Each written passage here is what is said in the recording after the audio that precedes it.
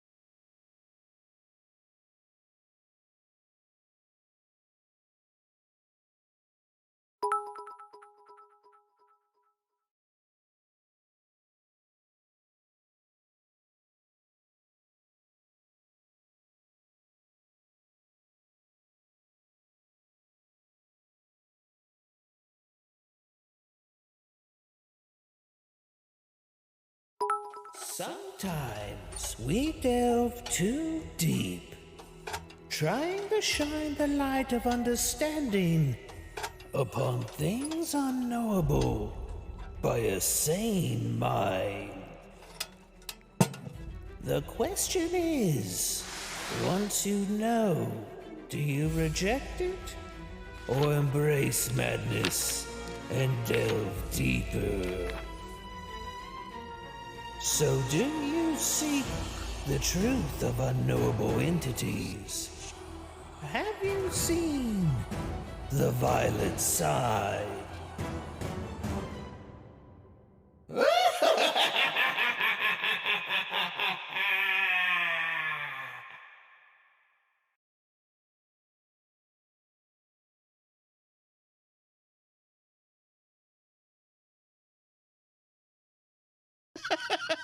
Well, I forgot to unmute my mic, so I guess that's one way to start off the live stream.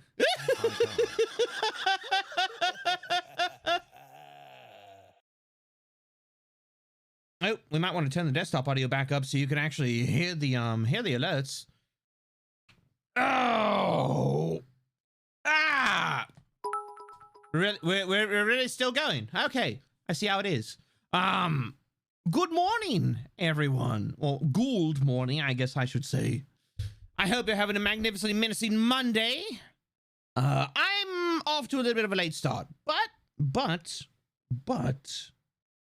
don't worry. We've still got plenty of sinister surprises and eerie entertainment in store. Just coming from your YouTube, glad to catch a stream. Oh, Ignis, hello. Thank you very much for coming over from the YouTube. I greatly appreciate it. I'm glad that that people find.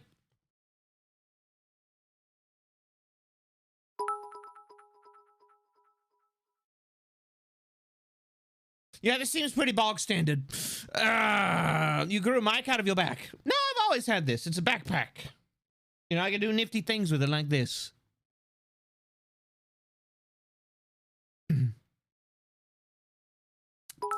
Are we ready to broadcast? But yeah, it's a Monday. But it's not just a Monday. Today, we're actually going to have a ghoulishly glorious guest here on the live stream. We're going to have Horatius the Dwarf on. If you don't know Horatius the Dwarf, well, you're in for a bit of a treat. Because Horatius is not only an absolutely amazing streamer, a woefully wonderful friend, but a miraculously menacing mental health professional. And so one of the things we're going to be doing today is we're going to be discussing mental health and content. Because for those of you who are not aware or haven't heard me say it before, there is a mental health epidemic amongst content creators. Why? Because there is there's an untold burden that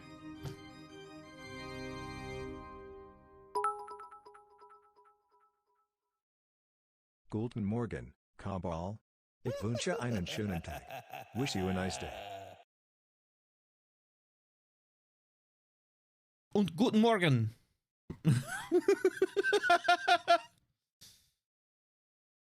How good my therapy, how good therapy, my deep fear. Well, like, Horatius, hey, friend, Cab, hey, Big Perp. Good to see you both. Yes, it's going to be absolutely amazing. We're going to have Horatius on. We're going to be talking about some of the lesser talked aspects of, you know, like the mental burden that content can put on you. As a creator, not only of live content. Cab. Jagunska digen dile dag. Have a ghoulish day. Well, thank you very much, Dang Master. I greatly appreciate it. I was gonna say, hello, first time here. How did it take me so fucking long? I've been aware of your existence for like months now. I mean, like, hey, I'll go ahead and say this. I am not the most well advertised VTuber out there. Okay. I'm in kind of my own little bubble. And yeah, I interact with a lot of other folks. But my style is kind of weird, I guess you could say. It's a bit odd. I'm a bit of an odd fish in the tank.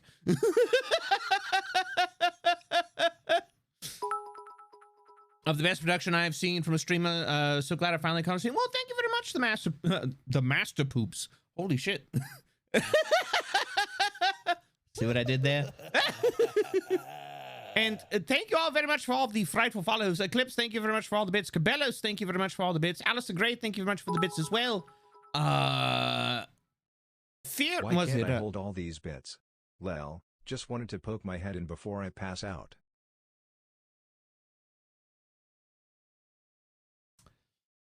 How are you, Cap? I'm fighting for my fucking life. Right now. Right, my alerts are back the fuck up. I will never tire of the wonder of how cool Cab is. I greatly appreciate it. How do I refund my bit donation to own a Twitch stream? I would do it if I could. Somebody just drank the Kool-Aid. And this is why I have bits and I have subs separated. Can I sip some cable juice?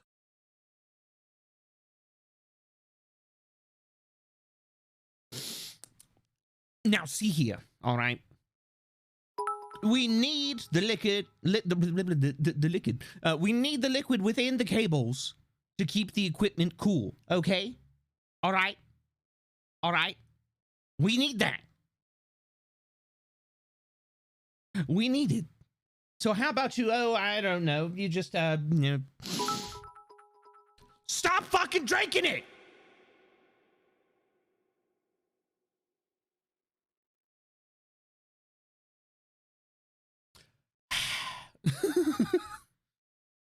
No, not liquor. Oh my god.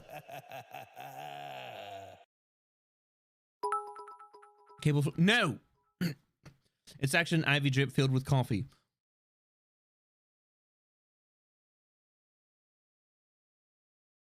No, that's a different one. You stay the fuck away from my coffee drip. The petrifying percolation. Glowing liquor cape. Don't drink the glowing Not liquor. the most advertised tuber around here. Chat, we have to kick it up a gear or two. Or you could just not. All right? Like, look, we do perfectly fine as a community on our own, you know, everything like that. If you want to... Oh, look, the sub goal dropped. I can actually... There we go. I could do this. How about... I could drop it down by 100. Perfect. There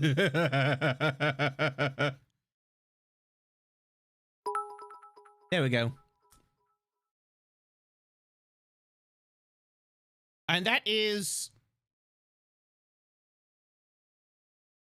Yeah, okay, no, hype train is finished. Thank you all very much for the level 5 hype train for a total of... Let's go. Question, Yes. by the by, What? I just got done watching Who Framed Roger Rabbit for the millionth time. Would tubers fit in with the tunes? Possibly. I feel like they would. I feel like they would. But thank you all very much for the level 5 hype train for a total of 16 gift subs and 3,000 in 6 bits. I deeply appreciate the Nothing petrifying wrong with an odd fish, patronage. unless another one shows up. Then there are even fish.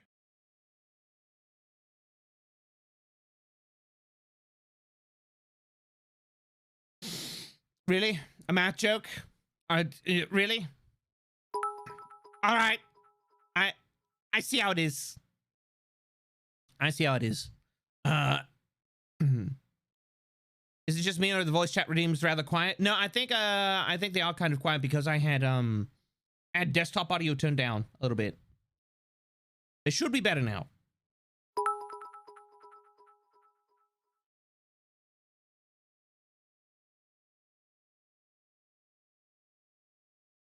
Should be stuck in my head for a week. Well, you're welcome. But yes.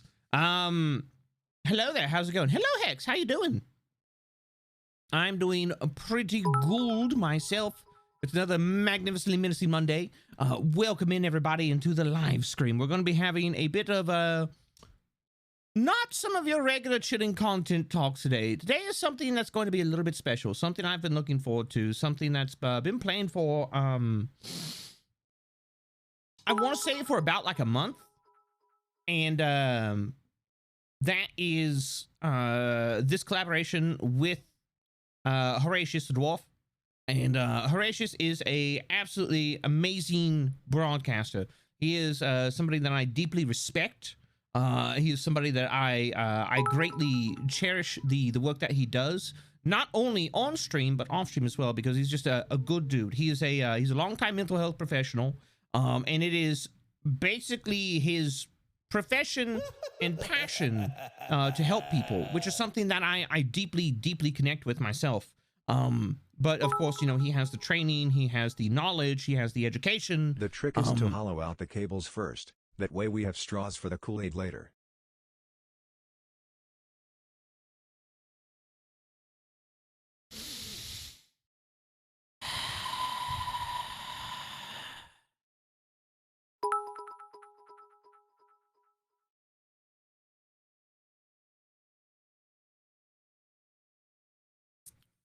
Lords of the Abyss, dwellers beyond the realms of sanity.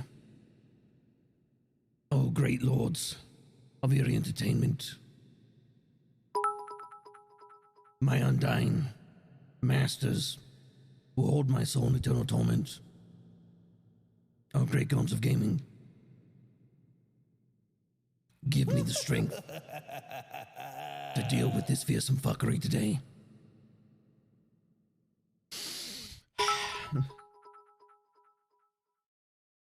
By the will of the gaming gods, it is now known that cultists are not allowed to eat cables or drink coolant.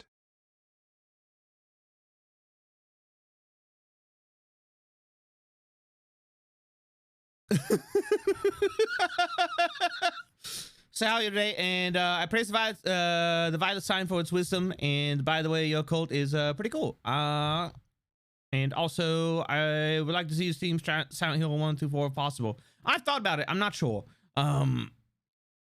God, that timing. Yeah, no, chat's pretty good at its fucking timing. Oh, speaking of timing. Speaking of timing,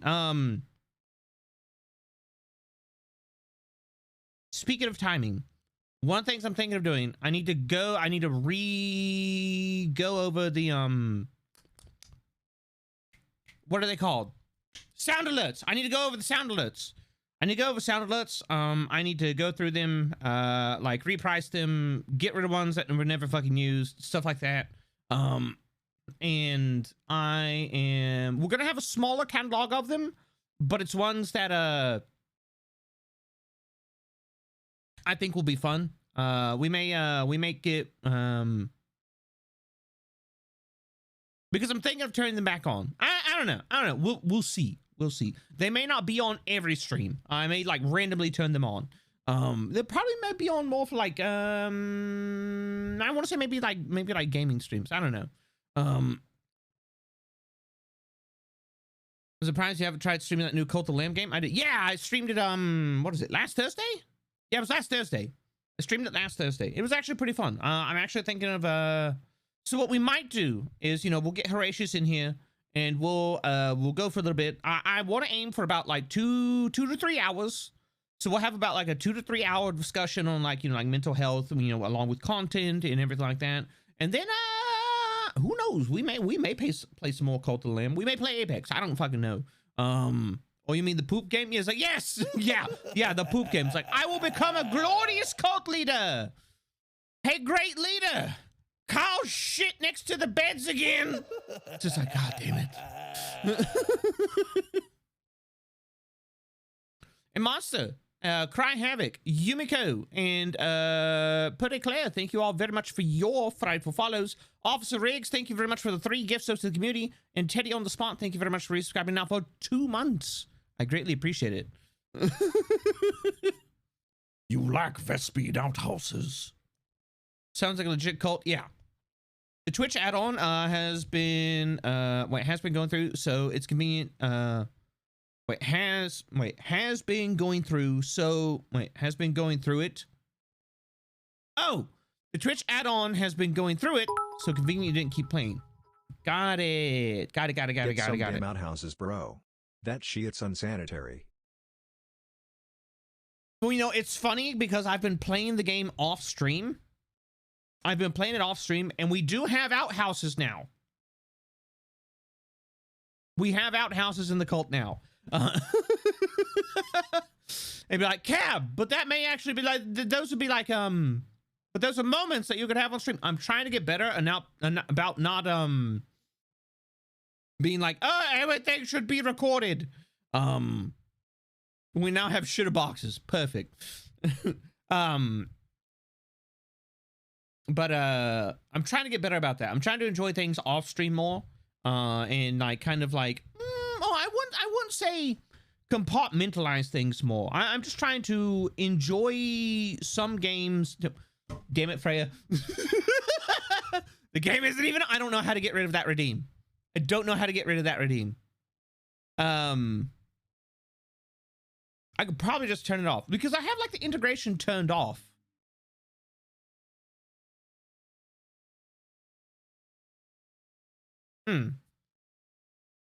Like, let me contribute to the cold stone.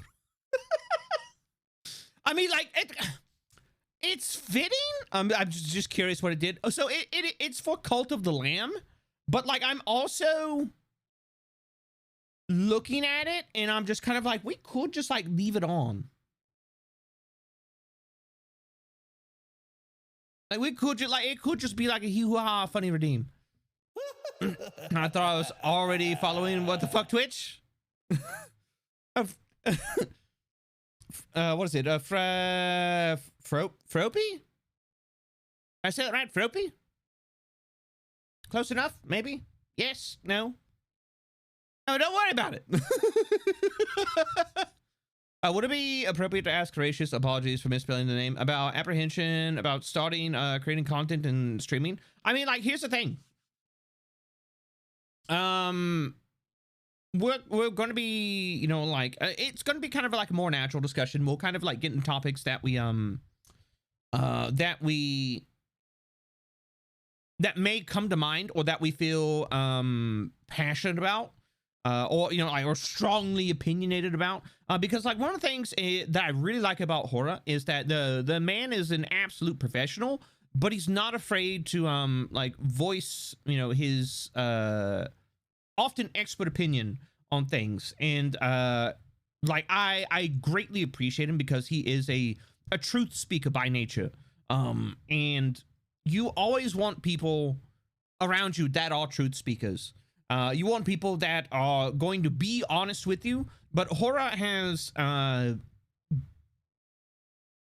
okay, I'm here. Howdy. Hello, Horror. How you doing? But Horror is also one of the people where he is a truth speaker, but he is very, very good with his words and how he phrases things.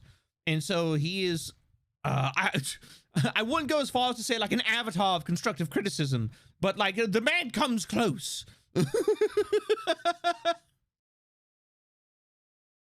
you turn the stream into a YouTube video like Pumpkin Collab? Maybe. I hadn't really discussed it, but you know, like I know, Horatius, would you be okay with this going on to YouTube? Like, you know, like us having like a 2 to 3 hour discussion and then like side editing down it into like an informative educational video. I think you and Pumpkin should do a whole series on how to become a streamer.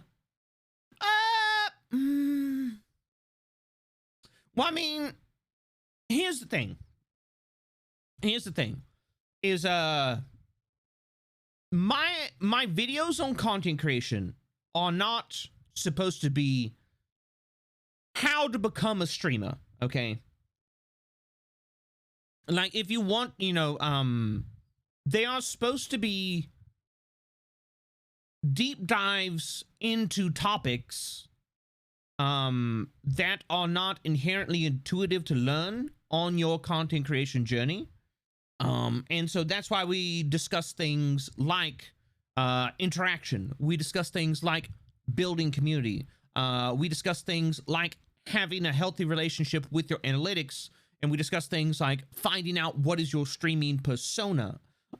These are not how to make big stream. That is not my objective, because I can't tell you how to make a big successful stream. All right, like everybody's journey is different, and it's so different that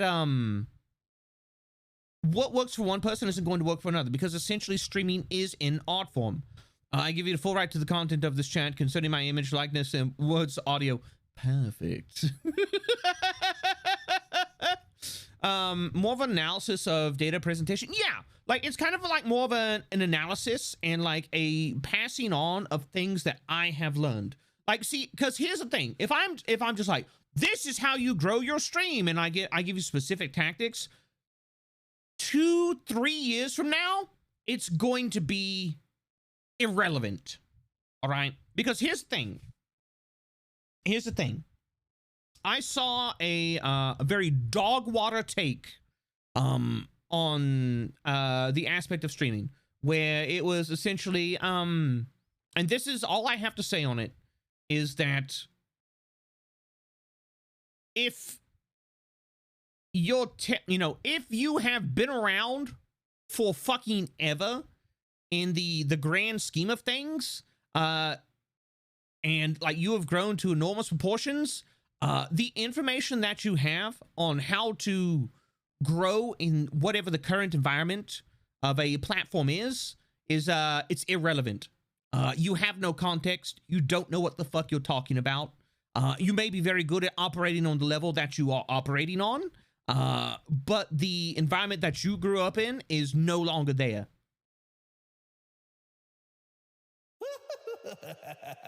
And that's just the thing.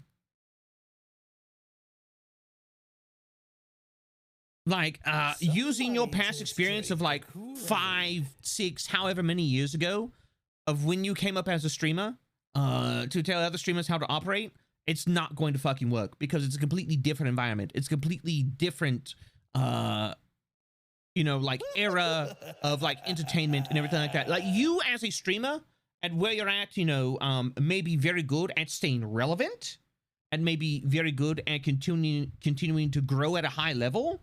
But you lose the context that is needed to navigate the realm of smaller content creators.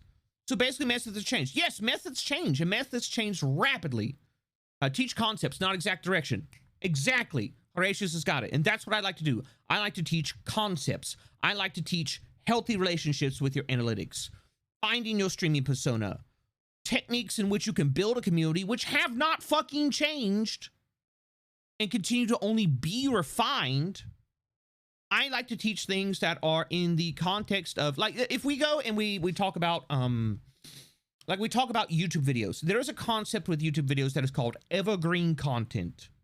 And the concept behind it is something that is always going to be relevant, something that is always going to be in demand, something that is always going to have an audience for it. And so that is the reason I like to teach concepts, like having a healthy relationship with your analytics, finding your streaming persona, you know, figuring out what your brand is, you know, like things like that.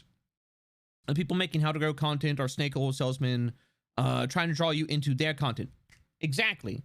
And that's why I don't be like, you need to do this to grow. No, I have said it before and I will say it again. I cannot teach somebody how to grow on Twitch. I can show somebody how to have a relationship or a healthy relationship with their content, with being a content creator,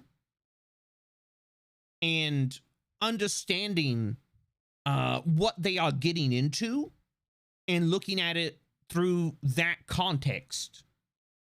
But I cannot teach somebody how to grow. Is becoming a VTuber hard? Becoming a content creator, well, VTubers are just content creators in the grand scheme of things. There's no difference, quote unquote, between a face cam streamer and a VTuber. It's just a choice of genre. And the fact of the matter is that content is not easy. All right. If content was easy, everybody would make it. Okay. Content is hard. Why? Because you're your own boss. You are the constant source of entertainment. You need to find ways to consistently entertain, adapt, advertise yourself. And it's only become harder because, like, the days of just like, oh, I'm going to go live on Twitch and I'm going to suddenly shoot up into the, you know, like, whatever. That doesn't happen anymore. Does it happen in certain extreme circumstances? Yes, but those are appealing to extremes. Those are not the standard. More often than not, the people that you're going to see these days that are very large have been around for 5+, 6+, a decade plus. Like, two examples I like to use are, like Nyanas and Takahata, all right? Because they're both amazing content creators, and I've used them as a reference before. Nyanas, for example, has been creating content for, like, over a decade. All right? Like, she is like a veteran of the industry. And she has, over the years, learned to adapt her content, learned to change it to keep it interesting, and grow her audience. Taka is also somebody who has been in, I think, if I remember correctly, he's been in, like, at this point, almost 15 years? He's been creating content or something. It's like 15 or 14 or something like that. And, like, yeah, he's had some breaks in that time, but, like, the man has learned to work the system. He's learned to navigate it. He is a supreme entertainer who has taken his lumps and taken his blows and grown. Amelie is a professional voice actress for years. Yeah, well, yeah. And that's why you'll see, like, some people will, you know, like, appear and there's like, hey, I'm here. And, like, they may have, you know, like, previous experience within these scenes. Oh, come on. Are you fucking serious? All right. My hands died. My hands died. She's 15 as well. Takara's been around so long, it's like, wait, you did X? Yeah, no, like, the man constantly gets that. But he's been around the block. He's been around a while. You have to forgive me. I have to fuck with my my hands because they have stopped working, and I like to talk with my hands. So I would like for them to continue working, please. There we go. All right, thank you very much. My hands died. Played too much Apex. Kick W. No, it's too much Guilty Gear. My fingers, they're broken. No, like, okay, let me tell you this, all right? So last Friday, we played Guilty Gear, and God, how long we played Guilty Gear for? Like fucking 3 hours? 4 hours? Something like that? It was like it was like 3 hours. Was it?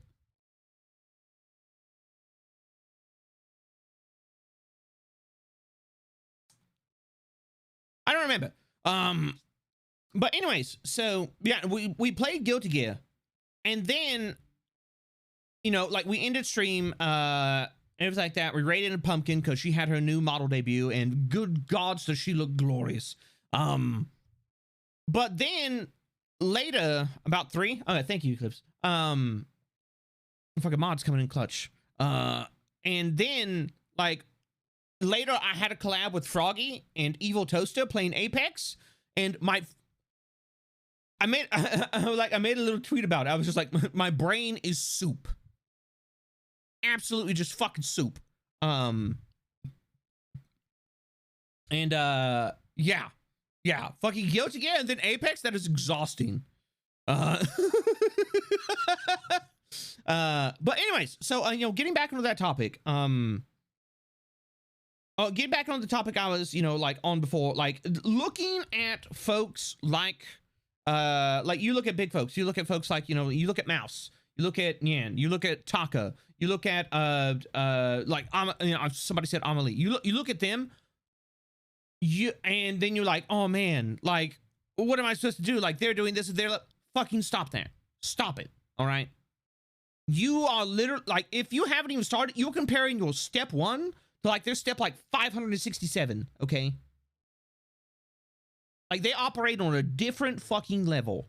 And it's almost, when you're at that level of content creation, it's almost like, you know, like, yes, are they indies? Correct. Yes, they are indies. They're not with an agency or anything like that. Well, I mean, they're... Yes, V Shoujo is an agency, but it's a content creator first agency. It's more, think instead of just like instead of like V Shoujo being like the management with their stance of content creator first, think of them as like, instead of like the people who are telling the folks at VShojo what to do, they are kind of like, they're like managers. They're like advisors, things like that. Every first step begins with actually getting your butt out of bed. That's why I fail. Is a friend pal with a business license? It's professionally run. Like, it's absolutely professionally run. Anybody who looks at it through a business lens and sees their ability to reach out, their ability to create events and network with other businesses, no, it is absolutely professionally fucking run. But it takes a stance of creative first, which is different from a lot of other agencies, which are just like, hey, we have a concept, we have whatever, we're gonna hire talent to be the person behind this character. So like it is inherently different in the way that it operates. Devin Nash like company, essentially, yeah, like the way that okay, so like if you don't know Devin Nash is the co-owner of a talent agency called Novo. Handles massive streamers. We're talking massive streamers like Trainwrecks, like Amaranth, like big players in the scene. Absolutely fucking big players. But they handle like brand deals, they handle you know, like advertisements, things like that. That's what Novo does. They don't tell the streamers what to do. Is they process information, they analyze things that the streamer do, give them advice, handle deals, further seek to progress their brands, everything like that. And that is the kind of same light that I see VShojo in. It is less a like content agents. It's less of a like content corporation, and it's more of a talent management agency. But anyways, so like when you look at it, when you like look at starting out versus, you know, that level of operating, you're doing yourself a disservice. Absolutely doing yourself a disservice. You are like looking at something that does not apply to you. Okay. It's like I said before, it's like being an indie and then comparing yourself to somebody who's starting out with HoloLive. All right. Like then it's different. Both of you are playing a different fucking game. So like is starting out being, I'll go back to the original question. Is being a VTuber hard? Absolutely fucking not. I'm going to tell you exactly what you need to start creating content as a VTuber. All right. All right. Are you ready for this?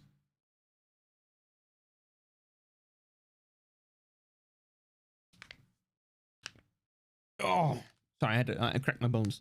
PNG, a mic, and a potato PC. Well, apparently Altius revealed all of my secrets.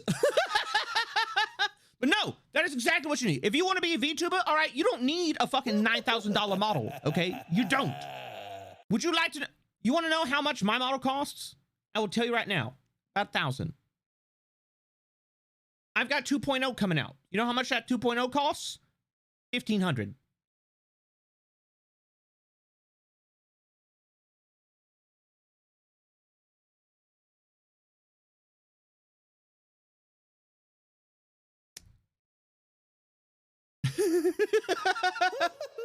You're upgrading that one? This one? Yes, we're getting 2.0. We will, bro, Joe is undercharging. Tempestus, this is after we got Joe to raise his prices.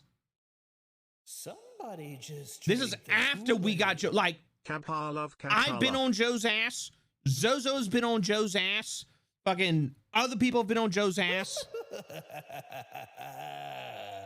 And like, it was just like, Joe, raise your fucking prices. And they're like, they're at a level where Joe feels comfortable. Somebody just drank the Kool-Aid. And like, yeah.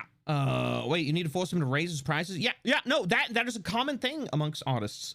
Still doesn't charge much, but hey, if he wants to charge that much, then he's okay with that. Yeah, like I was talking to Joe the other day, and Joe was just like, no, dude, like I'm living the fucking dream. Joe is doing what he loves for a living. He's creating 3D models. He is doing, you know, like doing all of this 3D art that he genuinely enjoys doing, and he's getting to work with a lot of awesome people, and like he's doing well. He's doing well and he's comfortable. Like, I'll go ahead and be honest, like, just between you and me. Just between you and me. All right, chat? All right? Come here. Come here. Come here. I'm going to tell you a secret. I'm going to tell you a secret. All right? All right? No knocks. No knocks, chat. Somebody No just knocks. drink the Kool-Aid. What?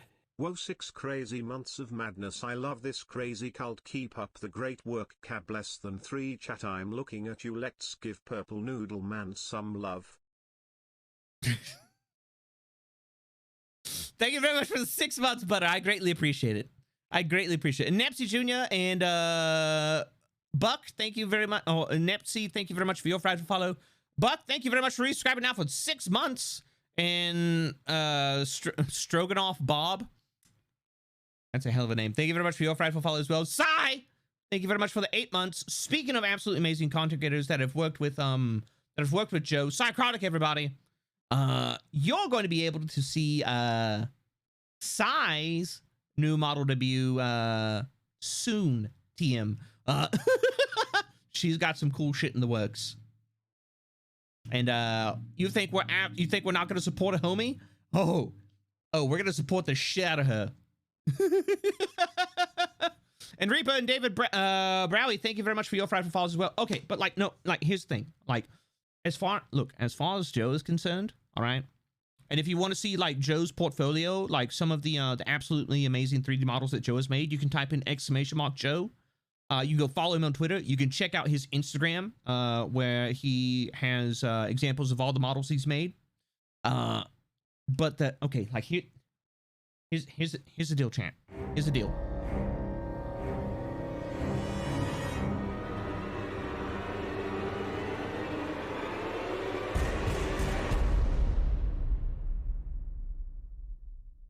Well, hello there. I hope you're doing well. It's tentacle time. Well, I mean, like, here on the Cabal channel, it's always tentacle time. Did you ever doubt?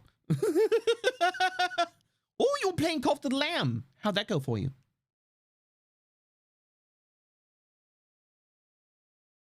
How'd that go? But anyways, what we talk about? Okay, so like, here's the deal, champ. Here's the deal. As far as Joe's concerned, I hope to one day eventually be like, hey, Joe, you want to just work for me? And just be able to give Joe regular fucking salary.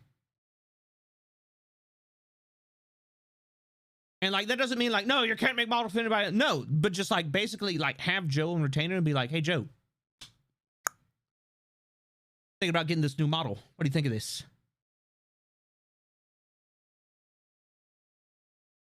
Because that is my end goal, okay? My end goal isn't to be like, you know, like huge or anything like that. I like as the cult, as the channel, as everything continues to grow, I want to eventually expand it into like an actual company. Like not like, oh, we're gonna do like a VTuber agency, but no, actually like, you know, like have a legitimate company that people work for. They get paid a regular monthly fucking paycheck for their work, and provide that stability while them also being able to go out and freelance as they will to put extra fucking cash in the pockets. For some reason, the new tag update is kind of broken. If I search up a certain tag on a specific category, it doesn't work. But yeah. Big enough to make a splash, but not to drown everyone else out. Oh, yeah, well, see, that's the entire thing. It's like, you know, I am very much the type of person where I'm just like, a rising tide raises all ships. And that is one of the things I've been on about, and I continue to be on about, is that, you know, like, those, you know, that I associate with, those that, you know, I work with, I do not forget that, okay? I like to use whatever platform I'm given to not only, like, raise myself up and accomplish my own goals, but to raise others up and give them a chance to accomplish their own goals as well. Because like, here's the thing, I can't make shit for anybody. Okay. Like I got this comment on a YouTube video. All right.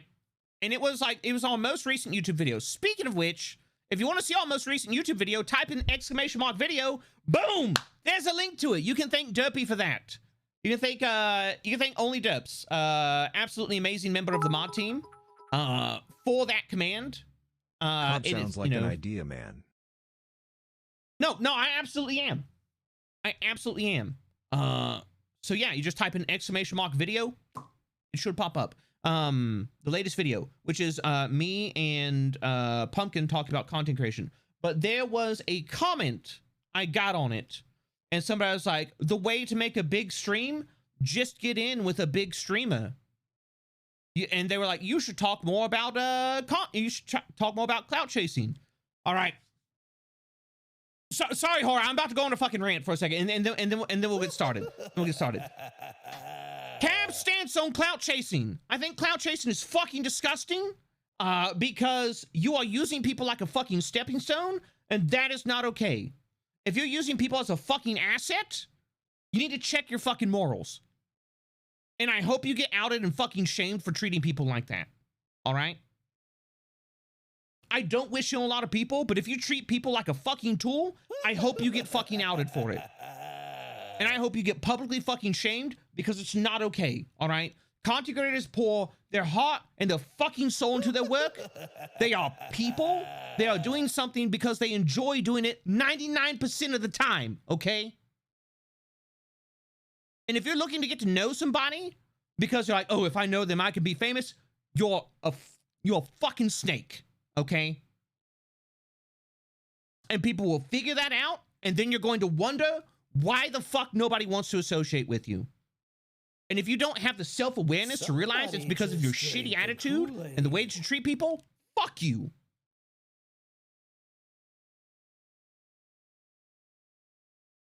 Clout chasing is fucking disgusting, all right? Interact with somebody because you enjoy interacting with them, because you Only enjoy step what on they someone do. with consent and plenty of aftercare. Exactly. Wait, what?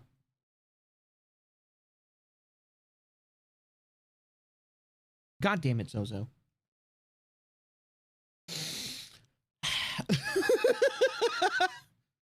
And like, here's the thing. It's like, you know, if you decide to go that route, all right, you're always going to be playing fucking second fiddle to somebody else. You're always going to be in somebody else's shadow. And no, it's like, no, no, make your own shit. All right. And not only that, but you can know everybody in the fucking world. And like, people, look, all right, this is going to piss some folks off. You can know the biggest streamers in the fucking world. If you're not entertaining, ain't nobody going to watch your shit. So clout chasing, not only is it fucking disgusting, but you're probably going to fucking fail if that's your decision. Did somebody get on Cab's shitty side? Oh, no, it's people with like preconceived dog water notions. It says a lot about a person if they can't get their own crowd, huh? No, I wouldn't say it says a lot about a person, because like, here's the thing. Content creation is hard. And like, yes, one of the ways that is, you know, like one of the best ways to grow is through constant one of the best ways to grow is constant association with larger creators. But see, here's the thing. That is factually true, but is often constant association with other creators on a friendly, mutual, what's what I'm looking for? It's not symbiotic. Or maybe it is symbiotic. On a mutually beneficial basis, all right? Yeah, mutual ground. There we go. That's what we're looking for. Interaction on mutual ground. Like, I don't associate with anybody because I want shit from them. Because I think I can get something from them. I associate with people because I fucking enjoy them. I enjoy spending time with them. I enjoy, what they have to say on things. I enjoy the content that they produce. Anything like that. And it's like, I feel strongly about the concept of, clout chasing and, like, oh, you just get big and get in with another big streamer. No, fuck that. That's disgusting. Don't look at somebody as a number. If you want to be a tumor on somebody else's ass, that's your decision. But have fun being a tumor on somebody else's ass. The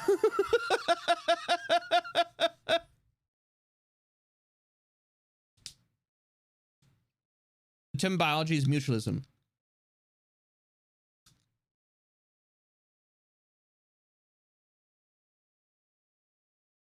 CAG don't kink shame. Kink shaming is my kink. Somebody just drank the Kool-Aid. Sorry, I need to get that sub count to an even number. What? Man, I gotta love when Cam goes up. No, like, okay, like, I feel super passionate. Okay, like, because here's the thing. Here's the thing. Because, like, Cat Buddy, don't want to distract from the stream, but after stream, could you check your DMs? Just really busy and need to know something. Because trying to run a production house, as it turns out, is fucking exhausting. Yeah, sure. Yeah. Yeah, I'll check after stream. But Eliaus, thank you very much for the 3 months. I greatly appreciate it. Killian, Hazu, and Wild Dancer, thank you all very much for your frightful follows. If you're trying to make it a streamer, wouldn't it be best to collab with equals than trying to clout chase, or else you'll be in their shadow? I mean, like, there's a lot of nuance to it. Like, I could make there's a lot of nuance to interacting with other content creators, but I will say, like, the overarching lesson is this. All right. Do not collab for the purpose of growth. Collab because you enjoy the person, you enjoy interacting with the person, because you have fun collabing with the person, okay?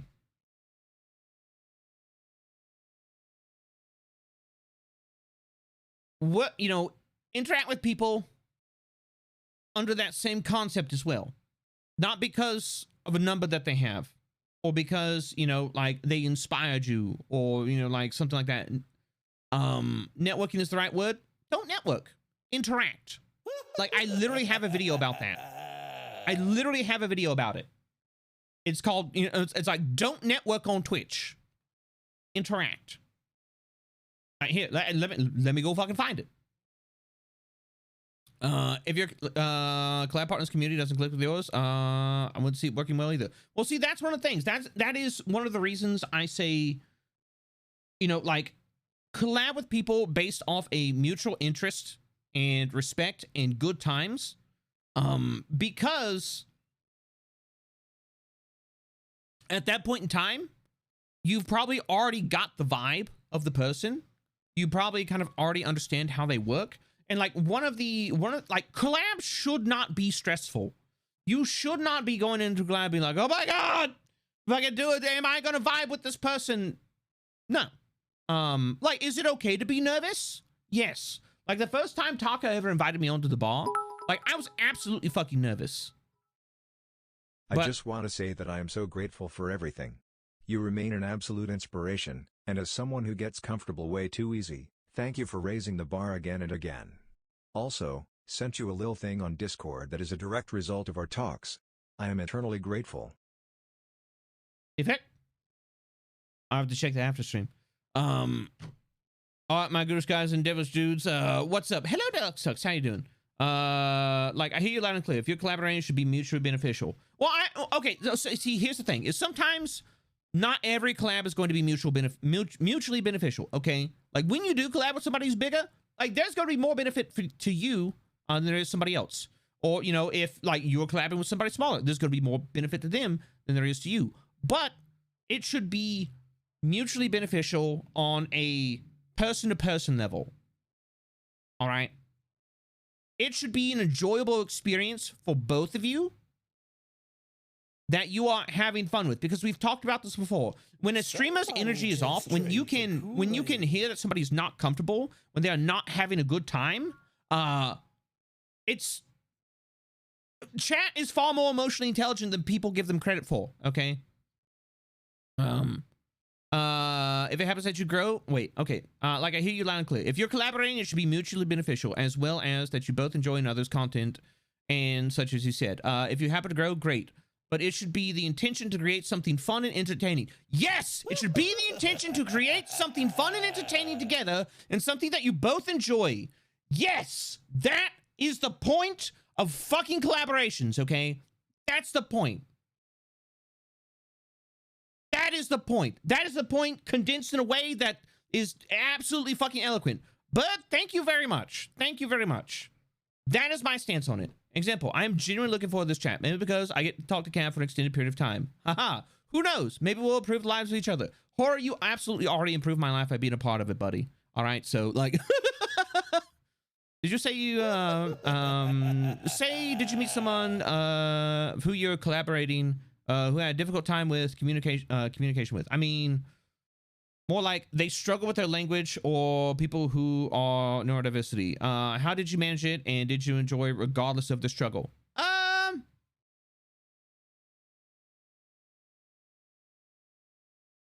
on, wait, let me reread that real quick. Okay, I'm gonna answer this horror and then we'll get started, buddy. I promise. Actually, if you want to get your Ninja Link ready, I'm greatly appreciate languages or people who are on neurodiversity. Well, I mean, as somebody who's fucking neurodivergent myself, well, you know, I tend to not notice that a lot. Like, I'll be completely honest. Like, I'm a bit of an oddball myself if I'm going to call myself anything. Like, I sent it to you. Okay, I've got streamer mode on. That's why I had to get the ping. Or like struggle with the language. I tend to not notice that as well because like, okay, so like here's the thing. I'm a bad example for that question. Because okay, so here's the thing is I am in a multilingual and cultural relationship. And I've been for like 10 years. Okay. So like my, I've in the past spoken like 3 languages. But English is my first language. Mrs. Campbell, on the other hand, she comes from a very different culture, a very different environment. And English is not her first language. And like, yes, is she fluent in English? Absolutely. But there are still instances where we have miscommunication based off of, you know, like language and not understanding each other. And it's just become a fact of my everyday of life. So I kind of don't notice that either. Because like the person I've been married to for 10 years, like neither one of us speaks the other's first language as well as the other does. So like I'm very patient with that. Like it's just kind of a thing. I'm just like, oh yeah, I know this is a thing. And I move the fuck on. I've been here looking for a couple streams. I like it here. I think we're gonna stick around. Well, thank you very much, Brother Patrix. I greatly appreciate it. So I don't mind miscommunication with friends from other countries because it's also a chance to learn and understand them better. Yeah.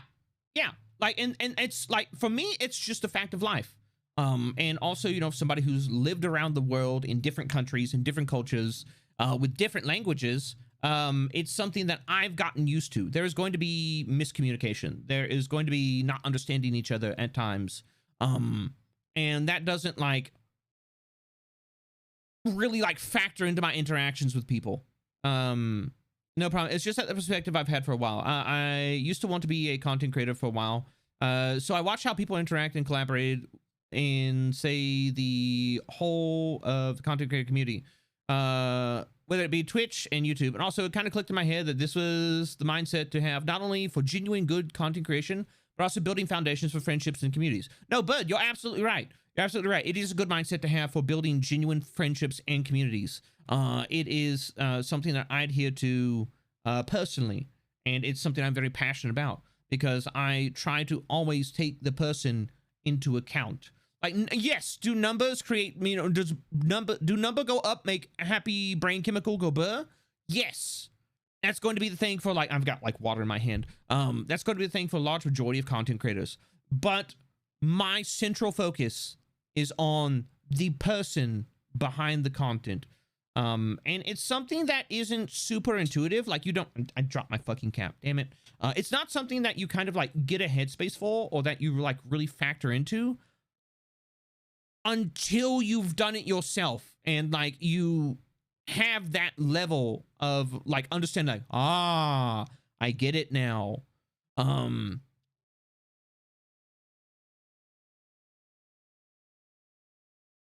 Don't listen to Cap. He bullies me for my accent by making a mocking imitation salty jub voice and says funny stuff, shaking my head. It's such a me. I'm secretly a horrible person behind the scenes. I almost said behind the screams.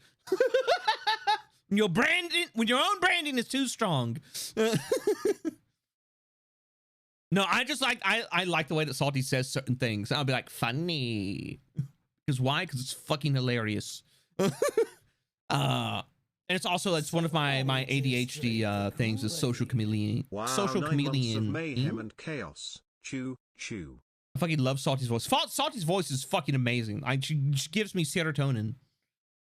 Behind the screams, yes. But anyways, long story short, is it hard to be a VTuber? Because that was the original question that fucking set me off, and then we just went down an entire fucking tangent. Long story short, is it hard to be a VTuber? Is it hard to be a content creator, or be a content creator? No, Behind it's the super screens, fucking easy. VTuber Cabal takes his cultists in the offline, and yes, I love Salty's voice too.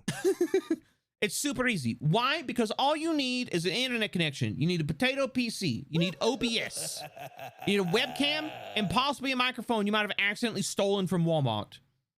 And if you want to be a VTuber, congratulations. Get a reactive image. All right. Get like a bust of a bust up of a character with the mouth, you know, and there's a version of it with the mouth open and the mouth closed. Boom. Congratulations. You're a VTuber. If you want a face cam, forget the fucking PNG. Turn the webcam on. Congratulations. You're a content creator. Now, to become super relevant, to become super popular, yeah.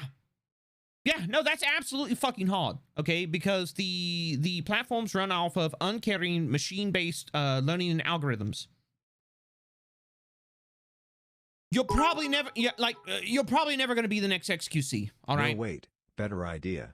Behind the screams, the biography of hooded horror host Cabal. Don't you need a live 2D to be a PNG tuber like he's mentioning? No. Yeah. You don't need live 2D. You don't need any of that. Like anybody who's just like a PNG tuber isn't a VTuber, they're fucking wrong. And you can tell them I said that. Tell them to catch me in the fucking streets. All right. PNG tubers and VTubers. If you use a fucking digital avatar, congratulations, you're a VTuber. Doesn't matter if it's a PNG, doesn't matter if it's fucking live 2D, doesn't matter if it's 3D, doesn't matter if it's fucking, you know, Unity or Unreal Engine. VTuber's a VTuber's a VTuber. Oh yeah, catch me behind the Denny's after Sunday brunch, bud. I want you to fall to the ground like a kid off a bike.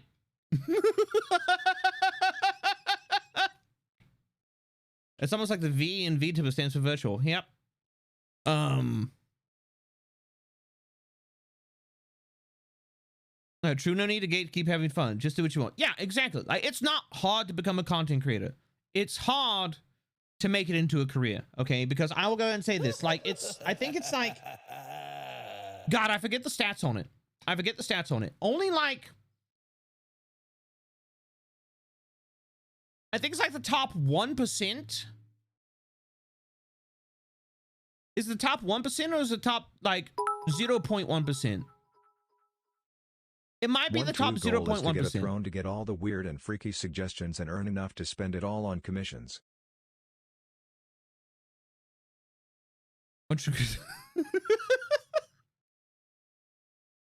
We don't talk about throne. I think it's like the top 0.1% of streamers are the only ones who earn full-time income. And when we talk full-time income, we'll talk about like... What about a JPEG tuber? Do they count? How about .exe? Or even a really obscure programming language? If it's a virtual avatar, it's a virtual avatar. Fuck it. But what was I gonna say? I think only like the top 0.1% of Twitch streamers earn full-time income. And when we're talking full-time income, we're talking about like, what was the metric? I think it was like 1,500 to 1,500 to 3,000 a month. But then you also have to take into account that all of that is untaxed. So they have to put that, you have to also account for tax as well, that you're gonna have to take out of your own income. So like, except for like the people that do really, really well, streaming is not a lucrative adventure. Like, large majority of the time, you could go and get a fucking job at McDonald's or something like that and probably make more money than a content creator is going to. All right. Content creations isn't something that you should do for the fame. It isn't something you should do for money. It's something you should do because you fucking love it. Like a good piece of advice that I got, and it's going to sound harsh, chat, and I don't want to discourage anybody, but like, if you're looking for a career path, if you could see yourself doing anything else other than content and being happy and paying your bills, do that instead. And then do content for fun. That is my opinion on it. And that will continue to be my opinion on it. Because the shit's not easy to find relevancy in. It really isn't.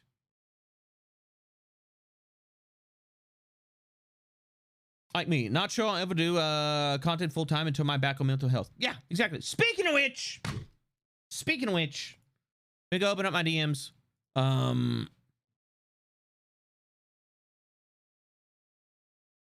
me go here. We're gonna go in this this here Fugi Tech link. We'll go in this one. We go. Wait, is this the one with the filter on it? I don't remember. No, I think it might be this one. All right. Yeah, it is the one with the chroma key. Okay, perfect. Wait, what? Hold on. I forgot. The last time I used this was so heavenly. I need to change it.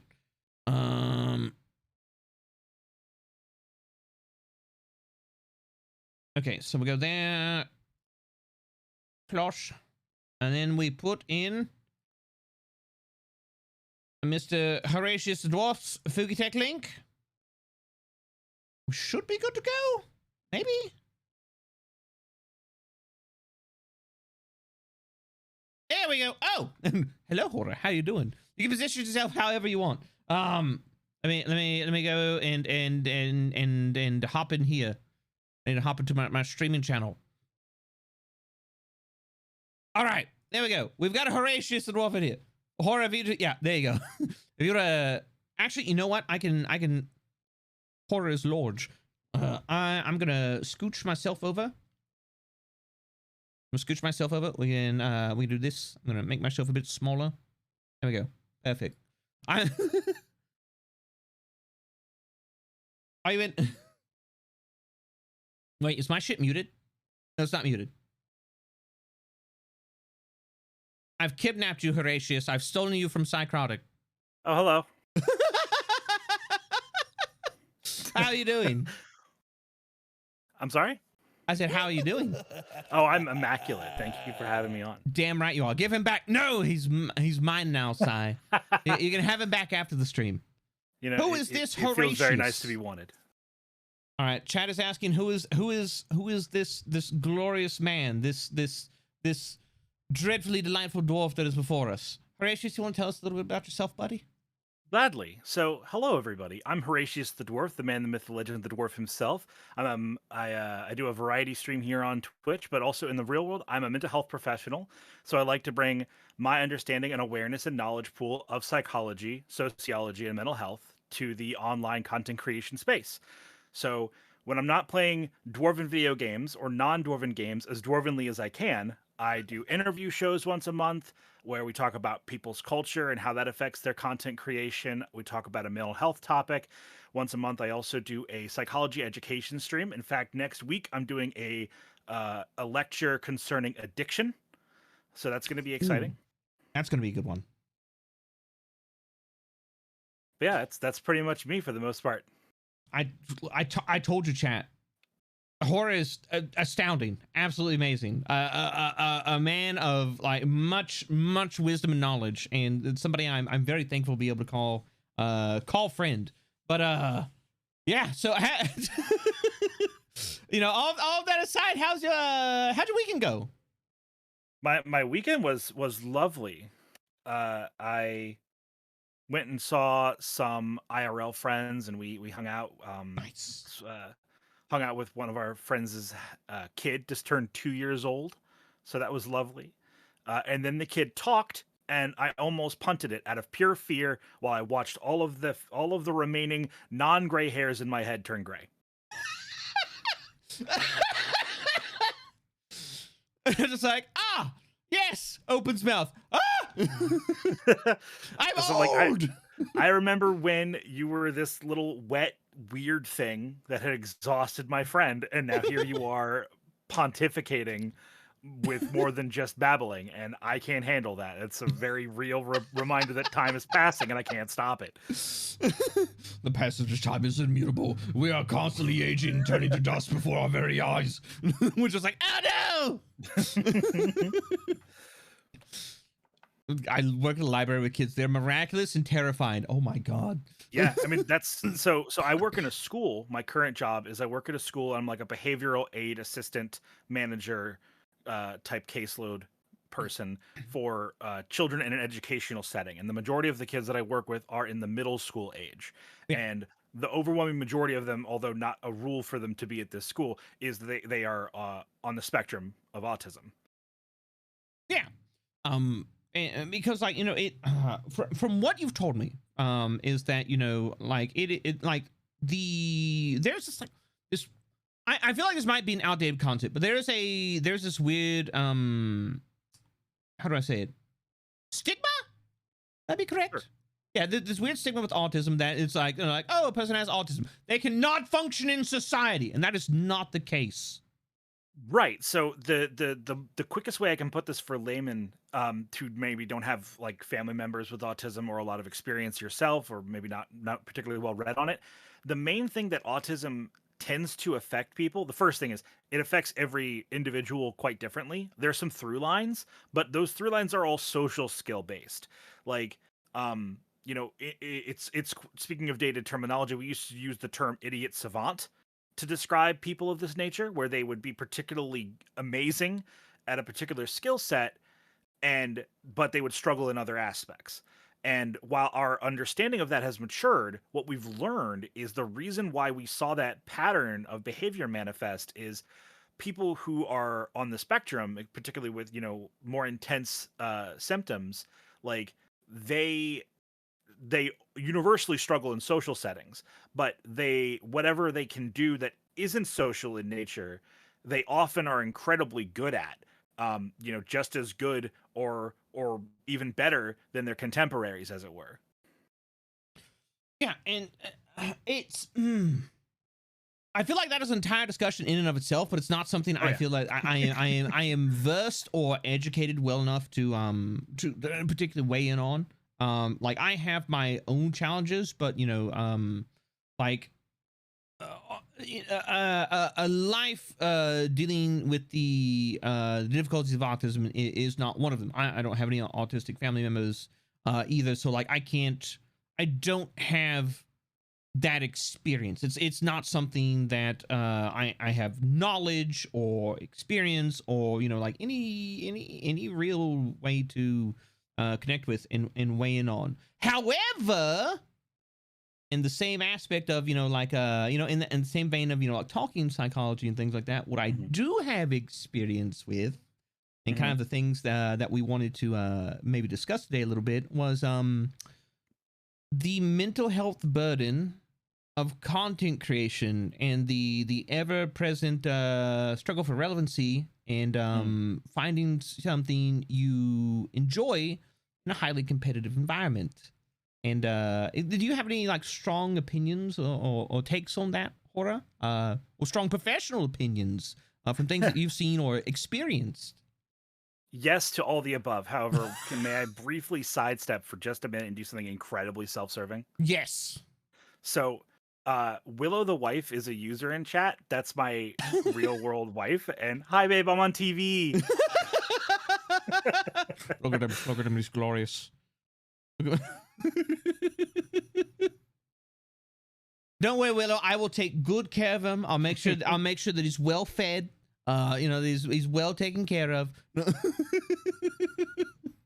only gonna have him for a couple hours. Don't knock on the window. He's fine. So, okay. You asked about 7 questions there. So if you can piecemeal those to me, I can give you better answers. All right. So I've been you've known me for a hot while, Horror. I'm very vocal about, you know, my takes on, you know, content creation and how the large majority of people, they look at content creation and they do not look at it in a I'm not going to say not a proper context, but they look at it in a uneducated context because it is a labyrinthian subject.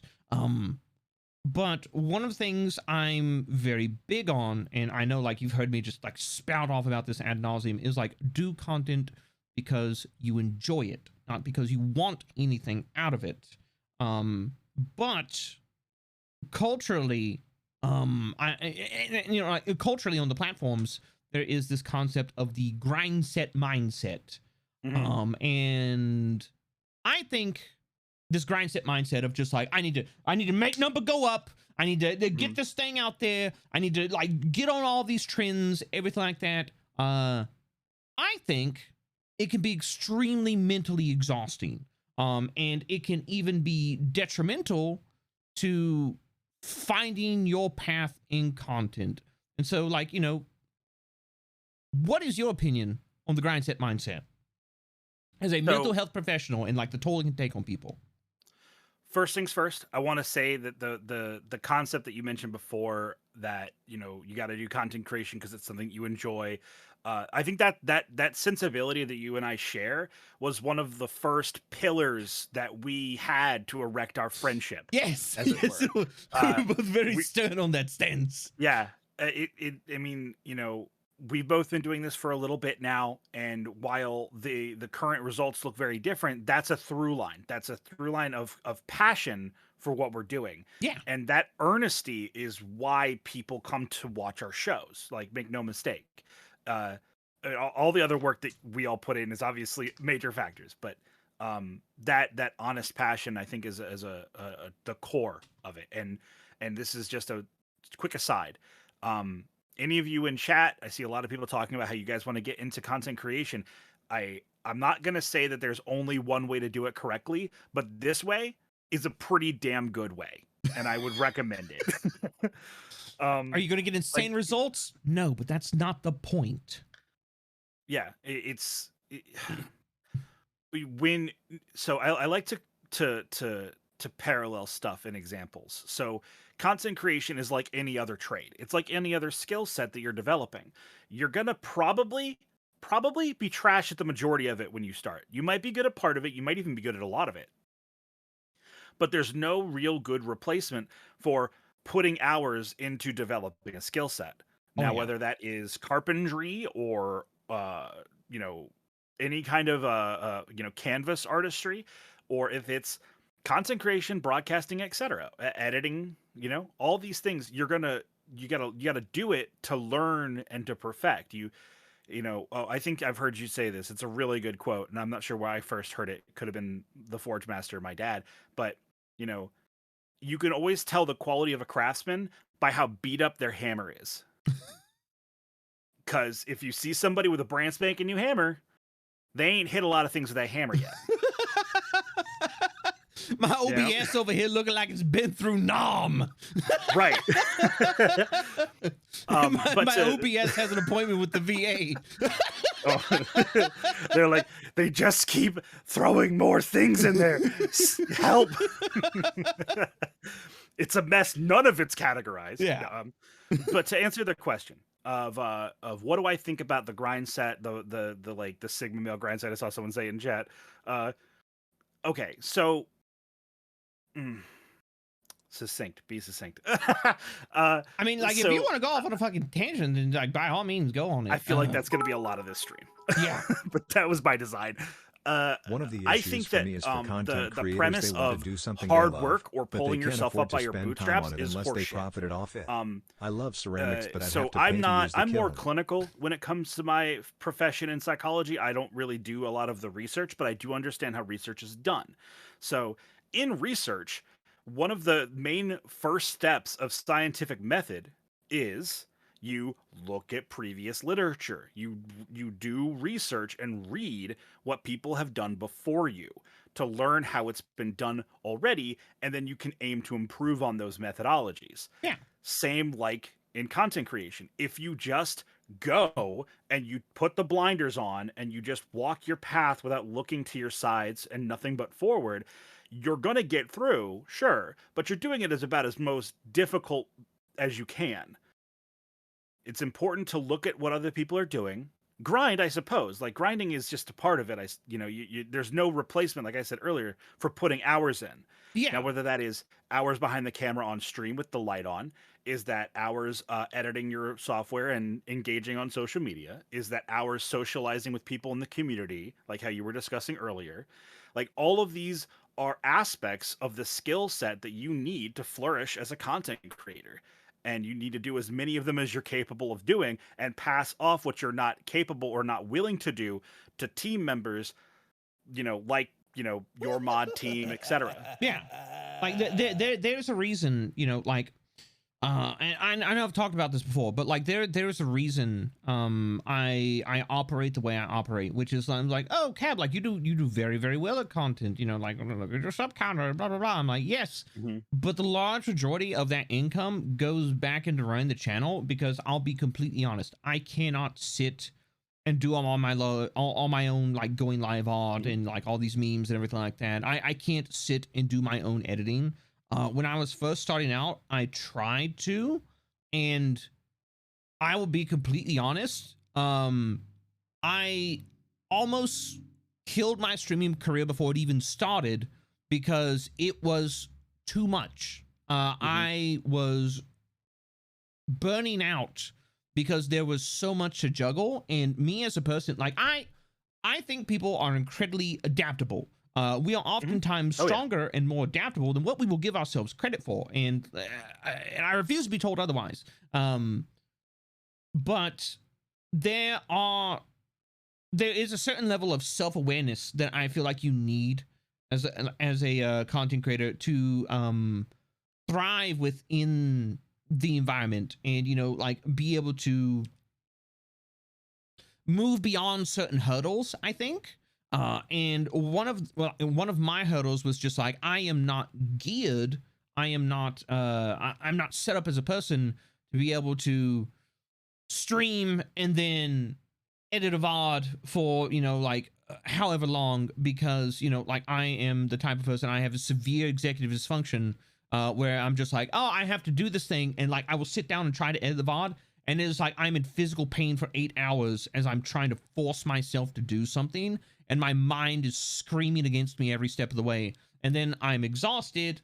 I then have to go stream the next day, and I'm in a foul mood. And then like the vibe of the stream, and like, so I had to for a while just be like, yeah, I can't do this. And now I'm very lucky to be able to, like work with an amazing friend and editor like Sai. I'm lucky to be able to work with an amazing artist and friend like Salty Jub, that can do these things that to operate on the level and in the style that I want to operate on. They are able to do for fair compensation. I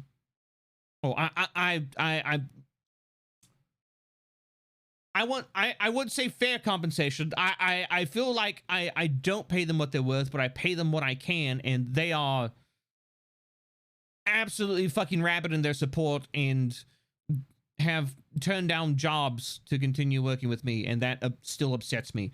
I'm still fucking angry about that.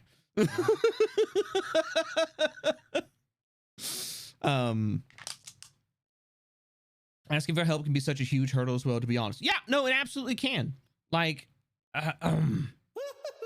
be angry all you want. Fuck you, Sai. I love you. I want to touch on that thing that Bino said. Yeah. So absolutely, like knowing your own limitations is a skill set. There's a concept that I preach constantly, and I'm going to use the word preach here. It's appropriate. It's thematic to the moment, and when in Rome, do Roman things, I guess. But introspection is the concept of looking inside or looking into yourself and understanding why you do what you do, where your behaviors come from, based off of your own understanding of what you're perceiving yourself do. And in less words, it's thinking about why you do what you do and how. If introspection was easy, if knowing your limitations was easy, and knowing that I'm a crap video editor, I'm not good at it, and could I get good at it? Absolutely, but I don't want to invest the time, or the man hours or the money to do so. So I export that to my editors to do that for me because they're good at it and they like doing it. Yeah. And same like you with you know, all of the people in your team, just like you were describing. Like, you don't take, like, okay, you know what? Think about Cult of the Lamb, game that's very on brand or on topic right now. Everyone's talking about it. Yeah. So, do you know when you like hire a follow or indoctrinate a new follower in that game, they have little perks and downsides? Yeah. And like some of them are like, oh, this one gets 15% more resources, or this one gets happy when it eats shit, or whatever. You know, you take these specializations that these people have based off of their previous experiences and behaviors, and you want to say, okay, this person gets extra materials, so instead of just letting everybody do whatever, you know, let's guide these people who are good at resource gathering to gather resources. Let's send these people that are good at building structures to go build structures. So finding people who are willing, happy, and good at something and helping you, it's going to increase the overall quality of what you're performing. And even that managing a team, that is management skills. All of these things are a part of doing this in a healthy way. And it's not easy. Definitely not me sitting in a team meeting and us trying to like stay on topic and like get business stuff done, and then like going off on tangents about the Zank for 4 hours. Fuck.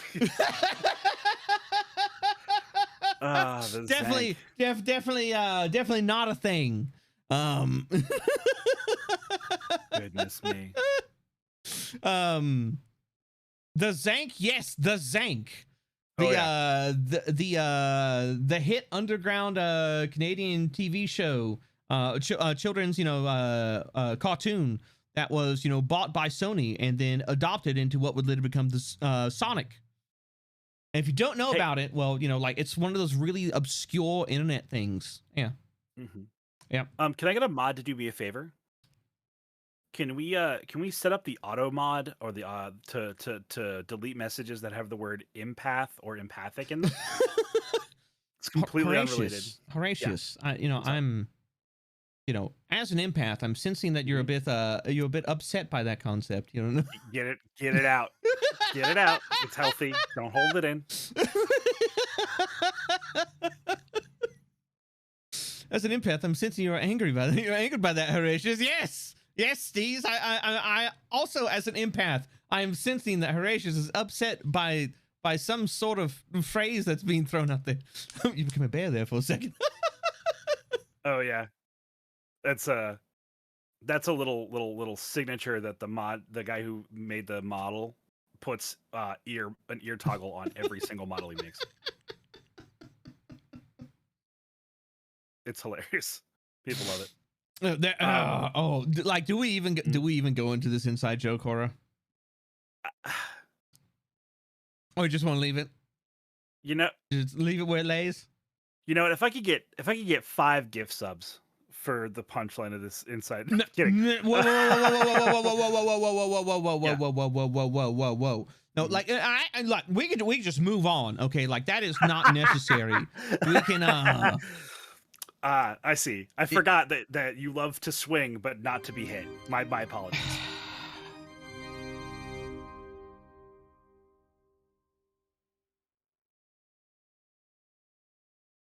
What's up? What's going on? Cab, you all right? Any clippers in chat? Why? Yeah, let me get my eyes right. What? So, I hate the word and the meme of as an empath, or because I'm empathic, Sound of revenge. I can therefore pretend to be some sort of comic book superhero and read people's minds. It's belittling to my career. It undermines the sincerity and the complexity of what I do, and it makes me feel like a jester. That's why I don't like it. And yet these Mother Hubbards regularly, no, you know what? I'm naming names. Salty, Psy, Zozo, this person, regularly will be like, "Oh, Wait, hey, hold on. We just get that. We have a raid. Yeah. Do you have a minute to talk about the Serpent Society? I love that villain group in comic books. The Serpent Society is fucking great. Hi, Nagi. I'm on TV."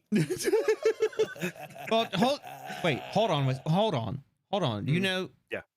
You know, Nagi? Yeah. Was this planned? No. I don't. I recognize that delivery does not sell that, and I'm going to follow that up. I'm going to follow that up with saying, I'm also sharing my screen so you can like watch it in real time if you would like, if that would help. You should also be able to hear the alerts when they go off. Oh, brilliant. That'll help. Thank you. Yeah. Sorry. All right. Well, Nagi, thank you very much for the raid. I greatly appreciate it. I hope you had a abominably amazing stream. Raiders, welcome into the live scream. If you don't know who I am or what I do, my name is Cabal. I'm your favorite frightening caffeinated cult leader here on the terrifying, petrifying purple platform of twitch.tv. I do all things spectacularly spooky, and today I have my ghoulishly glorious guest, Horatius the Dwarf, here with me, and we're talking mental health, specifically in the context of content creation, but we're also kind of just like a nebulous, a conversation on the topic as well, because it's very nuanced. I don't feel like 2 or 3 hours is something that can fit the entirety of the topic and everything that goes into it. But hopefully this is going to be a stream that people can get something out of. And God damn it. I just noticed the hype train is... All right, congratulations, everybody. The horror guide is Chuckles. You got the hype train level 5. Good job. I hope you're proud I'll of toss yourself. my bits in. Why not? Damn it. Incredibly. Damn it, Deluxe. Were you able to hear that bit alert? Yeah. Okay, perfect. Want to make sure. All right. Mm-hmm. Oh, and Makari is also chat. Hello, Maka. But Hi. Nagi, yet again, thank you very much for the raid. I greatly appreciate it. Thank you very much for entrusting us with your community to keep them entertained while you take a much-deserved rest, because everybody works hard at their content. Ooh, Horatius. Yes, Maka. We've got horror on, and we're talking mental health. Yeah.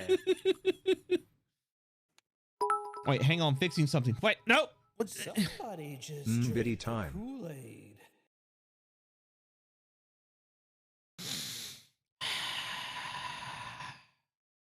What's going on? I'm gonna go ahead and go to this activity feed if you will, and let me indulge in their sinister shenaniganry. Yeah, please.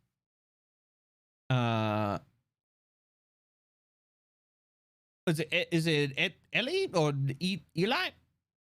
Ellie, I'm gonna call you Ellie. I'm sorry. Please correct me if it's wrong. Ellie, thank you very much for the 5 gift subs. Cabela's, thank you very much for the 5 gift subs. Blackblood, thank you very much for the 5 gift subs. Bright Eyes, thank you very much for the 5 gift subs. Humble Salt Farmer, thank you very much for the 5 gift subs as well. Blackblood, thank you so much for the 100 bits.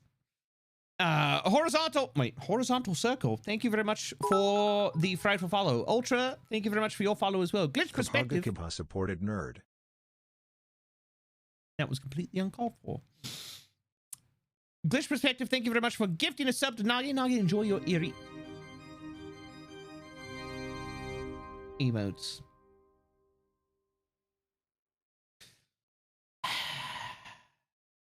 Penal Lawyer, thank you very much for your frightful follow. Lux, thank you very much for the 200 bits.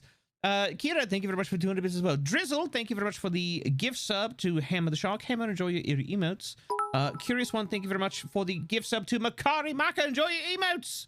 Thank you all very much for the level 5 hype train for a total of 28 gift subs and 600 bits. Blackblood, thank you very much for the 100 bits. Baron, thank you very much for the 10 gift subs to the community. And Sky, thank you very much for the 5 bits. That was very called for. What are you on about? For the 5 bits and Blackblood, thank you very much for 100 bits. We're caught up. What are you looking at? I just give me the eyes. What? Listen, I'm really buzzing that I have this new expression where my eyes go into golden dollar signs, and I've just been really enjoying that for the past 15 minutes. You're a menace, you know that? An absolute menace. Huh? This is a mistake. It was a wonderful mistake. So just to be clear, I'm still getting 30%, right?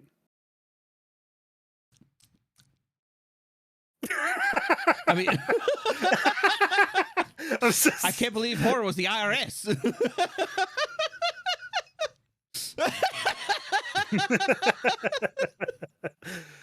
Oh, goodness. Oh. Just an extra pat on the back to Hyuna Farron for the 10 lol. Stop encouraging Farron. And Codex, thank you very much for the 5 gifts to the community. Man on Mount Silver, thank you very much for your frightful follow as well. Anyways, why must all my friends do this every time they're on stream? I think we're making some real progress on Cobb's causes of stress. Spoiler alert, it's us. Kabalo. It's true. This is supposed to be about mental health for everybody else, not for me. Salty. How dare. This isn't fun anymore. Suddenly you're the one who bruises like a banana, huh, Horatius? Yeah. Huh? Yeah. Listen, I'm gonna put this out there. This is. I'm releasing a shanty album when I hit 2,000 I saw this follows. hype train coming a mile away. Or I must have It's pulled it here. coming with a his lot psychic faster powers. than I thought it was going to. I'm woefully underprepared. How's it feel to be on the receiving end, Holder? Hmm? It's great. I love it. Thank you. To learn the inner workings of something, don't you have to take it apart, piece by piece? Please don't take me apart piece by piece. That is no.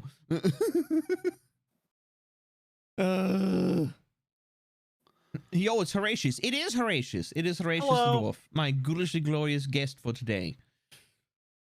What would I can't. Penguin, thank you very much for gifting a sub to Gob. I'm trying to remember where we're at now, but like my ADHD has gone off the rails along with my train of thought.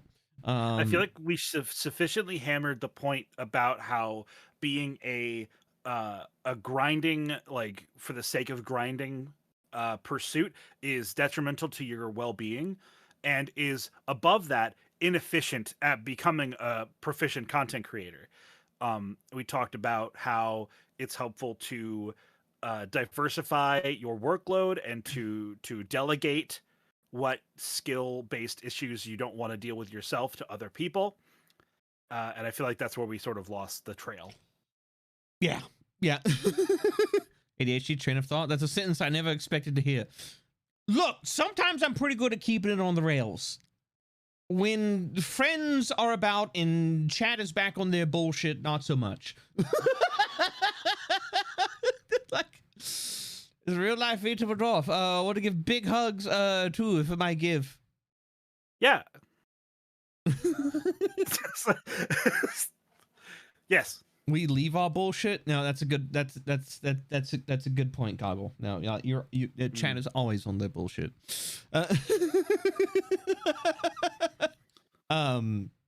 But yeah, so you know the this grindset mindset of, you know, I need to absolutely, you know, just like burn the candle at. But what you got there? Is that coffee? Oh yeah. Cab being able to recognize the sound of coffee being slurped. Like, I'm just outed myself. Sure. Cab, You're very welcome. No, I don't. One. I have an indulgence. I'm seeing several people in chat thank me for doing what I do for a living, and like, believe me, there's a lot of professions out there that are like, oh, this is thankless work. Mental health is not a thankless job. I very much appreciate the kind words you guys share. All I could ever ask is that in the course of your life, in turn, you know, spread the word that it's a very valid thing and should not be a shunned practice to get mental health assistance. Even if you're not sure that you need it, you'll find out if you go and try. And services are becoming like notably more available and efficient, and it's very easy to find resources. I mean, you literally can just Google search your zip code or your city or country, mental health or therapist, or even like a suicide hotline. And any of those places you find will be able to direct you to more apt care. And if you are a place where you have insurance, you can always talk to your insurance providers, and they'll tell you some local places that they work with that can see you. It's sketchy and it's annoying to start, but there are avenues, and it's worth your time. Yeah, it's something that like, you're absolutely right. It can be sketchy and it can be annoying to deal with, you know, as somebody who is, you know, like, because, you know, I've talked about my journey before. Like, I have been on a very, very long mental health journey. I've got like about a decade sunk into getting myself to being a semi-functioning person that is, you know, happy with who I am and the way I lead my life, and able to, you know, pursue things in a manner that are not a detriment to how I live. And I'm very thankful to have, you know, been able to go down that road with assistance more often than not that wasn't hard to find. But since getting out of the military, which is like, it seems counterintuitive because, like, you know, you're like, oh, the military, like, they have a mental health epidemic in and of themselves, but the services are there. And like, it was something that I took advantage of while I was getting the help that I needed. But like, after getting out, there's been a lot of like hoops to jump through and everything like that. But it's very much, you're going to need to persevere to find the help that you need. And like I've said before, and I'll say it again, like, we are, I would say, like, genetically built survivalists. So if there's anything that we're good at doing, it's persevering. Yes. And so like it's it's something that it's not outside of anybody's wheelhouse to see through the process. It's, you know, you just have to tolerate it. You have to tolerate the inconvenience for the long-term goal of being happier with yourself, living your best life that you can, and just winding up in a better place. Because like, is anybody going to be perfect? No. Like, we're all going to have our off days. We're all going to have our bad days. We are human beings. We're not hypological Vulcans that are, you know, bereft of emotions. I put out that video where I had the stream with Pumpkin. I think you were there for that stream, Horror, but there was something that somebody said on a comment on that video. They were like, thank you for pointing out that human beings are we are emotional creatures. We run off emotions as much as we want to be like, you know, like, oh, I make my decisions off a process of higher thought and learning and education. Everything we do is has a veneer of, you know, emotions over it, whether we like it or not. That is just something that we do. At the end of the day, we're hyper intelligent, anxiety ridden apes. Kayfabe aside, you know. And it's just we are monkey. And that's just what we are. So you're not going to be happy all the time, but you don't have to be sad all the time. You can find help for that. And it's not a sign of weakness to do that. No, some of the strongest people I know are people that have gone out and sought out help because they were able to see through the bad times to get through to the good times. I mean, yeah, like let's do the rule of threes here. Let's reiterate what we've already said. Just like in content creation, your pursuit of life has aspects to it that you might not have the skill set yourself to handle. So just like how I outsource editing videos, someone who doesn't like to deal with their own internal monologue My or brain is self-talk Professor Xavier, but my heart is Courage the Cowardly Dog. That's amazing. I love that. But just like, you know, with my situation in editing, if there's aspects of how you conduct yourself individually as a person and as an emotional, you know, bag of nervousness and feelings, outsource Going that out to find help assistance. is one of the hardest decisions to make. And it takes so much power. So everyone who mocks that, sorry, I'll duct tape your mouth. Yeah, It can be, it doesn't have to be, but the biggest thing, Cab, sorry to cut you off, is persistence. Like you said that earlier, we're persistent by nature. The first time you meet a therapist who wants to help you, if you don't hit it off with them, give them. I have the rule of 3 sessions. Give a professional 3 sessions, and if you don't feel a link after that point, you're only going to waste your time, your money, and their time if you don't connect. So yeah, move on, find someone else, because that's totally fine. And if they're a good professional, they're not going to take that personally. yeah. Because, you know, they're a professional, they realize that they're not going to be the therapist for everybody. We had a question from Maltius. What if you don't have the money or the coverage to get a decent therapist? Hora had already covered this, but there are resources out there that can allow you to connect with things that are either free and or affordable. The biggest thing, and this is from my personal experience, and correct me if I'm wrong, Hora, is that when you are using free resources, when you're using cheap resources, things like that, the biggest thing you're going to have to deal with is waiting. And then it comes back to that concept of persistence. It is something that I personally don't struggle with because I'm a person who is geared towards the long term. I've talked about it before. Like Pumpkin, for example, she's like, oh, you know, I view things in like a 3-week aspect. I'm just like, I view things in a 3-month aspect. It's like, what? Well, that's also because I'm the type of person who's like, I have like a 5-year plan for what I want to do with content, and then, you know, and it's thrown into chaos. So, but that's just me. And it's something I've never struggled with, but I know it is something that other people struggle with, is like, sometimes you have to play the waiting game to get what you need. And with free resources, that is often the case. Because there are a lot of other people out there looking for, you know, like free or cheap resources because they also can't afford it.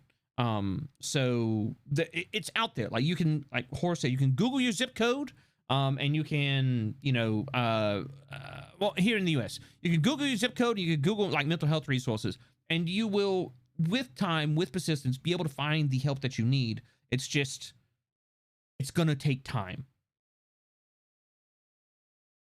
Yeah. What is it? You have to advocate for yourself, which is hard to do at the beginning of your. Yes, it's just like advertising yourself in content. It's hard to do. Like it doesn't feel natural. I live in Canada. We still don't have mental health coverage here. I guarantee you there are free resources out there. It's just going to be, you're probably going to have to wait for them. And they might be international. Like they're yeah. I can tell you, like I'm on the East Coast. I'm on an EST time zone, and there is a EST like centralized crisis hotline that pretty much if you got the phone number and you're willing to pay whatever rates you got to pay to call that number, by your own phone bill, you could talk to somebody. Like, there are options. They're not universal. They're not perfect. Let's not pretend. But yeah, but they are far more available than you think. Sorry. Yeah, no. You're absolutely right. They are super available. And the fact of the matter is with the ongoing globalization of society, through means like the internet and things like that, they are only becoming more available. I often see people like below the times that we live in, but the fact of the matter is we live in a unprecedented time of peace and communication and staunch moral standings than we ever have before. And it's not to get like super political or anything like that. Please chat. If you have political opinions, please keep them to yourself. I'm not going to delve into mine.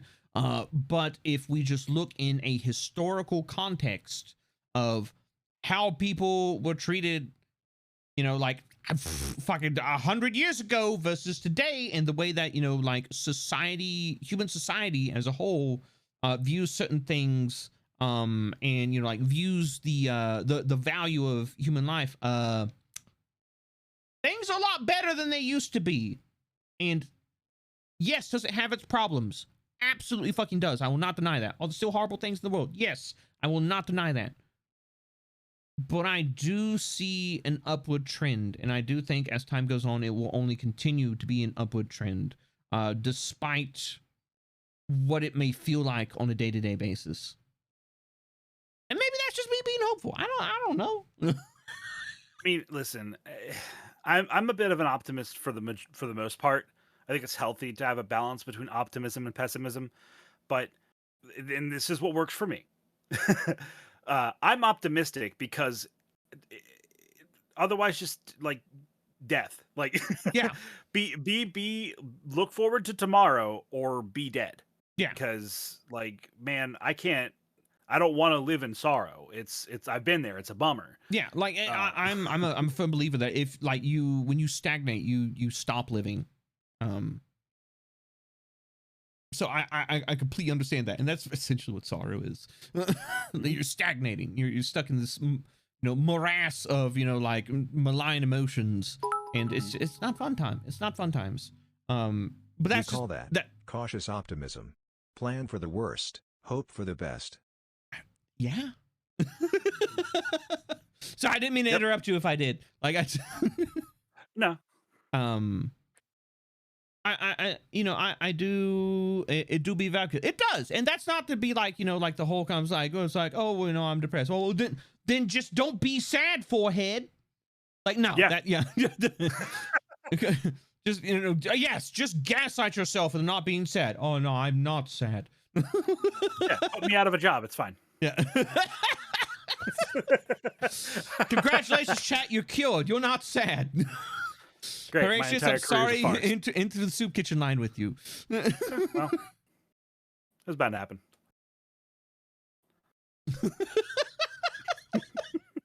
That is a running joke between another friend another friend group. It's just like oh man, yeah, I deal with these things, this is the reason I make this, and it's just like no here, let me help you out, just let me help you out. And it's just like, you don't have anxiety, you're fine. And they're like, oh my god, I'm cured. Because that's how people look at it sometimes. I can see the life leaving your fucking body. I'm ecstatic. I hate it here.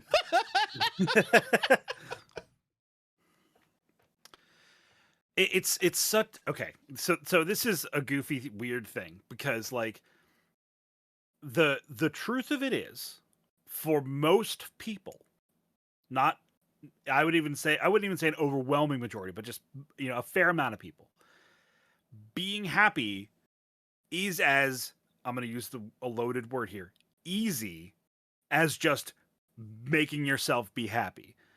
There's a lot of people that have a chemical compound or a chemical imbalance that lends to that problem, but a lot of it is internal emotion and a lot of it is internal behavior.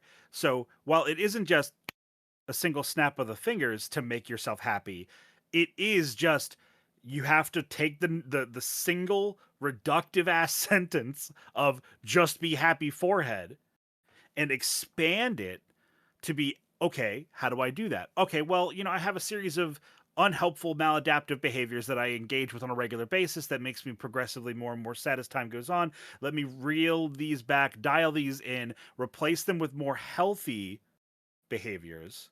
Now you're talking my kind of language. And now I'm happy. Oh shit, right? Like, I know I've talked to you about this, and I made a post about it on Twitter the other day. Like the other day, like I was I was cleaning the house, and I sat down, like I was I'm sweeping, and I'm just thinking about things, and then like this wave of gratitude hit me like a ton of bricks, and like I sat down and I thought about how things have gone like over these past 2 years of like content creation and the amazing, like how my life used to be. And for like those who don't know, like I'm super transparent with this. For those who don't know, I'm in my 30s, okay? Like I am not an old man, but I am not a young man. But back when Cap got out of high school was when the housing market, when that bubble popped. Cab wound up homeless because of that. I've had to live out of fucking cars, couch surf, eat out of fucking garbage cans to have fucking food. And I wound up having to go into the military to basically have, like 3 hots and a cot, like 3 meals a day and a place to fucking sleep, because that's what I need to do to survive. But I also had a bunch of things that happened beyond that, which I'll go ahead and say it fucked up my life for a very long time. And I had a bunch of like you said, maladaptive behaviors, ways that I dealt with those things that were not healthy. And through the time that I spent seeking out help, the time that I spent working on myself and changing the way I view the world, changing, toiling away in my, I like to call it my mental garden, like pulling out weeds and replacing them, with like flowers or, like nice little, like rock gardens or things like that. I have changed the way I view the world, the way that I approach things, the way that I handle things. And that has been the biggest thing in my mental health journey, is like changing the frame in which, my worldview is set. So it is not something that is going to lead me into a spiral. It is something that is honestly, it fuels my consistent, like upbeat nature and optimism with things. And like, I've had people be like, oh, well, you're naive because of that. I'm like, no, I've seen some of the most horrible fucking things the world has to offer. But I have also seen some of humanity's greatest triumphs on a small scale. I've seen how people care. I have seen the inherent kindness that many hold in their hearts. And like, I'm currently living an arc of my life where I am on a nigh daily basis exposed to that kindness. And it has become like an undeniable truth. And like, yes, are there individuals out there who are very vocal and very negative? Yes, but I do not believe that they're a majority. I do believe that people are inherently good. But everybody's just trying to, lead their own fucking lives. So, like the people that are out there just doing the right thing for the sake of doing the right thing are not going to be loud about it. And so, yeah, no, I very much agree on a personal level. I can't on a professional level because, I'm not a mental health professional, but, that kind of like, it's kind of like curating your Twitter feed, but it's your mind. Yeah. Sort of. Yeah. You'd be surprised how much good it can do. But oftentimes it takes professional help to get there. Yeah, I mean, I said this in chat before I came on. Like, we teach concepts, not direction. Yeah. When it comes to sort of stuff, and so like when you are working with Let's a therapist, raise those kindness radiation levels. Or we could not. When, Or we cannot. Or we cannot. yeah, I mean, hey, I'm gonna walk in here fucking glowing more than I already do. Does I love this cult right now? Wait. that's the intended effect. Got him. It's almost like I purposely chose the role as cult leader for a reason. Yep. That's about the extent I'm going to say on it.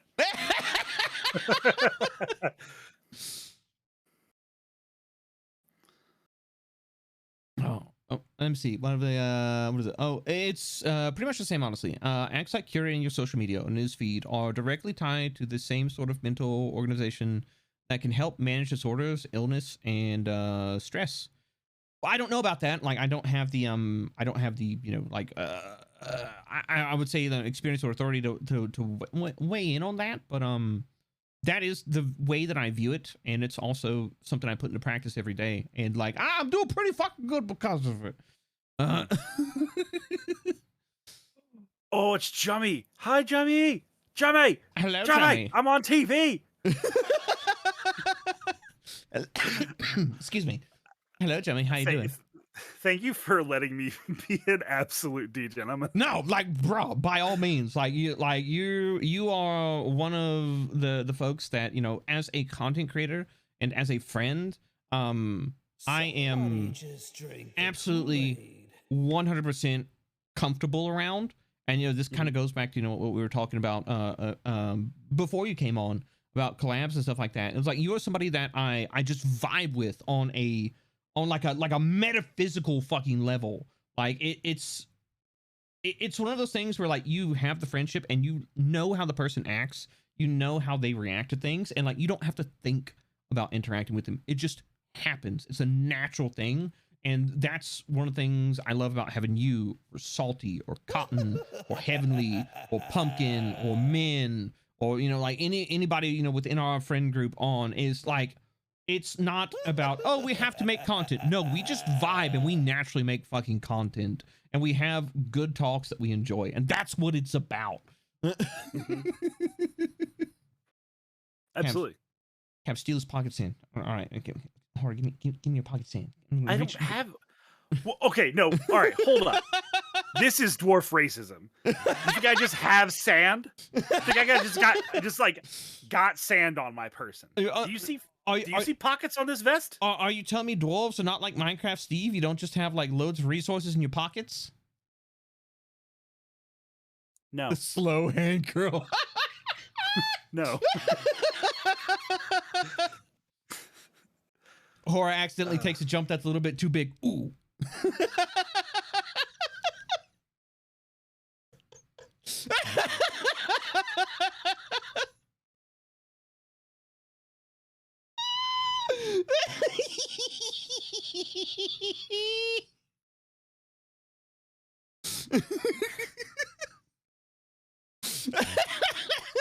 So anyway, chat, how are you guys doing? It's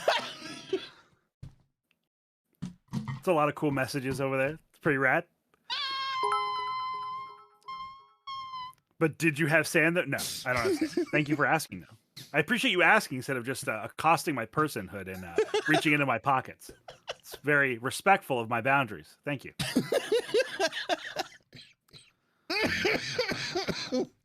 Oh, doing pretty sandy. I cannot relate.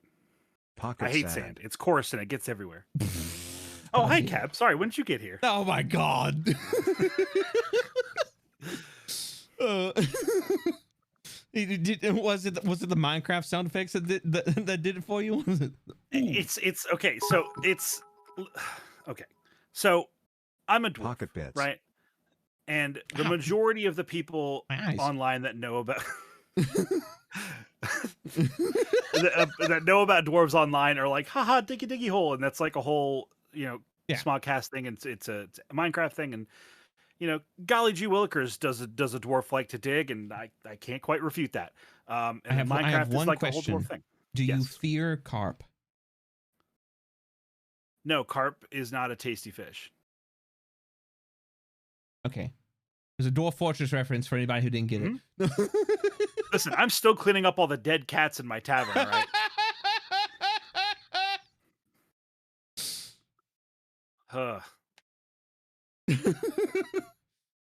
Boss says, "Rockin' Stone." Hey, how you doing? Thanks for coming. I'm seeing like so many people from my community pop in a chat, and it legitimately wells my heart with glee. Yeah, people enjoy you, Horror. Like, you're an absolutely wonderful individual that and people just I have agree. fun around. Do you fear carp? God damn it, Cobb. How could you? Don't scare a man like that. Amazing. I didn't want to give it to you, but chat had to do it. Chat had to give it. Are you saying that you like Diggy Diggy Hole? It's a fun song. It's a song I'm probably gonna put on the album, but like I don't stream Minecraft, never have. I actually don't find Minecraft to be a particularly fun video game in my opinion. Because when I play survival games like that, where you're engaging in adult Legos, I like the adventure aspect of navigating a world. And Minecraft is not a good adventure game. It's an amazing building game. Yeah, I have. Have you ever tried modded Minecraft though? Like a couple of times, and it does one of these. Often the case. Modded Minecraft does this thing where it's smarter than me. And what? First the pocket sand, it'll bring in like concepts and mechanics. Why don't you ask Horatius if he has been squished by an elephant or built a floodgate recently? No, have you? What was that a loaded question? I've done the latter of the two recently, but no, there's no elephants in my mountain home. And Tome, thank you very much for the gift sub. I greatly Tom? appreciate it. And Salty, thank you very much for 100 bits. Thank you all very much for all the follows and all the bits. I'm sorry, normally I would read them all off, but I'm trying to give, you know, like Horror the attention, you know, as a guest, and, you know, respect that I feel like he deserves. Also, this is something I've really been looking forward to. So, you know, I'm kind of like, I'm buzzing. Yeah, yes. It's great. But and I do feel attended to, by the way, just to be super clear. Like, I think that nice. I feel very welcome on the show. I was very nervous this morning. Why? And like, I was just, okay. So like, I used to LARP, right? Oh yeah. And okay. Yeah. Same. For a long time I LARPed, and the first day I did it to the last day I've done it, every time when the countdown's starting before the fight begins, I get that little clench in my lower torso where I feel like I have to pee. It's that like physical manifestation of anxiety. And then the moment I get into it, it's fine. But that I had that coming up to this. And so the moment we got in, washed away, groovy. But like, I was just like, it's gonna be so cool. I can't wait. Okay, see, this is the reason I played an orc and LARP, is because it's like, if combat's about to start, it's like, I was like, ooh. Wait, did I ever show you the mask that I used for my orc? You may have, yeah. I think I may have. So essentially, I made like a full on like a latex sock mask. And you know, I had like the ears and, you know, like everything on it. But like I went 40K orc with it. Like he had a big iron trap jaw and a metal plate on his head. He wasn't a very smart individual. But he had big axe and the axe go chop. Brilliant. Love it. Oh my god, fucking LARPing. Yeah. Was the axe red? The axe was not red. It was actually Horror. I need you to promise me something. Sure. I need you to promise me that you're not going to judge me, right? I will do my best. That's not a promise. Okay. All right. So anyways, no, my my orc had twin axes, but these were not just axes, okay? These were large axes that had on one side was an axe blade and the other side was a hammer. And he acquired these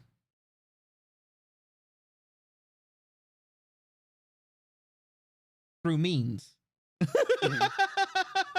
Somebody They were not just of orcish drank make. the Kool-Aid. Woo. Yes.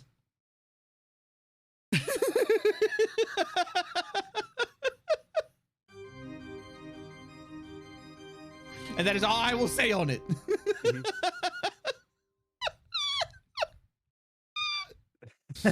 Did you do a crime to a dwarf? No comment. I always plead the fifth.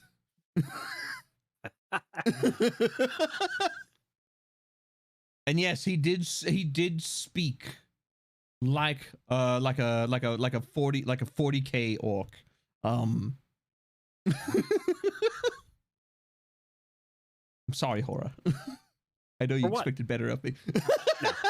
No, it's part of my methods that like I do my best to turn my preconceived notions completely off when I work with people, like, because it's not worth it. It's like I could sit here rattling my own little brain cage around, being like, yes, this is what Cap is, this is what he is like, and then you're gonna say something that is your truth, and I'll be like, well, shit, I've wasted a lot of time building a house that is the wrong color.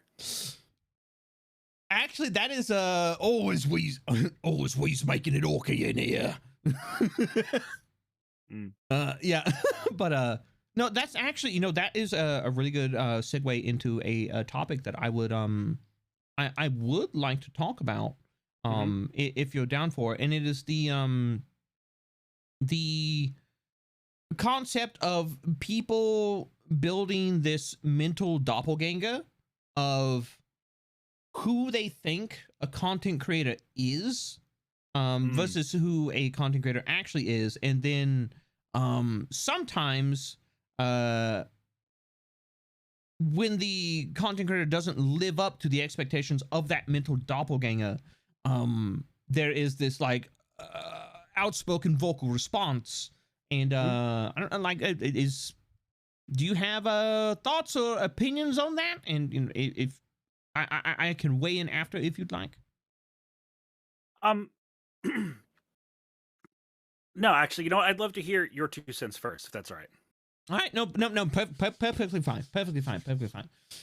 So the thing, the fact of, well, I'd say the fact of the matter is, I just like that turn of phrase. It may not be actual fact. It's in the end of the day, it's just my opinion, and I'm just a purple fucking clown on the internet.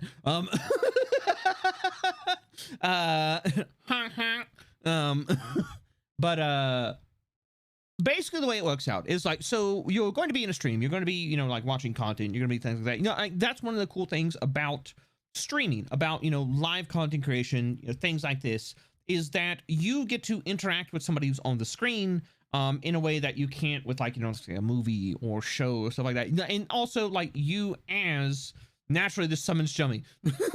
Clown time, baby.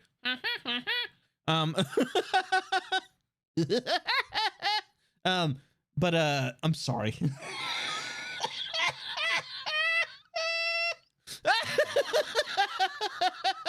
Listen, if you just die on me on stream, I can keep this going for about 90 minutes tops. So I'm gonna need you to sort that out.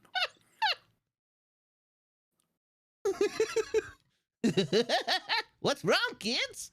You not having a good time?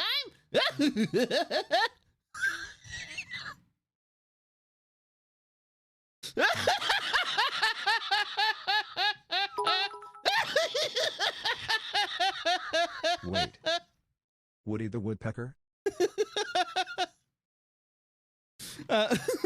Nice knowing you, Cap. Anyways, no. I don't believe you. Nice knowing you. Oh, what? Camp counselor didn't get you, Derpy, but Clown Cab will? Cobb, I like you 10% more now. I mean, what's her name from Ace Attorney has been very popular recently. So going clown route. Wait, is that what she's from? Yeah. Really? Yeah, yeah. That's from I forget her name. Huh. Ace Attorney, yeah.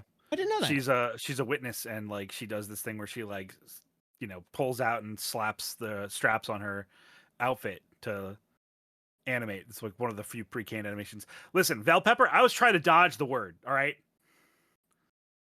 I'm trying to dodge that term. Well, that's definitely It's sitting right next to your ear, so I just think it's just going straight to the brain.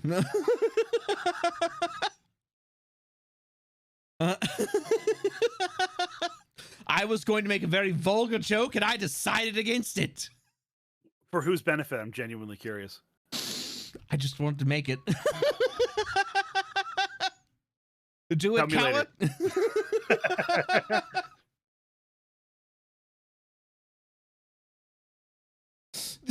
So. I don't know. You know what? 20 gift subs and I'll do it. I'll say the vulgar joke. Ooh. There you go. And you see, now I don't have to do it. That is the most ignorant thing I've ever heard you say in my presence. What? Why? No, like nobody's gonna pay that much for a fucking joke, okay?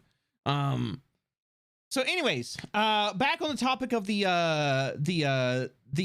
kind of like mental doppelganger that people have of content creators, and I feel like that is yeah,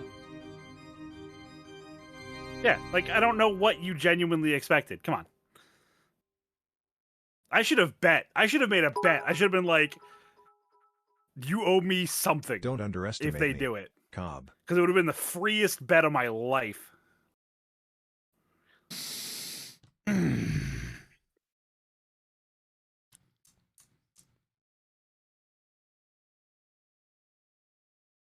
Well.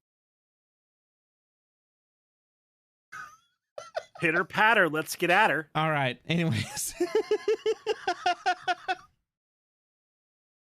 Say the joke, funny man. All right, fine. I was gonna say everybody loves the Clussy because they're a fan of cream pies.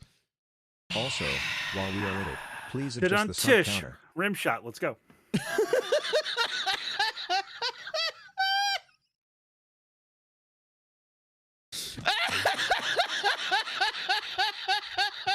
Someone clip it, someone write it down, someone put it on a t-shirt, put it on a mug. What are we even doing here? I don't know. Marketing. Having fun. Having fun. This was Mom, come pick me up. I'm ready to go home. Work it at Dicey Pie at Dicey Pie.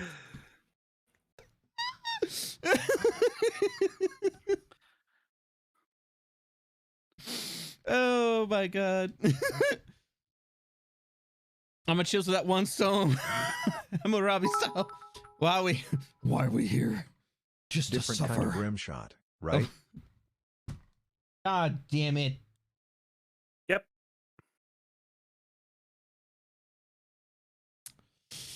Here we are in the game of life. Yep. It's only painful because it's true. I need a good laugh. I'm glad you got it. Anyways, thank you all very much for the bits. I greatly appreciate it. Cabellas, I will probably continue to underestimate you because I plan to win one day. All right. I still got that bet for like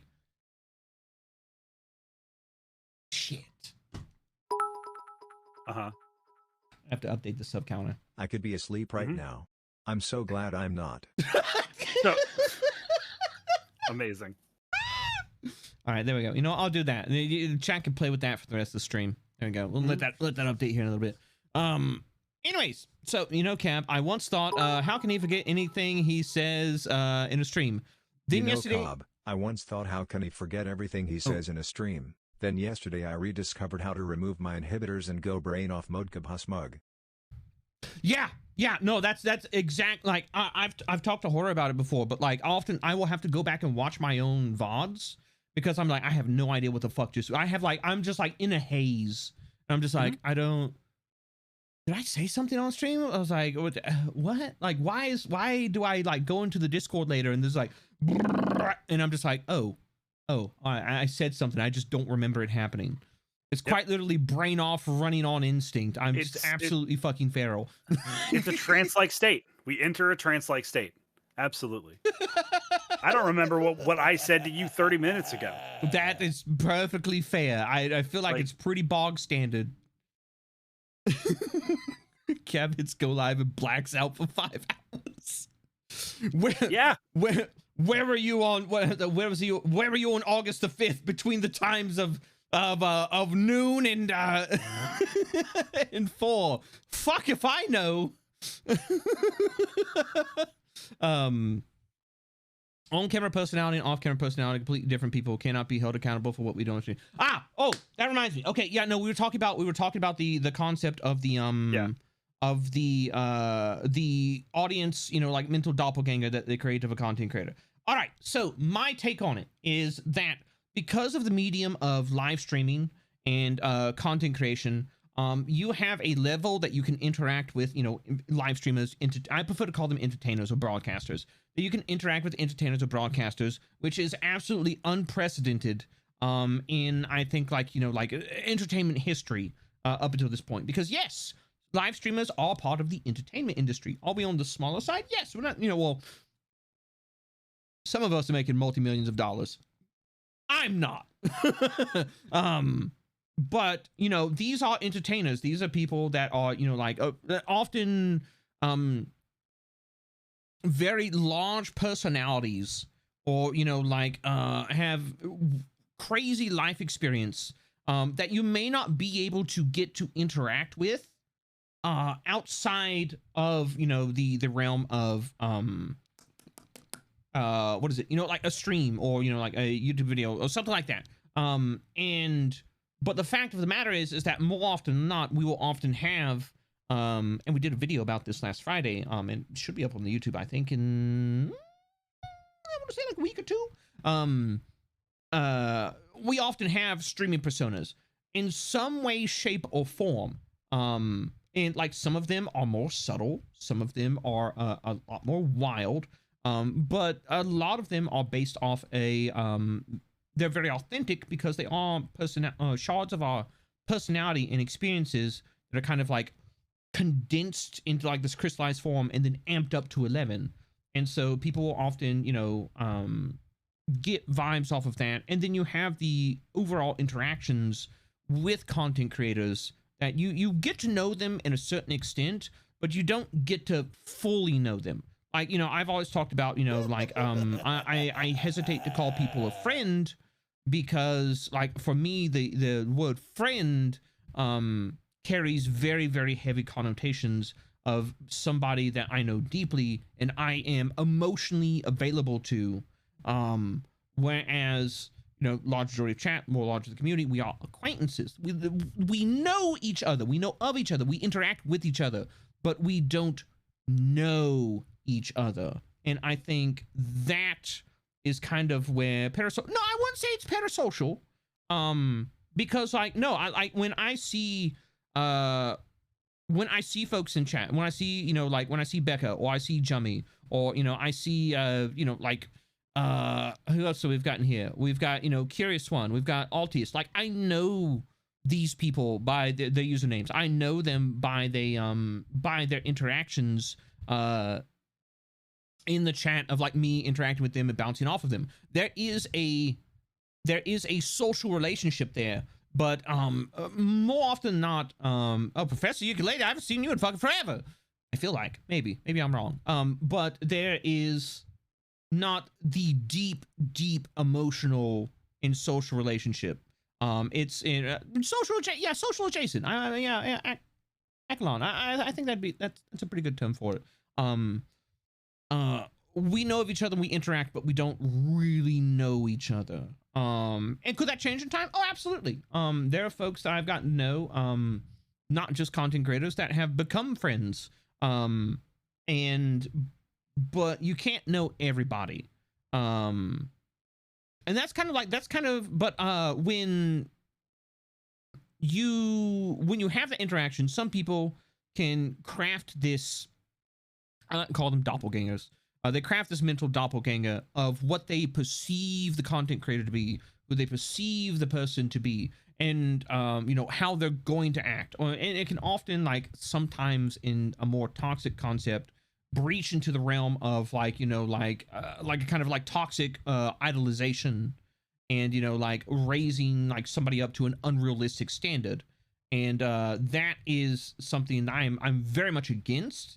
I'm very vocal about, because at the end of the day, I'm a purple clown on the internet. Okay, I'm just a dude. I'm not a great glorious cult leader or some like moral figurehead that will lead society into a golden age of, you know, like whatever, I am just out here and I'm trying to do my best, but I'm also doing my job. Because my job is content creation.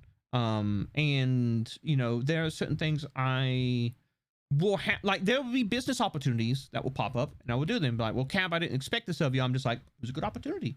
Fuck it. And like, oh, well, it seems kind of, or, you know, if I, some people will be like, oh, I don't like when Cab does this thing. And I'm like, well, you better get the fuck over it, bud, because I enjoy doing this. And if you don't like it, well, I hope you find a streamer that you enjoy. Yep. But I feel like oftentimes like that kind of the concept of this mental doppelganger and like how people hold content creators to this sometimes unrealistic standard, or you know, like just unfounded expectation of how they should be versus how they actually are, can it can put a lot of weight on you, because you don't want to harsh the vibe, you don't want to upset the community, you don't want to, you know, like because like I genuinely enjoy what, you know, like streaming and interacting with the community and, you know, having a good time with everyone here, and I don't want to, you know, harsh anyone, but at the end of the day, I am who I am, and that's not going to change based on like what people think of me. But yeah, no, that's my whole take on the matter, horror. Like, what? And now that you heard my opinion, after a fashion. After fashion, just me going off on a fucking tangent just for like several minutes. Like, Cab, how do you do this? I'm like, my lungs don't work good. I've had to learn how to use air efficiently. Well, and like, you know, clowns, but so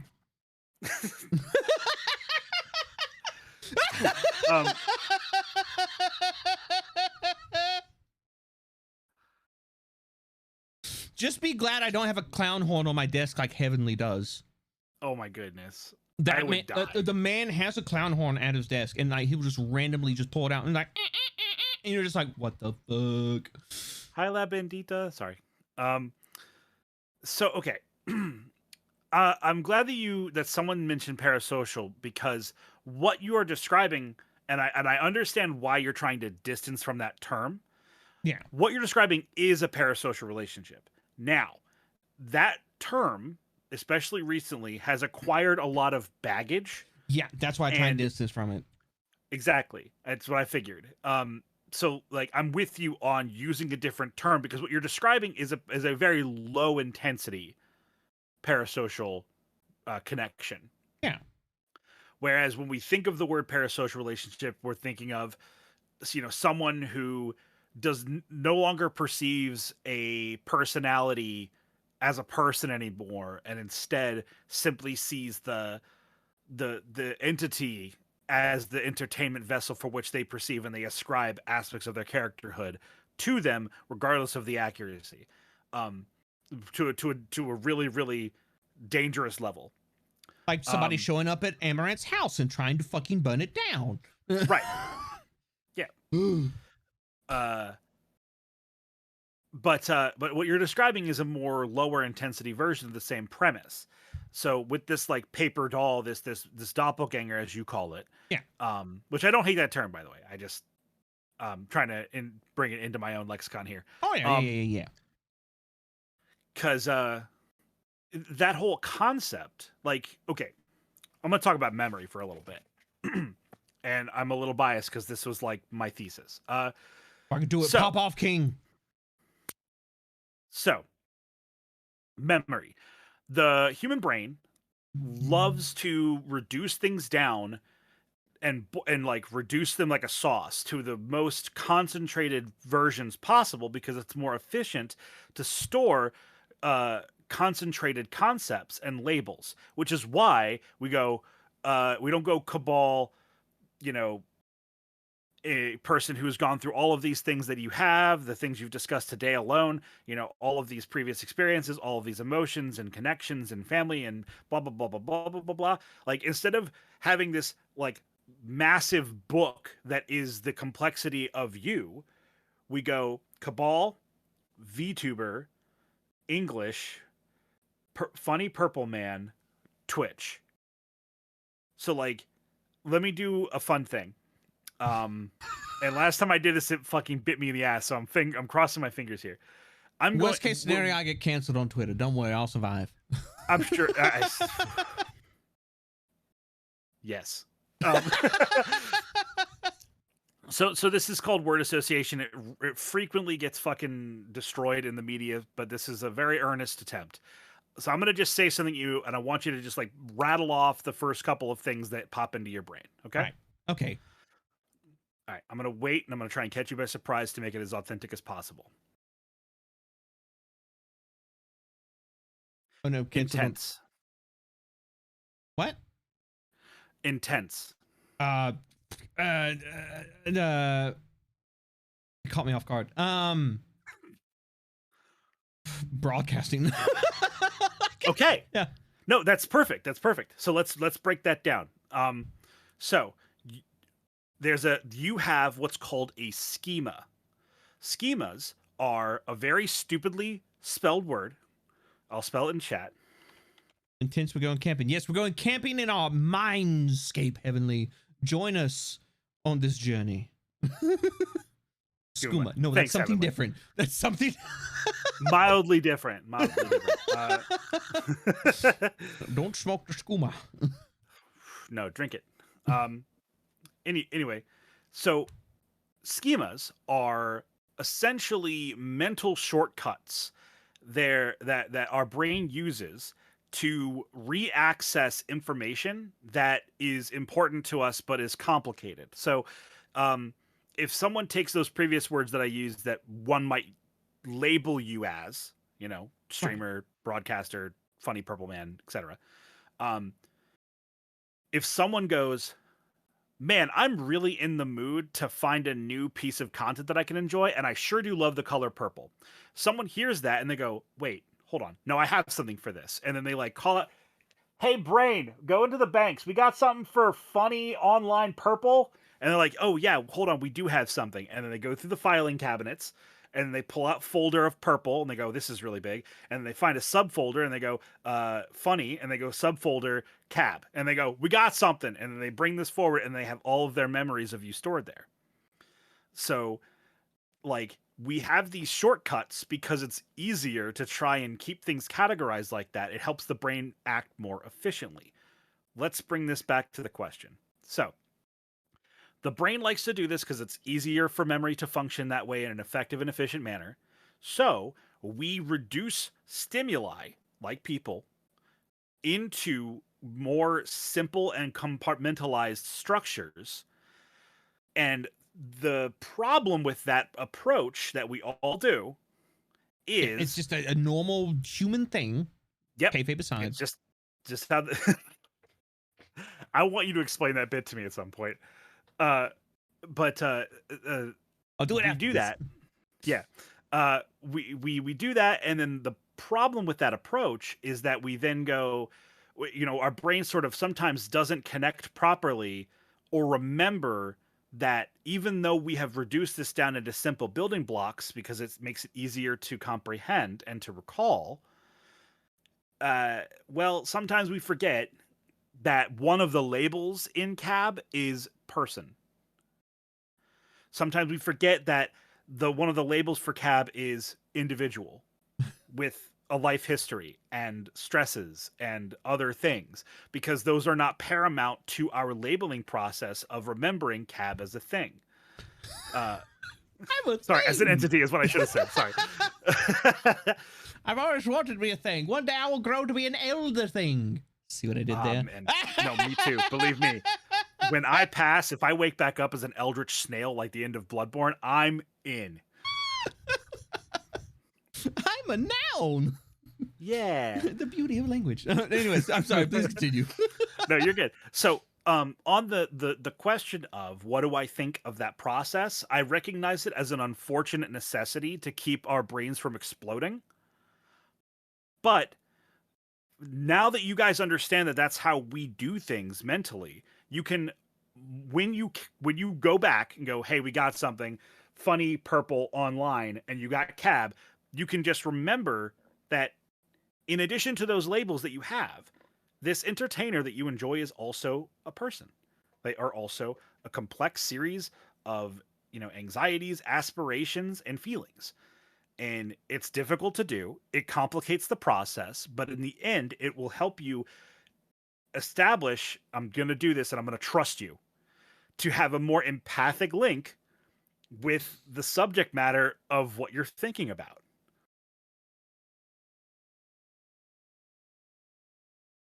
I'm really proud of you. I tried really hard. I was like, oh, he said the word. He said the word. Yeah, the word is schema. Yes. Yeah, the word is schema, and this is essentially, to break it down for anybody who didn't come in, it is essentially the file path that our brain uses to store information of things. Now, it's not based off of like the intense, in-depth knowledge that you have of in this case, a broadcaster. It's based off the things, kind of like, think of it like Twitch tags. Think of it like the Twitch tags that you categorize, like a broadcaster under. Exactly. And as part of that filing process for us to retain the information, so like as Horatius so eloquently said, our brain doesn't explode.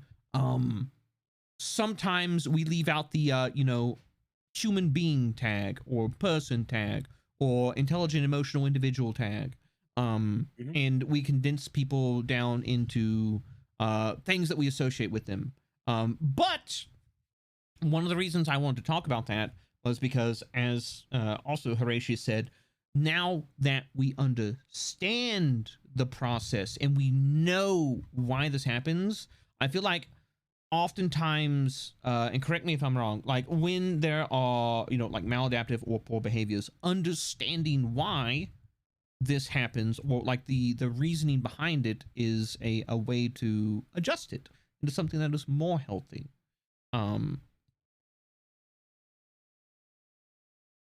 Agreed. Okay. I thought you were taking a nap there for a second. I was like, Horatius get busy? I don't know. I was reading that thing that Mr. Frick said. Oh. You want to read it, or should I read it? Or sure. Wait. I'll gladly. He's talking about me. Oh, but At Horatius the Dwarf, the thing about reminding myself that I am interacting with a person is a thing I do automatically. I think my brain is wired that way. But people who forget that they are interacting with people, to me, look like aliens. But on the other hand, I associate strongly with my online name, and don't go like, I'm anonymous. You'll never find me. You think that maybe plays maybe a factor in it? What exactly?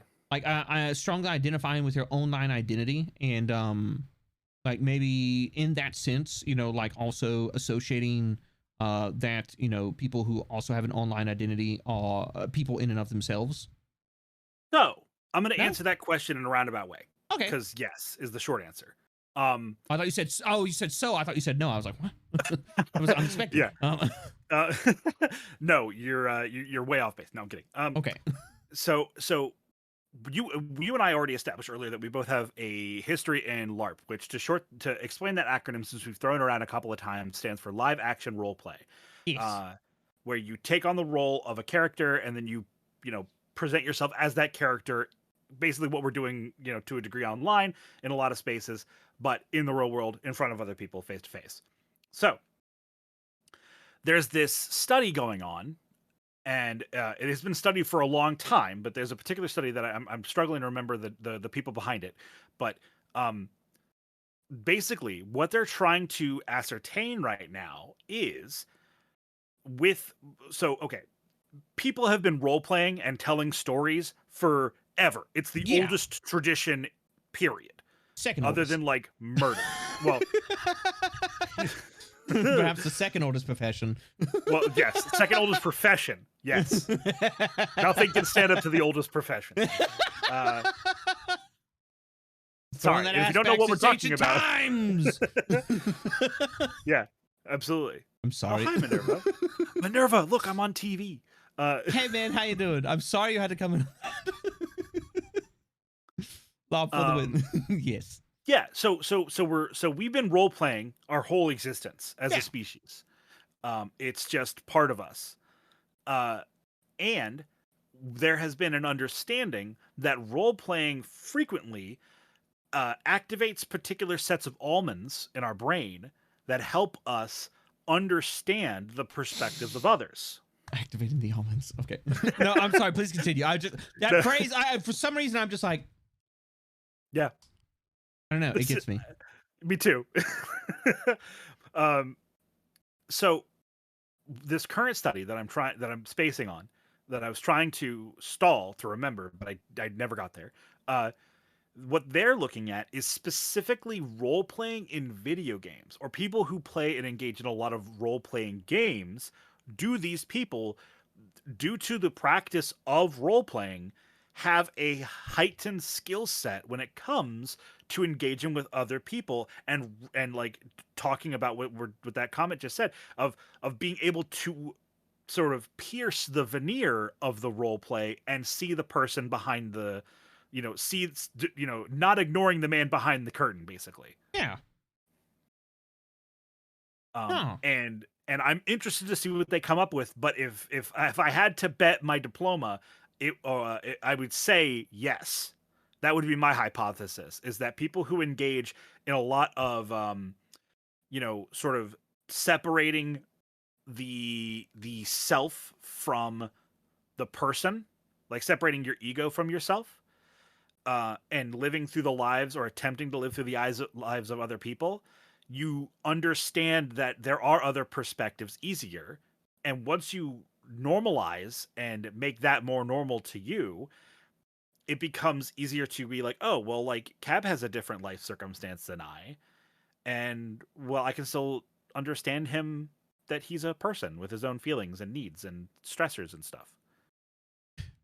I never really thought of it like that, but like I think, like, associating with my own experiences, so I lived a life where I've been all over the place. I've interacted with people from all over the world, from all sorts of different cultures, everything like that. And it's oftentimes because there are like cultural differences, or even language differences.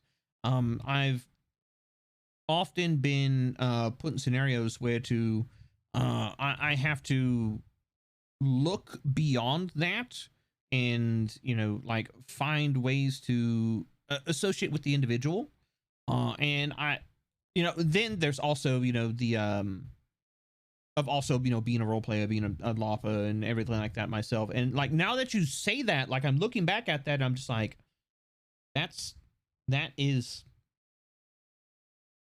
like, I feel, I'm not going to say it is, because it's not a factual statement, I don't have, but it feels like that is very accurate, because like that experience of like putting myself in other people's shoes, of like looking, of trying to understand where they're coming from, so I can like interact with them. I do feel, because I'm going to use the word feel, because that's what it is. I do feel like that has contributed heavily to the way that I associate and connect with people, and being a bit, I would say I'm fairly proficient at, like connecting with people, and like connecting with them on a not a like what they present, but like just on a person to person basis, like as two human beings. Maybe, I don't know. That's what I feel like. Maybe it's true, Yeah. maybe it's not. Maybe I'm in my own head. I see from OCC, so many people aren't able to differentiate between those concepts, a point where it can be legitimately unsettling. I've seen it personally lead to some stalking obsessive behavior in some cases. Oh, Yep. Absolutely. yeah. So, playing, like stepping outside of the theoretical, because this study isn't done yet, and because I Yeah. can't point to anything hard fact, I'm gonna we're gonna keep it in that space. What we do know in the field is that people who live around and engage frequently with people of different cultures or different nationalities regularly, those groups of people do have a marketed increased amount of empathetic responses to the people around them, Oh, and can understand that, because they are trained through practice and exposure to the idea that people are different. And when you see that so regularly and engage with it so often, it makes it easier to digest that, and easier to apply that idea because it's the norm. I swear to God, that wasn't rehearsed. Like, damn, like that was okay. Well, I stumbled onto the correct path, I guess. My entire fucking life, everybody, just stumbling onto the right path. No, that's intensely interesting because like I always like I thought about it.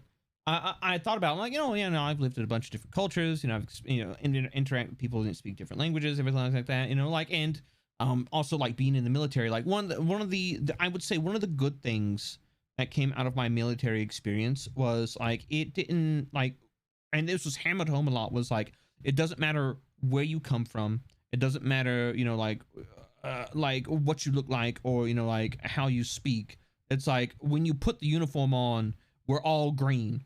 And it was that kind of like unifying aspect, and being in a environment where I won't say like everybody was like homogenized, but like it was we all had this unifying factor, and it was a bridge to like it was a bridge between the boundaries that might otherwise separate us. And like I got to meet people from like all over the place, and interact. And some of them are good people, some of them not. But at the end of the day, they were all people. And then on top of living in different cultures, experiencing different societies, and things like that. Like I see why that's a thing now. It takes the preconceived notions, and now my mind automatically just goes like, we set them to the side, and I look at the person for the person. Huh. I mean, so here's the easiest way I can boil this down. So I want everybody in chat, you don't need to say it out loud, but I want you to think about something that you're good at. It could be you can peel an apple without looking at it. It can be something incredibly mundane. It can be something incredibly complicated. Doesn't really matter. You learn that muscle memory. You learn that pattern. You learn that proficiency through doing. It's something that we've said a couple of times already. It's the same concept in your social skill textbook. By engaging with people that are different, by repeatedly learning that there are alternate paths out there that people do, it makes it easier for you to call upon that skill set in the future. It's the same premise. It just looks different because it's a different medium. Are you Horatius, are you saying that like these things they can be learned through practice and repetition, and like consistently you're exposing yourself to something that may seem difficult at first, but then it becomes easier over time as you build muscle memory and you build experience doing that thing? Yeah. That sounds very familiar, doesn't it, chat? Oh my God. Not to say I told you so, but yeah, large majority of things are I like real talk though. Large majority of things are skills. I don't like the concept of just like, oh, this is a unique thing to this person. Yes, some people are talented at certain things, but like large majority of things that we do in life are skills that are learned through repetition, through constant exposure to them, through practicing them on a consistent basis. When we set out to learn something, we do not set out to become good at it. We set out with the intention to suck less every day. Eventually, you suck so much less you become good. Kapapoi. I'd say I'd agree with that. Yeah, I mean, there's a modern philosopher called Jake the Dog. He says something. He goes, dude, sucking at something is the first step towards being sort of good at something. Modern philosopher Jake the Dog, to sit amongst the greats like Plato and Socrates. I mean, yeah. Jake quote, really? I mean, like, look, like, here's the thing is, like people are like, oh, no, it's Adventure Time, it's a cartoon, but like, no, like that is one of the great things I've enjoyed about some of the aspects of modern animation is that it has, you know, like people just like, oh, cartoons are for kids. No, that's an old concept, because a lot of us grew up with our cartoons, and now, you know, we're into like the millennial, the elder millennial categories, things like that. And now we are making these cartoons that we love, but we're making them for people our own age, you know, with our own experiences, everything like that. And it has been a route that some very, I would say, profound messages have been, you know, put through, like that one. Like, you know, you look at it and be like, oh, it's Jake the Dog, it's Adventure Time. But no, like, it is a very, very profound message. It is something that, like, you can, like, it is, there's a quote that I'm a fan of, and I keep that on my content calendar. It's, a master has failed more times than an amateur has ever tried. Yep. It is the same thing as the Jake the Dog quote. It's just, you know, it's flowered up a little bit. Oh, geez. Can I tell a story that's relative to that? I love that quote because it reminds me of the story every time. Go for it, and then I'll explain the you know, kayfabe aside. Oh, right. Thank you, Willow. She brought me a salad. A salad. Oh, thanks, dude. Huh? Chat, can we get some hearts in chat for Willow? Absolutely amazing partner of Horatius the Dwarf. Absolute asset to the Horatius the Dwarf team. Oh yeah, she's my best friend. Yep. Okay, so what was the word I want to say? Oh, so over the years I blacksmithed with the Forge Master, my father. Yeah. One of the times we were making a short sword. Basically a big knife, to be honest. About an 8-inch blade, and about a 4-inch handle with an inch of pommel and an inch of handle. So overall, a relatively short thing, Right. but not insubstantive. Not a tiny folding belt knife or anything either. So we're smithing this, and we're working on it, and I'm doing my part of it, and I see the Forge Master make a mistake, and I begin to want to chime in to say, you know, hey, you're about to quench it, and, you know, we should probably do something about that one part of it before we quench it, because for those of you who might not know too much about the profession and trade of blacksmithing, once you quench a blade, it becomes very difficult to do previous steps again, now that you've quenched it. So I noted that and was gonna say something, but I chose not to. I held back. And after we quench it, we let it cool, and then he hands it to me, and I do like some of the refining by like, you know, wearing it down in the correct places and putting an edge on it. And while I'm doing that, he's sitting there, and he's like, "Did you notice?" And I go, "What?" And he's like, and he like taps the part that I had noted in my brain earlier. I was like, "Yeah, I did know that. Like, why are we doing this? Like, why are we doing this whole back end of the process when we know that there's a fault in this, that we've built this with a fault?" And he goes, "Well, like, you see what you're doing right now?" I'm like, "Yeah." And he's like, "Will we be doing it if we smelted it back down to slag and started new?" I'd be like, "No." He's like, "So you're getting practice, right?" I'm like, "Yeah." "So you think you're getting better at it?" "Yeah, I do." He's like, "Well, then it was worth the time."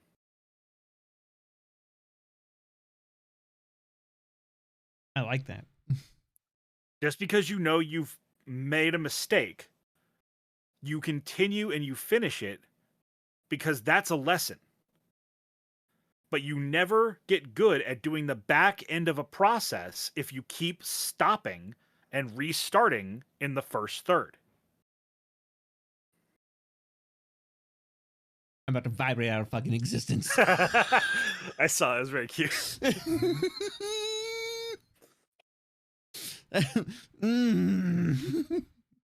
Like, I don't want to interrupt much time. I want to talk. So go ahead. Oh, okay. All right. No. I am so glad that you said that.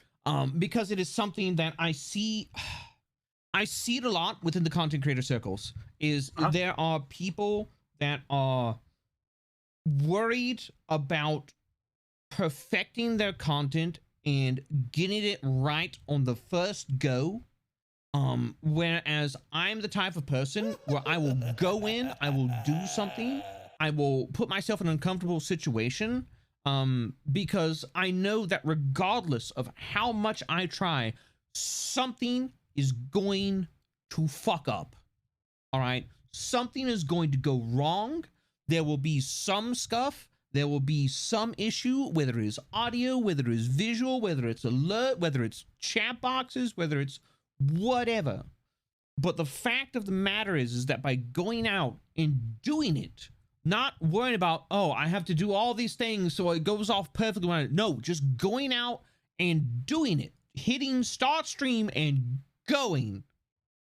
And by adapting to that situation on the fly, learning from those mistakes. And that's one of the great things about VODs. It's one of the reasons I preach, people. I preach and I'm talking. I will preach. I will pontificate about going back and watching your own VODs, is because at that point in time, you can go back and you can see those mistakes and you learn from them. You learn how to correct them when they happen again. You're not caught with your robes hiked up and your ass out in the wind. Okay. You at that point know, oh, I can do this to deal with it, or I can do this to prevent it next time. Or, you know, like it is about learning and practicing in a state of adversity. So when it happens, you can just continue on, not being caught off guard. And you're like,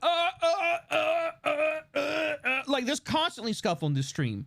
Do people notice it? No. Why? I don't give attention to it. I just move the fuck on. Yeah, life's messy. Who's that handsome fella next to the tentacle rack? If you type in !collab, you can find out. And even his terrifyingly terrific Twitch link. There we go. Horatius the Dwarf, everybody. Hello. It me. Hi, I'm Horatius. We are human. Expecting perfection on all things we perform is setting unhealthy, unrealistic expectations that set us up for disappointment. Yes, correct, Pumpkin.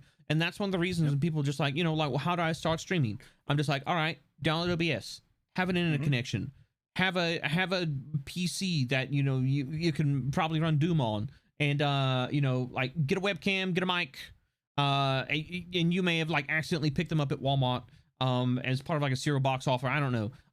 And if you want to be a VTuber, get like a cheap PNG, and you get one version with the mouth open, one version with the mouth closed. Boom. Congratulations. Hit start stream.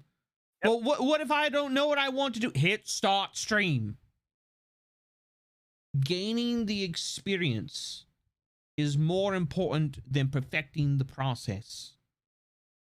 As you gain experience, you perfect the process.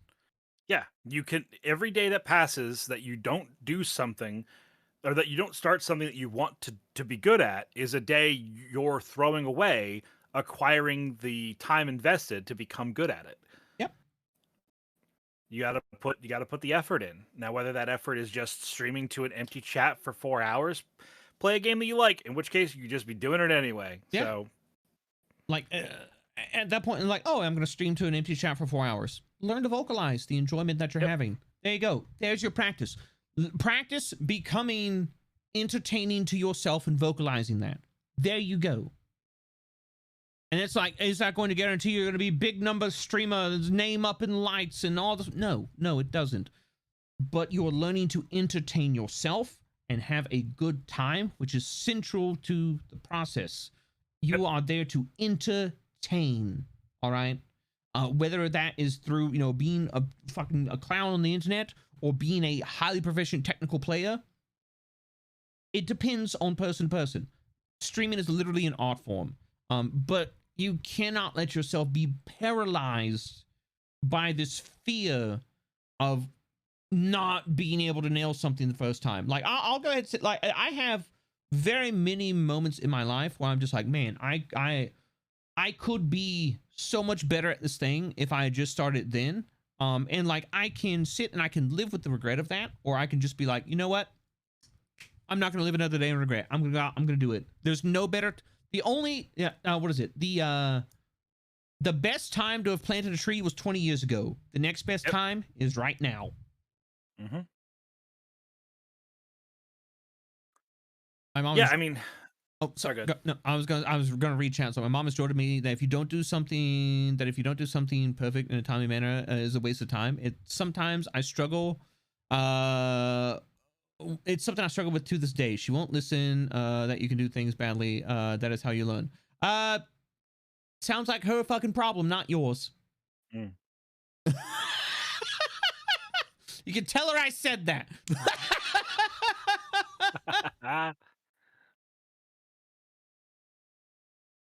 I mean, yeah, it's like I started with a $35 Fiverr Vroid bottle. Nobody knew who I was. No one knew I existed. I only made Twitch affiliate within the first month because my IRL friends came and watched the stream. Like, you gotta start. You gotta develop your skill set by doing. Yeah, there's a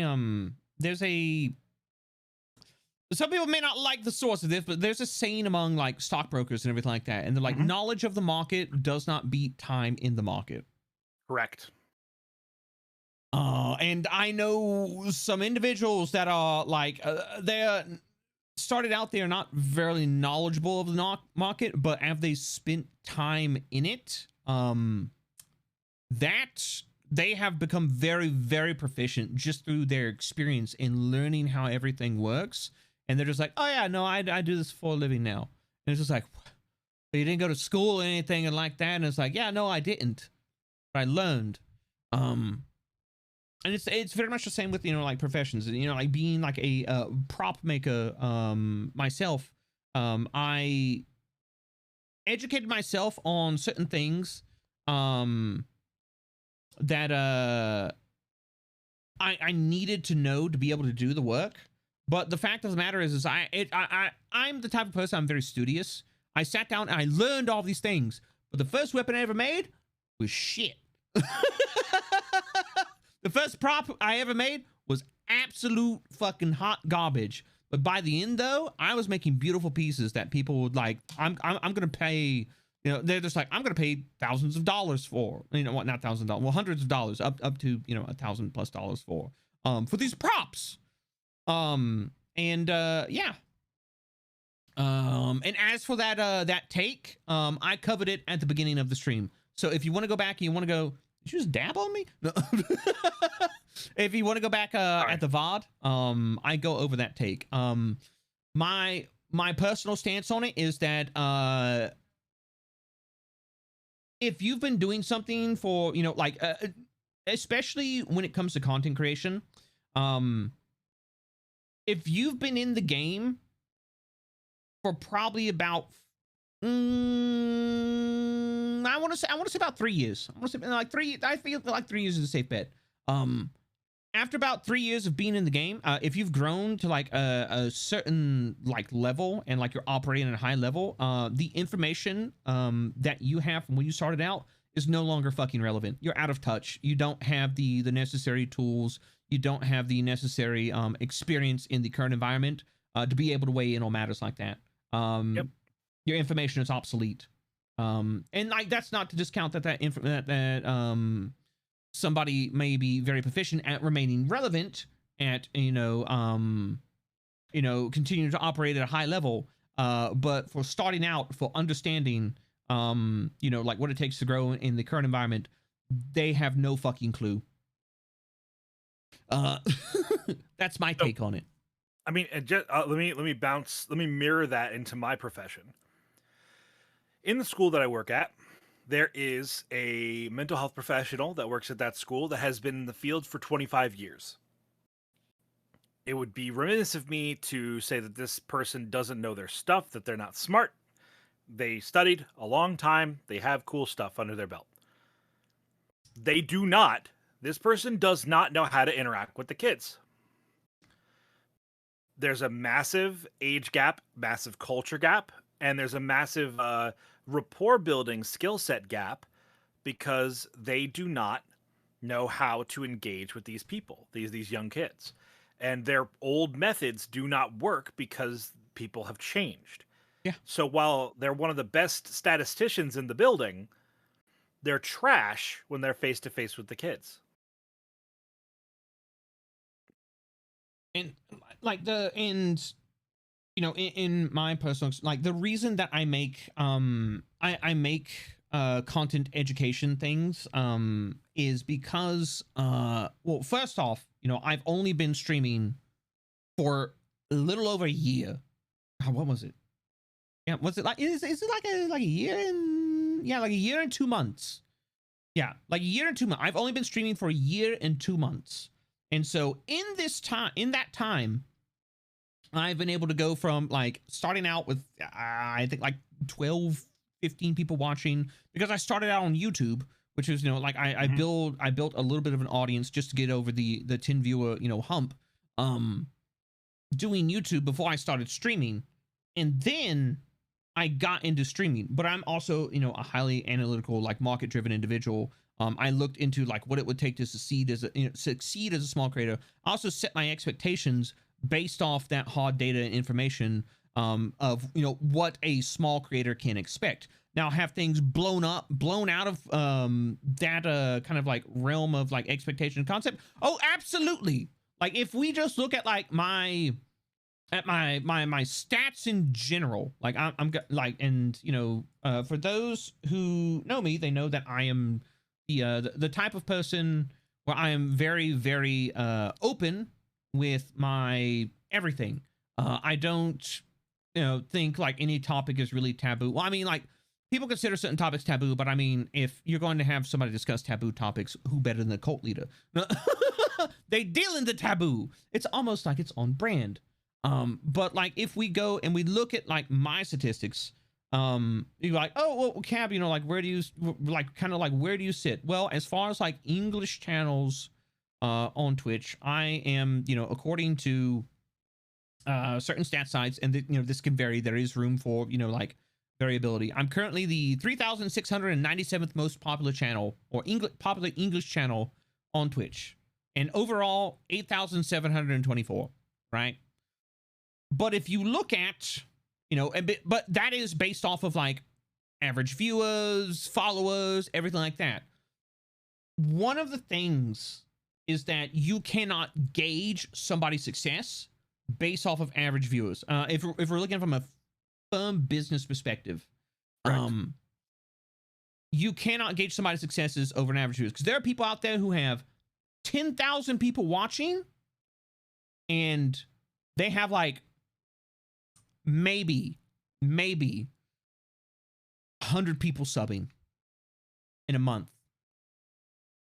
Whereas you look at this channel and I was like, oh, Cab, you're you're ranked like, like, was it like 8,000 or something is what we said, like overall. Whereas when we go into like the ranking for subs, I am, for a while there, we were in the top 500 most subscribed channels on Twitch. Like, and we're still close to being in the top 1,000. And that is one of the reasons I talk about content, is because I can by all means be considered a successful streamer. If I didn't have my my regular income from my retirement check, from the military, because as you don't know, I'm retired military, kayfabe aside, I could live off streaming. I could pay all my bills off streaming. Would I be able to have the team that I have now? No. But I could live off of streaming, and live off of streaming fairly fucking well, to a decent level. But I choose instead to take that money and, put it towards giving my friends jobs and, have an entire content team. But you combine that with the fact that I am very new to streaming in the grand scheme of things. I've only been in it for like a year and like 2 months. I have my foot in both worlds of being new, knowing what the environment is and what it takes to grow in it, but also seeing a great deal of success and being able to translate everything that I've learned in that short amount of time into information that people can then use. But instead of being like, this is exactly how to do it, I instead go into the realm of concepts. idealing concepts and kind of healthy ways to view things, because I realize that any specific information is going to eventually become obsolete. I instead choose to preach concepts and ways to handle things healthily so that you do not burn out in what is the marathon of streaming, and you can find a way to enjoy yourself and build a community that also enjoys what you're doing. And maybe that is going to be the long road for some people, but the fact of the matter is that like my growth is abnormal. Not everybody can expect to, you know, like grow at the same rate that, you know, like I have, or like Pumpkin has, or, you know, like other folks have. We are essentially, in the grand scheme of, you know, statistics, anomalies. We are appealing to extremes, and you have more people that are even more appealing to the extremes, but that is, it's putting everything into context. And, you know, that's my, thank you for coming to my TED talk on why you need to be aware of, you know, like where you stand in the grand scheme of things, and, you know, whether information that you currently have is relevant or not. Sorry, I went off on a tangent there, but it's I promised I wouldn't rant about it, but I did. It's okay. Yes, please explain kayfabe to me. We've teased this twice now. So I keep dodging the concept of kayfabe. Okay, so you know what kayfabe is, right? No. All right. Let me make sure that I'm getting this right. I need to look. Genomancer, thank you very much for the 5 gift subs to the community. I greatly appreciate it. What is a cab stream without a rant? There've been several. There's been several today.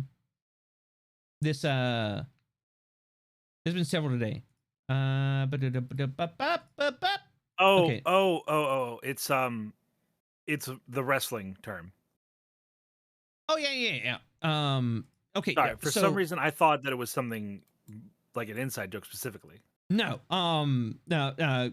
So for those who don't know, kayfabe is, in professional wrestling, the fact or convention of presenting stage performances as genuine and or authentic. So essentially, it's your character. And you know that character that, you know, we as content creators present with our, you know, like quote unquote stream personalities. Oh, hold on, my hands are working again. With our stream personalities. And you know that with VTubers, like, you are also kind of buying into that suspension of disbelief, because, you know, like I go like, and when I go like kayfabe aside, it's basically, it's like, hey, and I like pull back the curtain and I'll be like, hey, there's a guy behind this curtain here. And it's a mental cue, but it's also a cue for like everybody being like, hey, no, we're actually, you know, like setting aside the hee hoo ha ha funny times. I'm actually being serious about this.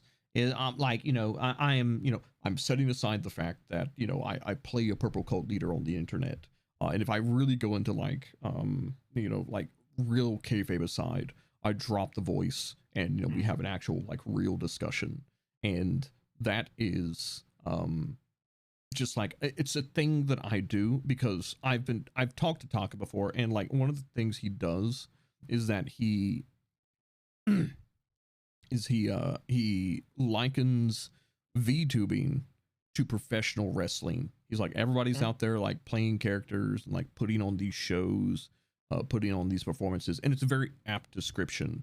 And so, you know, in that, you know, I have since been like, okay, you know, like kayfabe, you know, like kayfabe aside, you know, like I'm actually a real person with my own opinions, my own emotions. Professional wrestling as your persona. I fucking hate that. Thanks, Mix. Yep. Thanks.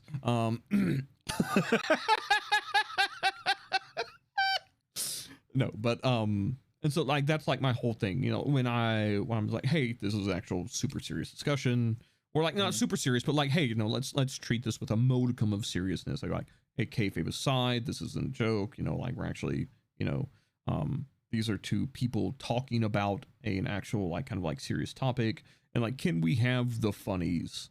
Absolutely we can. But there are certain things where I'm just like, hey, you know, like where people, you know, this is actually, you know, like it's not to be like, oh no, this is not a time for fun. It is more of a, you know, like this is, you know, like we're actually getting to like we're getting to real talk territory. Oh my god, Dad, is that you? Not quite. Hi, Perry. I love I love who Cap can go just from real voice to cackling. I mean, like that's my actual laugh. So you know, like that's my unfiltered laugh. My stream voice is based off of my laughter. So yeah.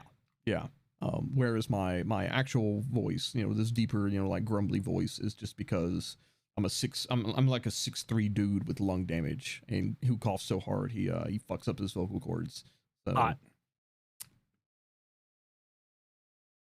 anyways. What? Anyways, going back. God damn it.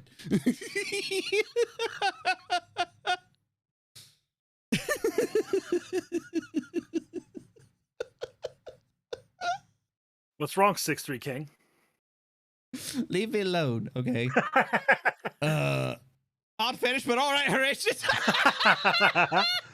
Listen, no, fuck that. I'm gonna take a stand. Let me get my soapbox. Hold on. All right. Okay. You got your soapbox? All right, Okay, all right. He's on the soapbox. Look out. So, you're about to get washed. It's okay to think that your friends are hot and respect them. That's true. If your friends are amazing, you should tell them. Yeah. Cap? What? You have a very dashing voice. How you fucking wield dare it, you? You wield it beautifully. How dare you? No, thank you very much. I greatly appreciate it. You know, it's something I'm super conscious about because, you know, like I hear the gravel of my voice and it's something that, you know, it bothers me because it reminds me of, you know, like conditions that I deal with. Wholesomeness, let's go. Wholesomeness, let's go. You know what? Killing, that is an absolutely wonderful. This doesn't work on Horatius. I've tried, but you know, it's true. Horatius is he's built like a rock.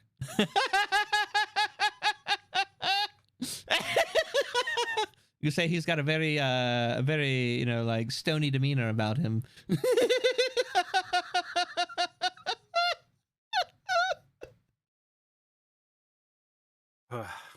He doesn't take himself for granted.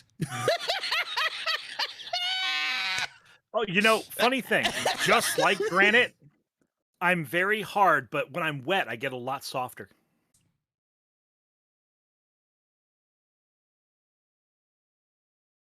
All right, well, it's been a great stream, everybody. I hope you had it. No. But no, Horatius, you are also an extremely just charming individual. You're somebody I'm very thankful for and, you know, deeply... I deeply cherish as both, you know, like a friend and an individual. I say the voice adds to your personality. Well, thank you very much, Grunkle. I greatly appreciate it. You're one of the people that I'm glad is in this world. Like I think you bring light into it. Not only with your humor, but with, you know, like what you choose to do. And if you ask any of his friends, they'll say Horatius is very nice. I feel like that was a geology joke that I didn't get. This is good. Okay. It's just dwarf things. Don't worry about it. It's Rock puns herald dwarves. the hype train. No, we already had a hype train. Stop it. But consider a second one. This would be the third Horatius. Numbers don't mean anything. I forgot. Well, VTubers, we can't math. Here, I'll put the eyes back on. No dollar signs. But Horatius is actually absolutely right, and it's okay to think your friends are hot, but do it in a respectful manner, non-weird manner. Like I'll be completely honest. You know, like you know what? Let's go ahead. We'll dive right into the fucking deep end. Cottontail. All right. Cottontail is an absolute treasure. She's like a fucking sister to me, and I adore her. Yeah. Does she make adult works? Absolutely. Are they Horatio. really good? I am currently reading They a book are. about anti-gravity. It is impossible to put down. Oh my God. They are. They're really good. I'm just like, that's pretty fucking hot. But do I get fucking weird about it? No, that's a job. Okay. That's a job. Nope. Yeah. I respect Cotton's professionalism. I respect her ability. Like, it's like watching any craftsman work. Yeah, exactly. Like, and you could be like, damn, that's good, or that's fucking hot. But like, it's separating, like how we were talking about earlier, where we were talking about like separating the like the concept or the tags from remembering that somebody is a person. That's what I was gonna say. She also sets boundaries very well. She does. Why can't a heterosexual guy tell a heterosexual guy that his booty is fly? I mean, I don't know who's stopping you, but ain't nobody stopping me. I'm just like, Horace, it's like you smuggling 2 boulders back there. You over there looking like you got the whole quarry. Hot damn. Oh, yeah. I will forever boast that my booty quake emote never got taken off of Twitch when so many other people's butt emotes do. It's genuinely a point of pride for me. All right, great clip. Great. Is this will this be my legacy? Is this how I finally get clipped? Is this where Cooksy shows up? No, please keep Cooksy as fucking far away from me as possible. Like that individual terrifies me with how they're everywhere. If you can't kiss your homies goodnight, then who can you kiss goodnight? That's true. Exactly. Cab dreams some moose knuckle. You mean the man knuckle? I mean, like, no, we've drawn that. Like, we drew Horatius looking like he's smuggling 2 mangoes in a fucking Ziploc bag. Okay. Oh, I wanted to talk to you about that. Yeah. What's the odds on me getting another Christmas gift like that? I mean, what are you looking at? Because Well, I would say, I mean, I'm better now than I was then when I drew it. Well, yeah, you've got a whole extra year under your belt. Yeah. I mean, I don't know that I have an idea, but if I find one, do you think that would be something you could throw together? Yeah, I think I could throw it together. Hell, like it was super fun. Cool. I need a new sexy piece of art. It's you need it ready for you gonna make it your Christmas banner? We just need you laying on like a bearskin rug in front of a roaring fireplace. Hmm? Yeah. Mm-hmm. I could do that. We workshop. We got time. Yeah, if you find a Christmas outfit that you like, we can do that. Yeah, right. triple Xmas gift. Yeah. Like, would they be offended if I liked it too much or that I didn't like it enough? I don't know. You can like me as much as you care to. Yeah, I fucking adore you. I think you're absolute treasure. You're the whole damn vault. It's true. Gonna get that Horatius Christmas calendar. I know, right? Well, that's the thing, guys. Okay, if I do this and I get Cab to do one of these every year for about 12 years, I can get a whole calendar.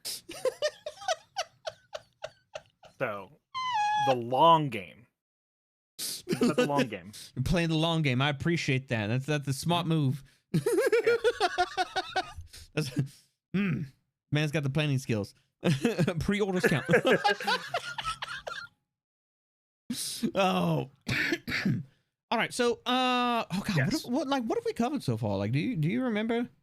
We covered the concept of like mental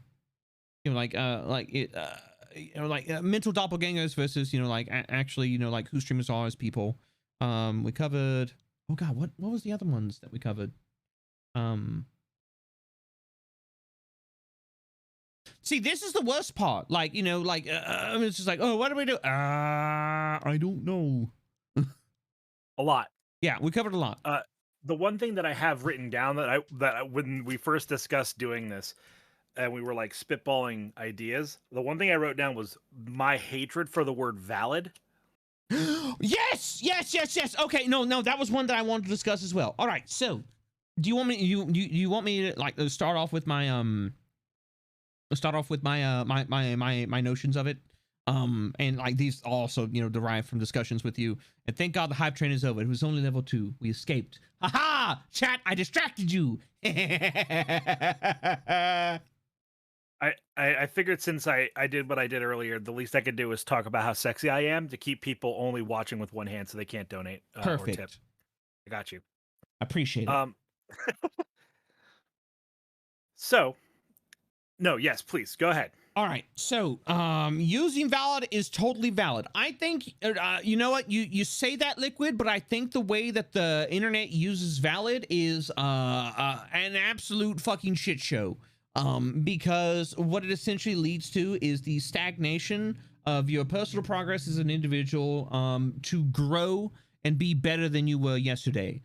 Essentially, the internet over time has come to the point where it's been like, your feelings are valid. You know, like your experience is valid. And yes, are they? But it's used as an excuse to ruminate and stagnate over issues which you should otherwise seek to healthily process and grow from. And I think it's become such a thing that it is, at this point, like, it's also been tainted for me. I find it to be detrimental to personal growth to approach it from that angle. Yes, all your experiences valid. All the things that you've dealt with valid. But that doesn't mean you should spend the rest of your life absolutely hung the fuck up on it. And that does not mean that it should be belittled in any way, shape, or form. You know, like things that are fucking horrible, things that have, you know, completely altered your life. I have dealt with things like that. There are things I've talked about before. There are things that chat will never know about me because there are things that are fucking horrible.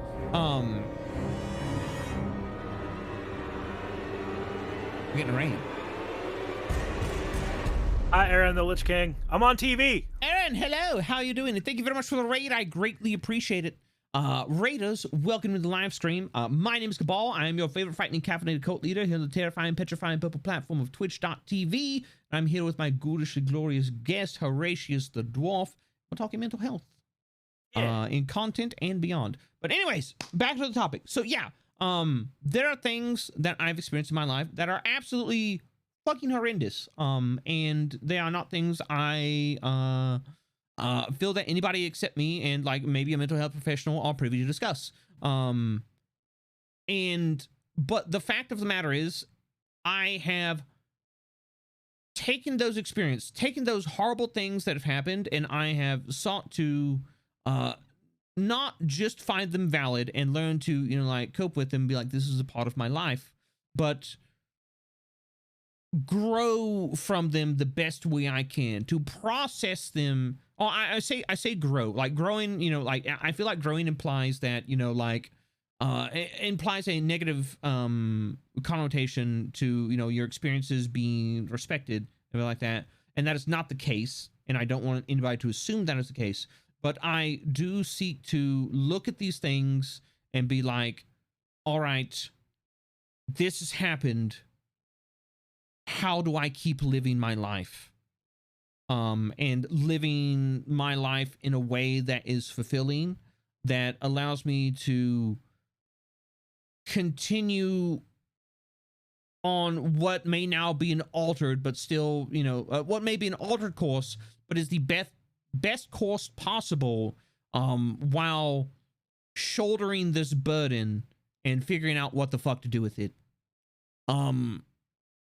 That is the reason I do not like the term, you know, your feelings are valid, and the way that the internet uses it, is because I feel like it sets people up to stagnate, and, you know, as, you know, on a personal growth level, you know, like set themselves up for, you know, I wouldn't say failure, but, you know, like, you know, to not be who they deserve to be, because everybody deserves to have, you know, the best chance possible. Anyway, that's me popping off about it. Like, so, I know I echo a lot of sentiments, but yeah. Yes, and write that one down, everybody. Use that a lot. Yes, and So Cap laid that out really, really well. I agree with that wholeheartedly. I'm going to bring in my profession to this talking point. Yeah, I'm a purple clown on the internet. This man is professional. Enough. You're amazing. Cool your jets. No. I mean, that's the end of it. I'm not going to I'm going to drink some water, though. So. Cheers. That's what I've been doing. So, in my profession, it's important to stabilize people that are in crisis. And it's very important to, the overwhelming majority of what I do is work with people in a state that we refer to as pre-crisis. So people are, the kids that I work with, they're either in crisis, they're post-crisis, they're stable, or they're pre-crisis. And all of those stages sort of flow. And the majority of the time, we're either stable functioning or we're going into pre-crisis behavior. The reason why I'm laying that groundwork out is because ensuring somebody that what they're experiencing is a valid sensation is a great conversation starter. Telling someone that you're hearing them, telling someone that you're listening, and that you understand is a great way to open the door. But it's just the beginning. So when I see people online repeatedly over and over and over again say, oh, that's valid, this is totally valid, it's okay, that's valid, I hear you, that's valid. Like, one, it cheapens the frickin' word. Two, and this is the more insidious part, in my opinion, it gives people the positive feedback, the sensibility that they're being heard and being helped with no substantive assistance being provided. I have strong opinions. Yeah. Anyways, please continue. Yeah. So, like, it's, for example, if you and I were in a therapy session and Yeah. you were my client and you told me about some notable trauma of your past, and I spent that entire session going, that's really intense. Sounds like you've experienced a lot. Sounds like that's really, I mean, you clearly have, carried this with you. I'm sorry that you're, this is particularly rough for you right now. That's a very, valid way of moving through things. Like, that's a very pleasant thing to say. And I'm sure if I said that in an honest sensibility, that it would probably make you feel warm or, comforted a little bit. But it doesn't actually assist you with processing that situation. It doesn't help you take that scar tissue that you have, external and internal, and reform it into healthy tissue. It doesn't actually help you heal. It's like taking a fucking Advil. Yeah. My shit's busted. I need surgery. Here's an Advil. Yeah. I'm really sad. That's valid. Same thing.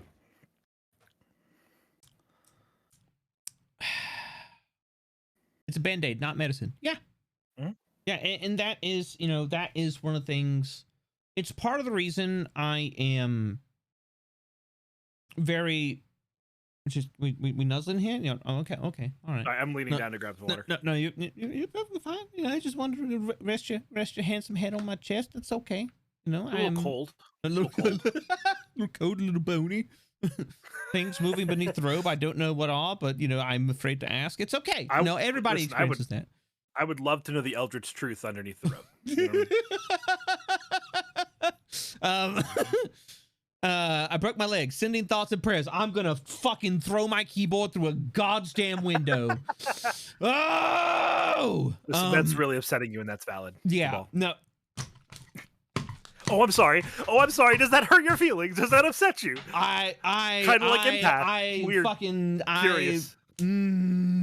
Curiouser and curiouser.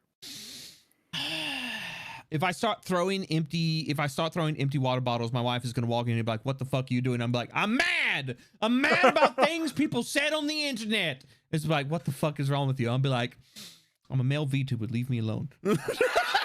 Those don't exist. Come on, we know that. Come on now.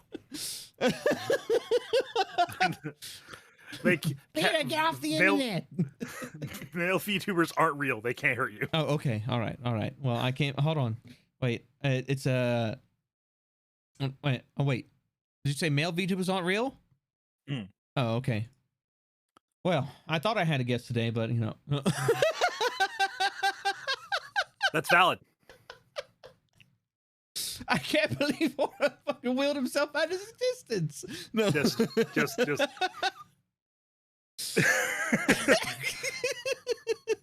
Amazing. first thing comes back. That's valid. God damn it. But yeah, no, it is. I feel telling someone their emotions is valid. It's more important than when someone is doubting their emotions. They feel like their emotions are bringing someone down and hindering, or that they may perceive themselves poorly due to them. However, yes, without actual advice, that's valid. Is just a head nod. Yeah, and that is the big thing that the big issue I have with it. Like the secondary like huge issue I have with it comes from the fact of like holding on to things that are like actively hurting us. And by virtue of that, stymieing our own chances at becoming like I said before, the person that we deserve to have the chance to become.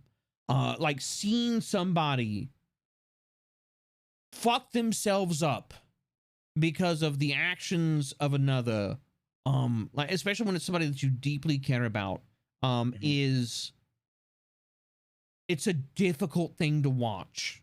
And it's something that I've seen time and time again in the creator space. I've seen wonderful people, amazing people, people that I deeply respect and I believe wholeheartedly in, and they have shown time and time again that they are capable of amazing things, get hung up on one or two things, and they cannot see beyond it.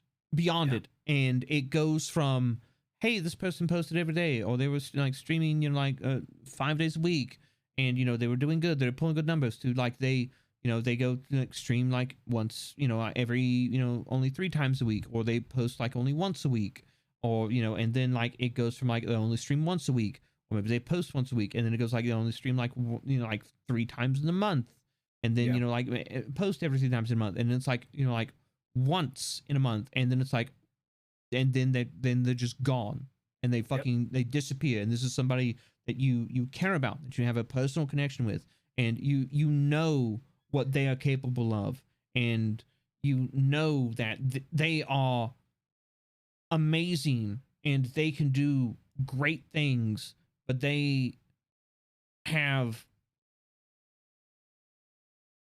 through thinking that it's okay to just dwell on this thing, self-sabotaged to the point where they have ruined themselves. And that is, it's hard to fucking watch. It's really hard to watch. Yeah, absolutely. I'm gonna be really vulnerable for a minute. Early in my profession, in my field experience, I worked in a job where the title was called intensive in-home care. So 3-hour long sessions, 10 hours a week. I would go to the house of one of the people on my caseload and have a multi-hour long session with them. And one of the earlier cases that I was given was a client who had went through 5 other professionals before me. And it's not uncommon that sometimes when you get assigned to a case, you and the client don't match up or don't sync up very well. We talked about this earlier. Sometimes it's the right thing to do. Yeah, for both you as the individual and the professional you're working with, that if you don't gel, find another professional People shouldn't take that personally. Most people don't. Well, this client had worked through 5 different people before, and they were on high risk for self-harm. They were being checked with in every 6 hours to make sure that they were, stable.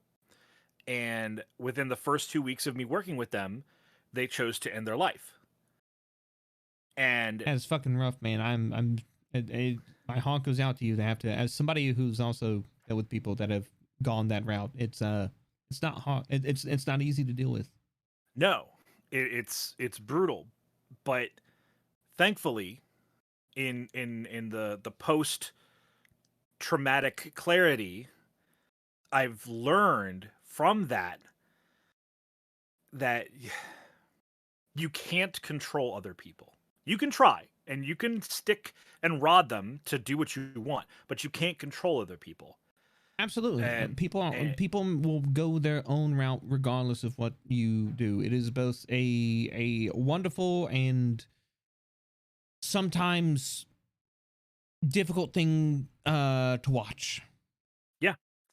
So relating this very serious, intense version of what you're talking about, we see this in all of the facets of our lives. People that we cannot help, people that we can't force people to drink water. If they want to dehydrate, we can't make them. It's literally the reason why I don't have a hydrate redeem on my channel, because you can't make people do stuff. You can't. You can ask them, you can guide them, you can show them the way, but you can't make them. It has to be of their own free will, own volition. And so I let that client live on in that lesson that I have internalized and now sharing with you guys. It's important to remember that life is beautiful, it's worth preserving, and it's worth treating the people around you as best as you can. But you have to let people walk their own path. Reach a hand out, offer to help whenever you're able, but you gotta let them do what they're gonna do. And it's never easy, it just gets easier.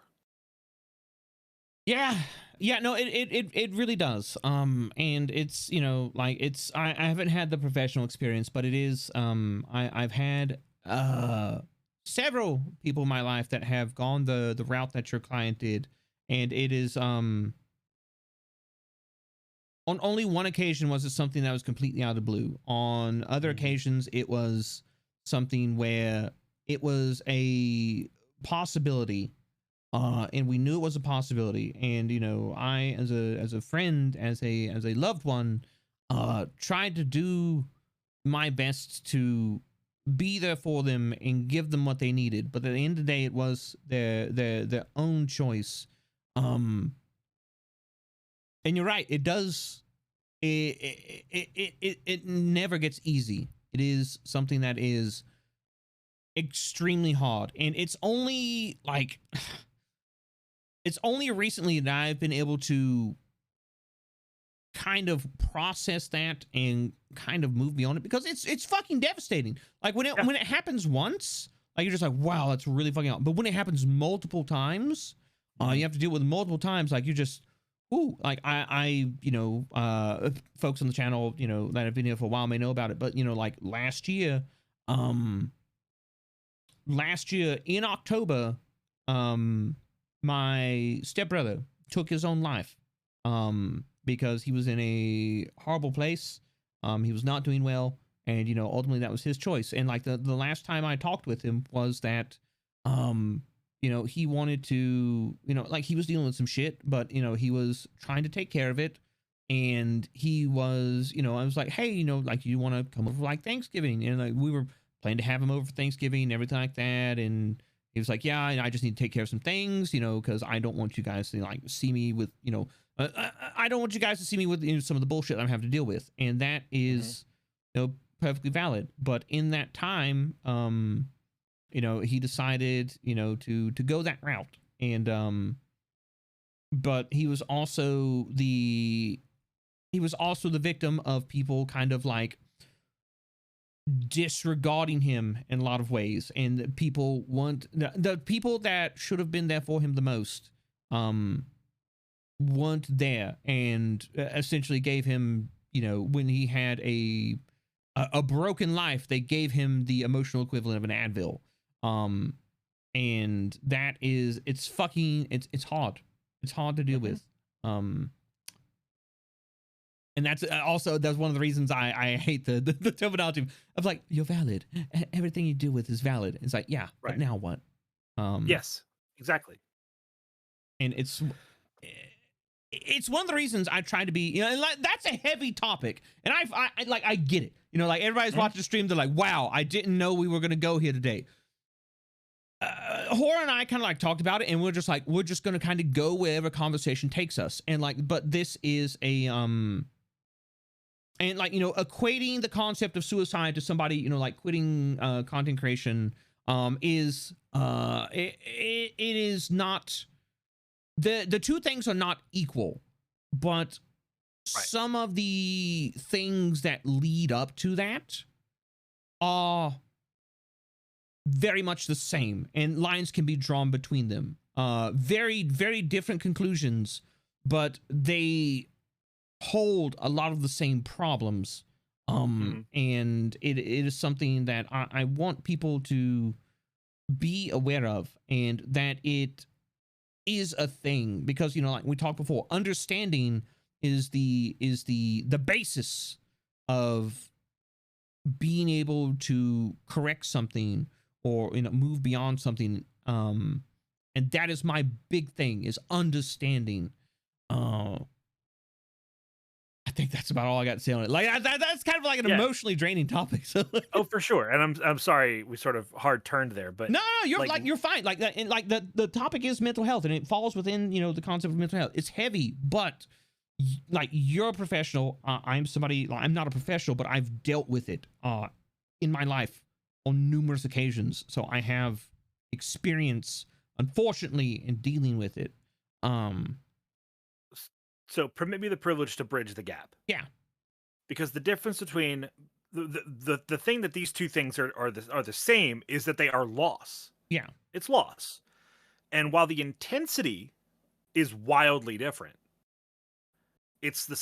we go through the same processes when we grieve. Now, whether or not we're grieving someone's life or we're grieving someone's passion, the difference is really just intensity. But we still go through the same notions, and sometimes those are easier because of that difference in intensity. But when you watch somebody who has had a fire in their belly, and they've been doing whatever it is they've been doing for however long they've been doing it, and then they just fade away, that's tragedy. It's good. No, I was gonna say, no, you're absolutely right. I have legitimately content creation friends that have, you know, like, stopped creating content, and they've just, like, you know, like, you've seen the old meme of just, like, you know, like your Xbox friend that was online like 10 years ago. I have Discord messages like that. It was like, you know, like, last message like a year ago, and I have legit sat and I've cried over, like, a loss of you know, of an amazing friend, and I think an amazing creator. Because they were just amazing, and now they're just gone. Yep. And it's healthy to talk about this stuff, and I'm glad that we're both, you know, willing to do so. And I see a lot of people in chat being very appreciative of this, because it is important. You know, you can't predict the future, but you can prepare for what lies ahead. And that this loss that we're describing, this watching people fall by the wayside, you know, for whatever reason, like, you can build yourself up to look over your shoulder and go, oh man, like, they're not marching with the rest of us anymore. Right. But you owe it to yourself, despite how hard that can be to stomach. You got to focus on your goals too. And just because someone leaves a community that you're a part of, whether it's LARP, whether it's content creation, etc., whether it's, you know, your hometown even, it becomes more difficult, but you can still keep that connection if you want it. And that, I think, is the important thing to glean from this topic, is is just because things become difficult, just because they become harder, doesn't mean that they're not worth doing. Absolutely.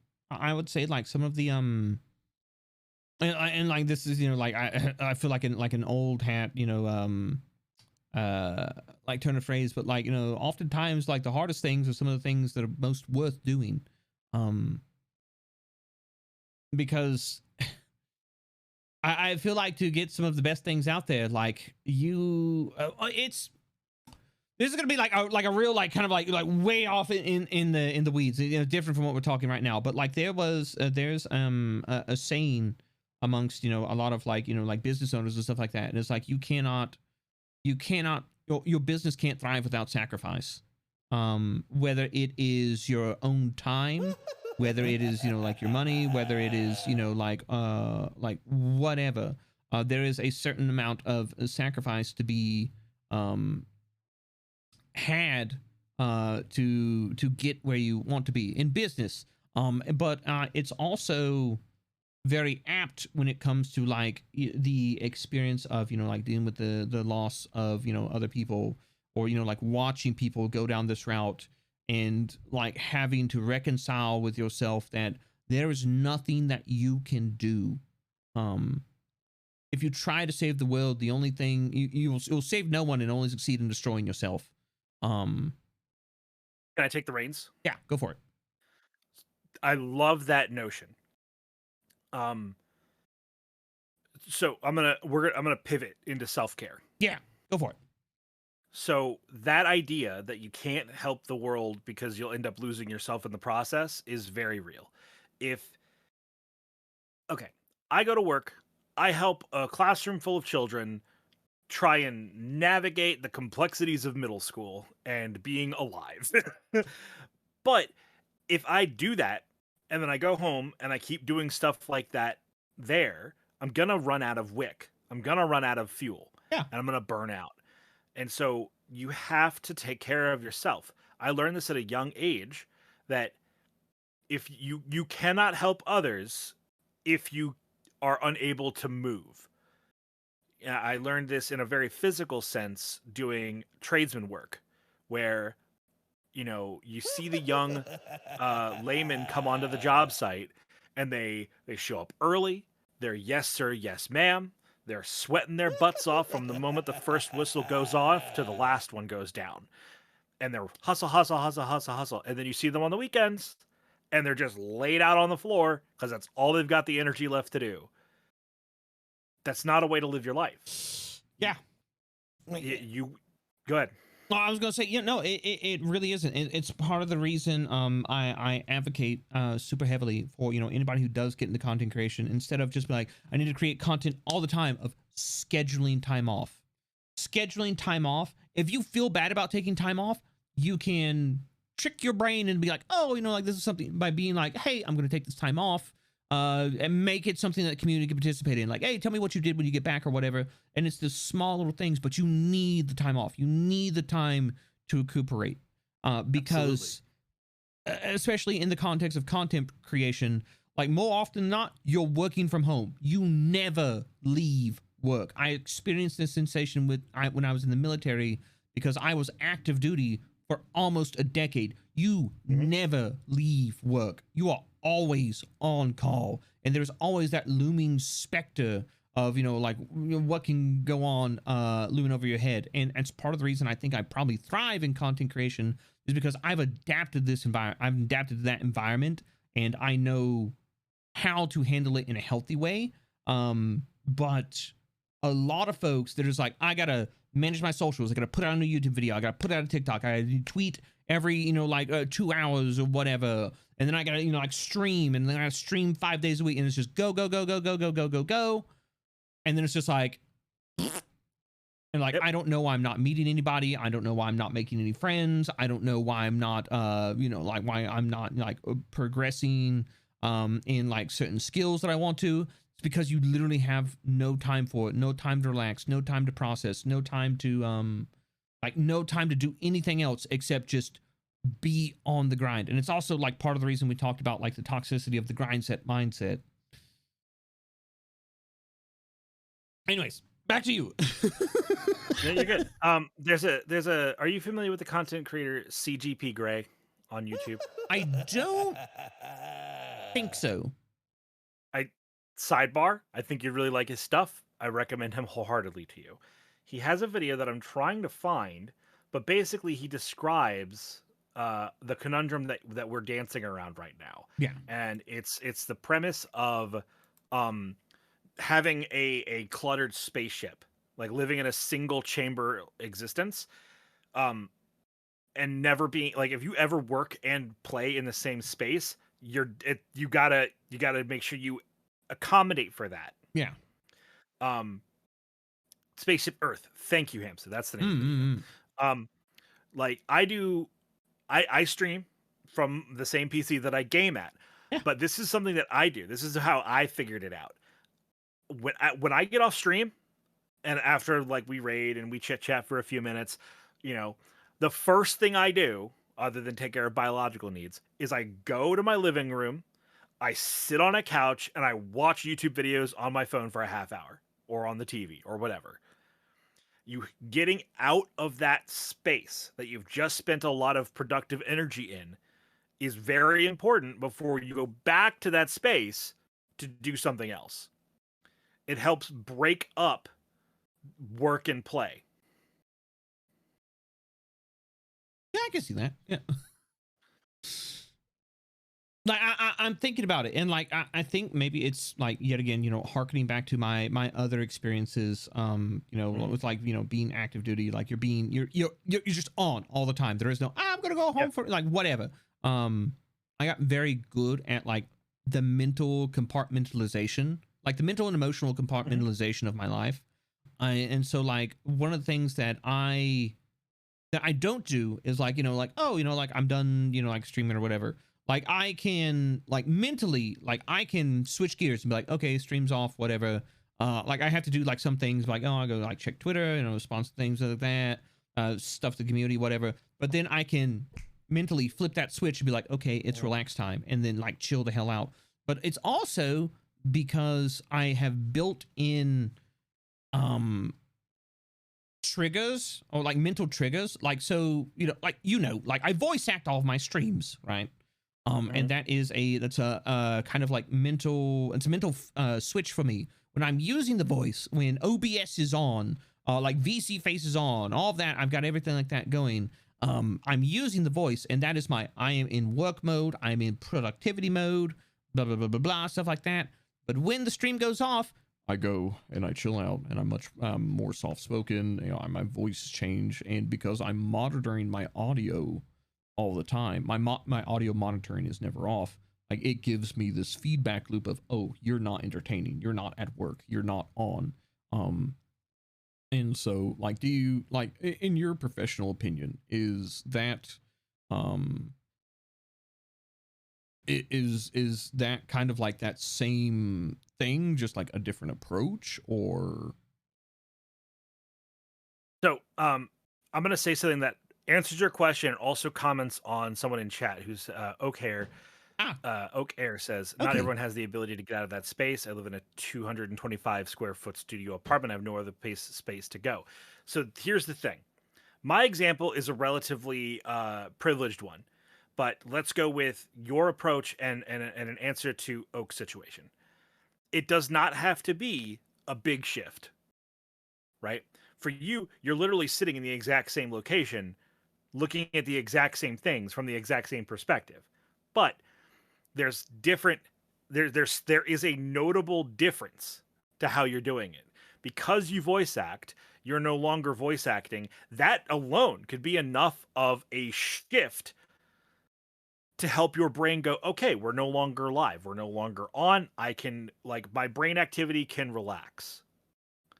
You know, if you live in a small studio apartment and like the option to go from one room to another is not an option, then make it smaller.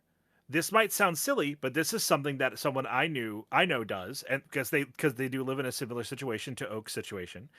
They go into their bathroom and they draw the curtain and they stand in their shower stall for 5 to 10 minutes and just like they create, however they can, a physical barrier It doesn't have to be a big one. It could be the other side of the same room. Whatever you need to do, find something that you can do to make it a different scenario. It can be as small and as small as changing your voice, like Cap. It can be as big as what I'm talking about, like going somewhere else. You know, whatever it is, just do something different to help sever that tie. Yeah, like my approach is, and this comes from because like, like I said, I was, active duty, like US Army for almost a decade. There are situations where I could not like leave work or like leave the environment. So my approach was to build like mental triggers to kind of like disassociate myself from my work environment to my relaxed time environment. Like especially when I lived in the barracks. When you live in the barracks, guess what? You're in a communal facility that is still very military, blah blah blah blah, everything like that. But I would build in things that shift my mind into a different environment, and that's just the way I've approached things. And so I've carried that over to content creation. And it is something that we also had in the haunted house industry. Like I've talked about that before, working in haunted houses. When I was working in the haunt, I would always play a character with a mask. Why? Because when I put the mask on, that was it was a physical trigger. It was a physical reminder that I am now in character. Yep. I am not me. I am, whatever, slasher-esque villain that I am portraying. And, then like certain, like my body language would change. The way I carried myself would change.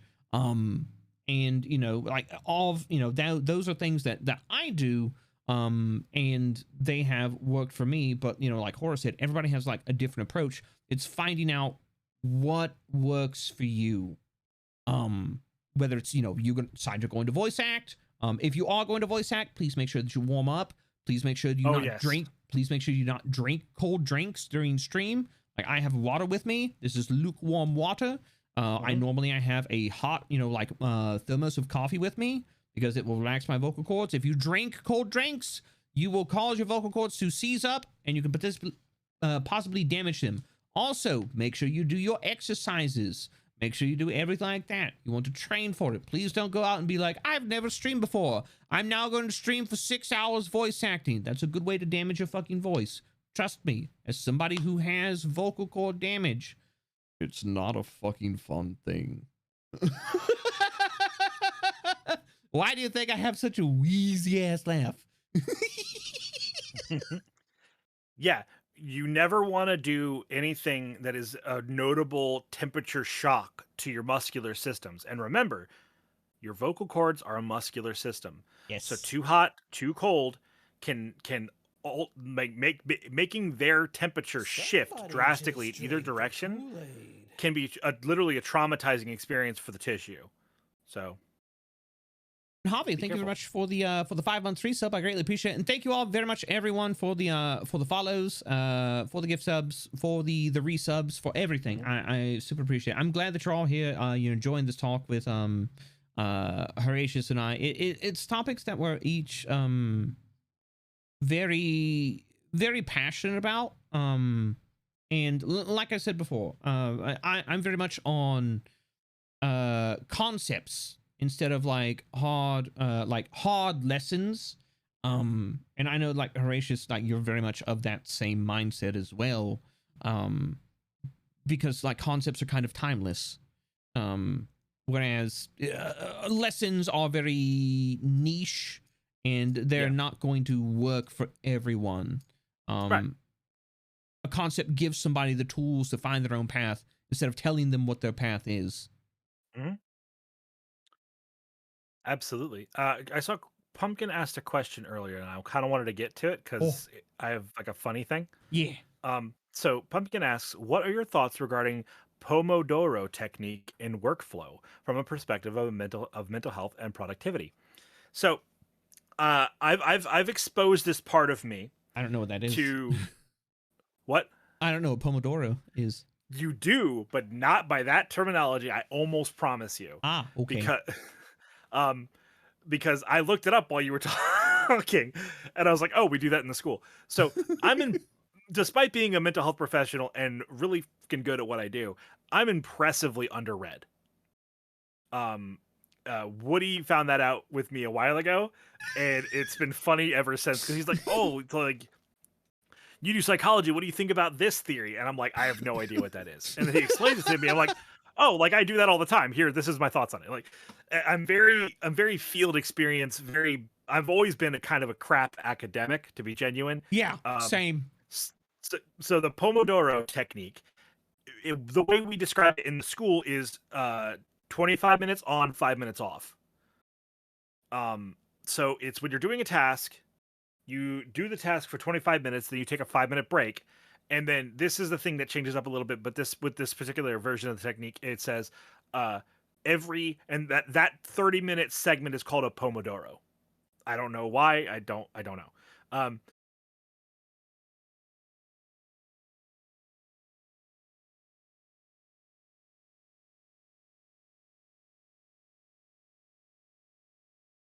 Huh. Where every 30-minute class is 25 minutes on, 5 minutes off. Work for 25 minutes, 5 minutes of earned time, where they get to do something that they prefer to do. Mainly hang out on an iPad and stuff, but whatever. And then, every few classes, it's lunch, snack time is 15 minutes, and then we do a couple of classes, and then lunchtime's a half hour.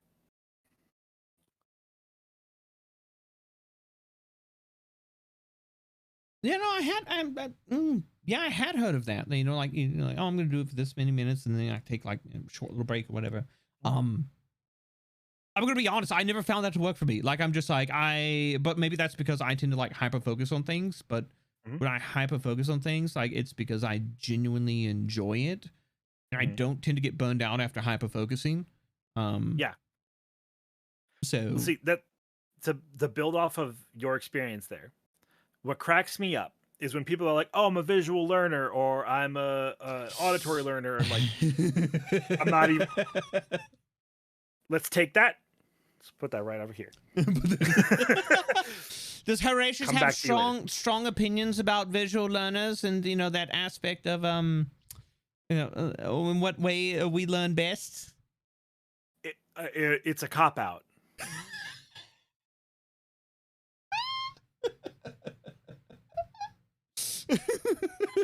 When I hear someone say Horatius from twitch.tv/Horatius the Dwarf was canceled on Twitter.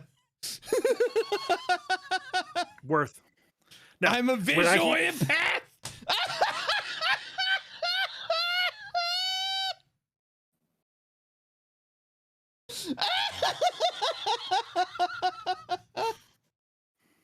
I'd like to start my 3-part apology by telling chat to go fuck itself. Part the second, I'm not backing down, and part 3, you can't kill me, I'm made out of sterner stuff. That's my proper YouTube apology. This is so sad. Can we get 5 gift subs in Horatius's chat? They said they were gonna do that earlier. They're not gonna do it now. Whatever. Coffers are dry. I'm not scared. So, okay. So, when I talk about, or when I want to hear that different people learn differently, right? Yeah. It's structural. You learn and you function well over a hyperfixation, probably hour-long period. Yeah. Maybe it's 45, maybe it's hour 15. There's some variance there. But yeah. Big brick of time, big cooldown period, I would imagine. Whereas the kids I work with, they function well under the 25 and 5. Right. Smaller instances, higher frequency. And it's everybody is different. Like, that is how people learn differently. It's not that you learn differently through mediums. That's not how the brain works. It's not how the brain works. This man is gonna have a fucking aneurysm live on all right, stream. you know what? You come over here. All right, all right. Listen. It's not how the brain works. I understand that it alleviates pressure when you say that you are this or that you're that, and then it makes life a little bit easier for you. I hear you. We're all really stressed out, but it's bullshit. It's okay. You're stressed out. You're valid.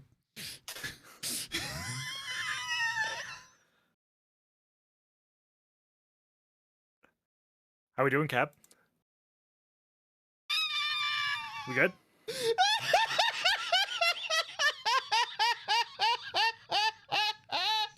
Uh-huh.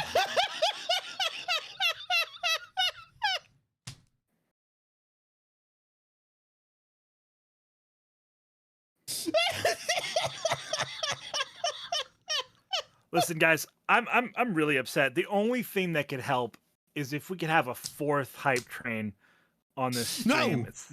No. It's the only thing that could help. No. No. Stop. Cease immediately. I'm sorry. Apology accepted. I should have known better as an empath.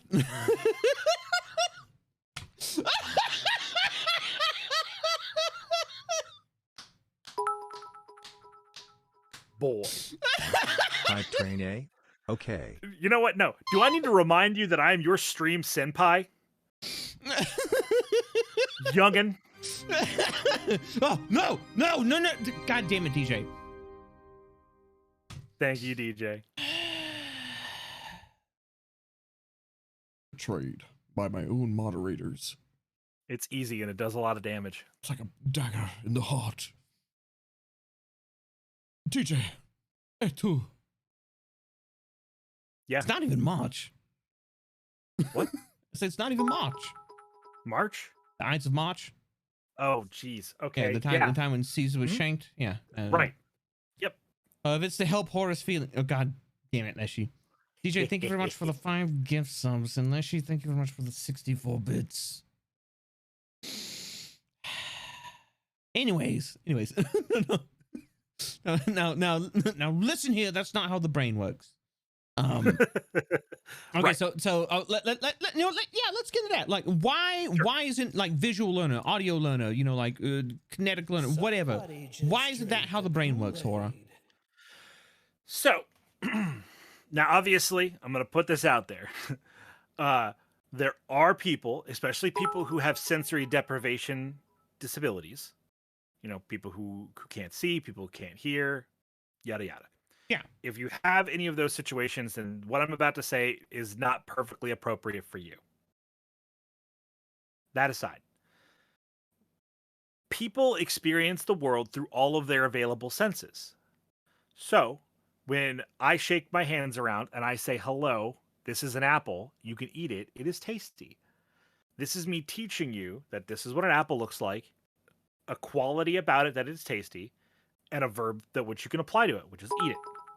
I'm teaching you how you can interact with an apple.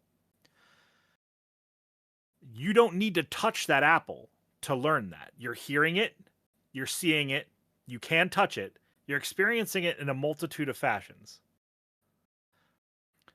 Oh man, I lost my own thread there.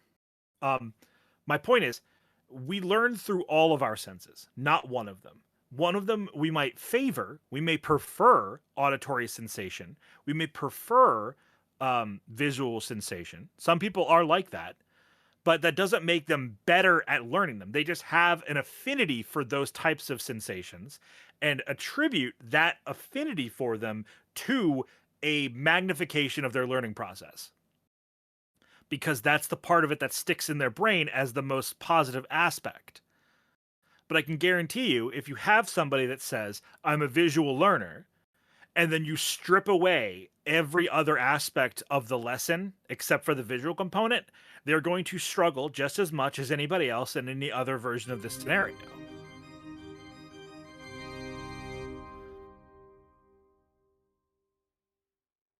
Because the brain is always processing in every way.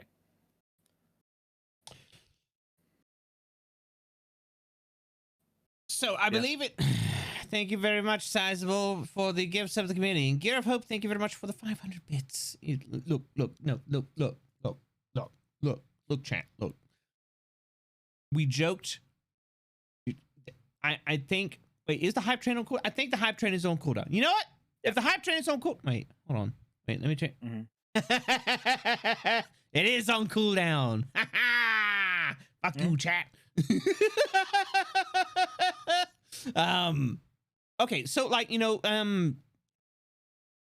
laid out, like how the brain actually works. It's, there's a person's affinity for a certain sense, or, like, method, which, they equate to a magnification of their ability to learn.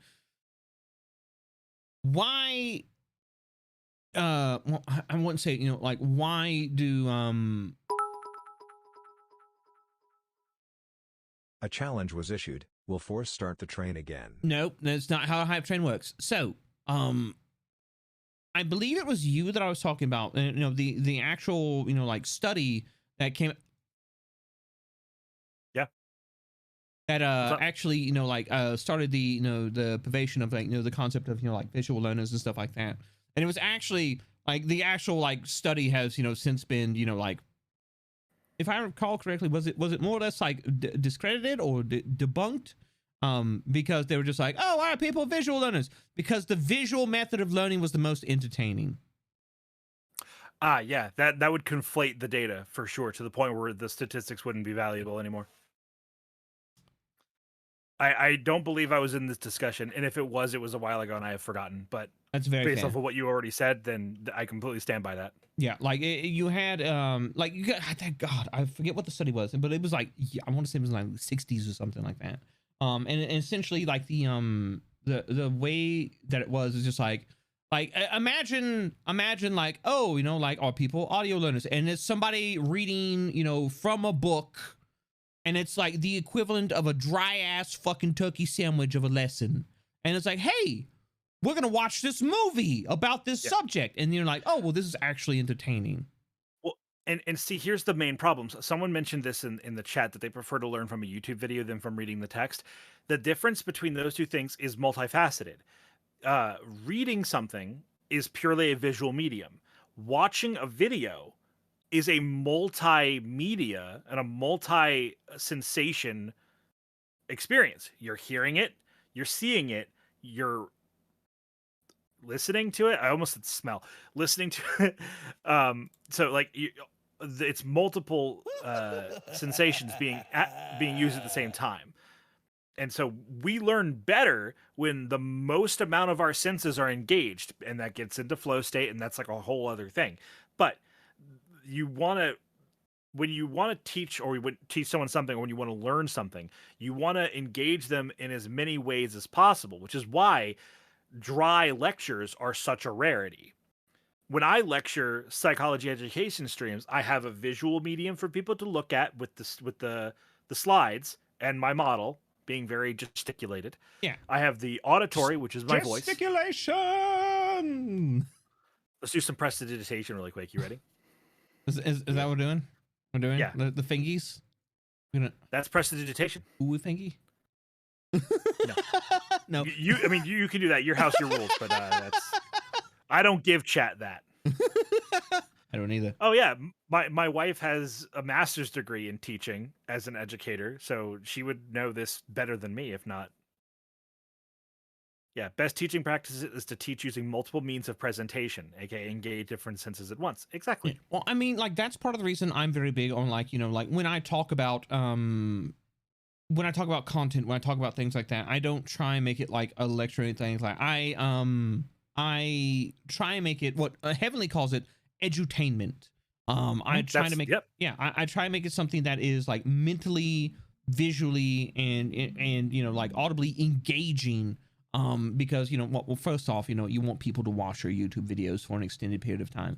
Second off, that is, it's through that method that I feel like people, like they're going to pay attention and like learn, because you're engaging them not just with this dry ass, turkey sandwich of a lecture, but you're making it entertaining. You're making it something that they're like, I remember that, because there was this funny bit sneaked into it. Having a great stream.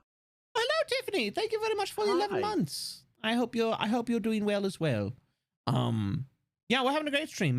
We've got my good friend Horatius the Dwarf here on twitch.tv/Horatius the Dwarf. If you want to give him a like, you can type in !collab, and his Twitch link will pop up. I highly suggest it. He is a masterful entertainer and educator, and somebody who has more than earned my respect and admiration many times over.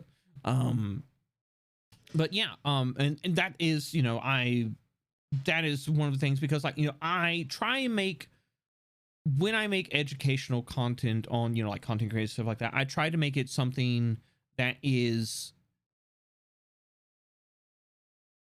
what I would sit. No, I had to collect my thoughts for a second. My podcaster, you know, my podcaster speaking patterns kicked in when I just stopped talking. I try to make it something where if I was going to sit down and watch it, I would, you know, like I would actually pay attention to this. I would not click off. And like I take that as a measure of like, look, if my ADHD ass can sit here and focus on this, I think that's a pretty good measure. No. Yeah, for sure. Tiffany, I know and adore your charity work. If you ever are doing a charity that is mental health focused and you'd like to have someone come on from the field, I would be honored to lend my services to you. Sorry, I really have like a platonic like crush for Tiffany's work. She does amazing charity stuff. No, like, Tiffany is amazing, and is putting just, you know, like amazing energy and stuff like that in the world. I unfortunately am in a position where, you know, like I have my entire team to provide for, and I've had to turn down charity work. And like it gets me sometimes, because, you know, I have to focus on the, you know, like the hard right here of what is in front of me, and Yeah. you know, like making sure my employees get paychecks and everything like that. And I hope one day I can also aspire to the level of fucking helping people that Tiffany does. Like, Well, I absolutely get it. I wanna touch on this, and this is not to like dote on you, What? but it is my honest thought. You do a lot of good in the community. It may not be charity work in the same sense, or it might not look the same, but I think you do a lot of very, very good, positive things for our subculture. And thank you.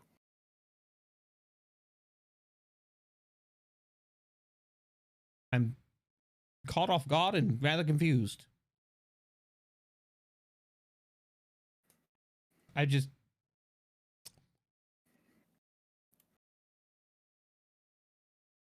I can explain if you'd like. sure, because Sure. I don't understand. So let's do a thing. Uh-oh. I'll do this very, very concisely. We'll go for the throat. You know, that was a term we were using the other day. But I need that for voice acting. Right.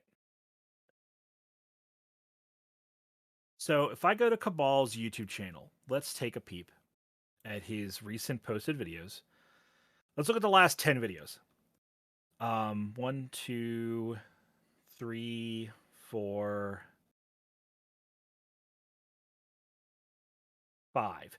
5 of your past 10 videos are dedicated to improving the knowledge floor of our subculture of content creators. Yeah, I enjoy it. It's a fun topic. Right.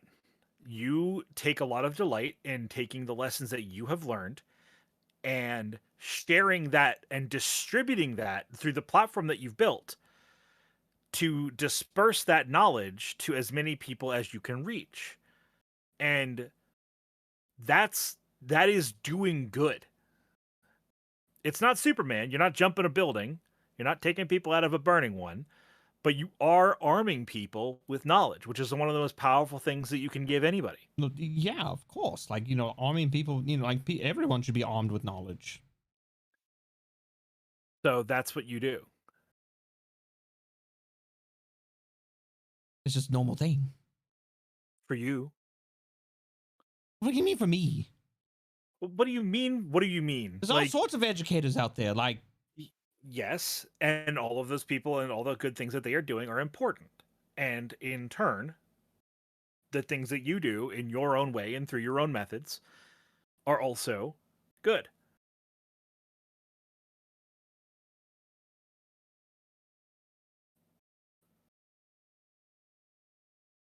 I didn't come here to be attacked today. Listen, if I drew my sword, you'd know. Like, Cap, I'm not a killer, but don't push me.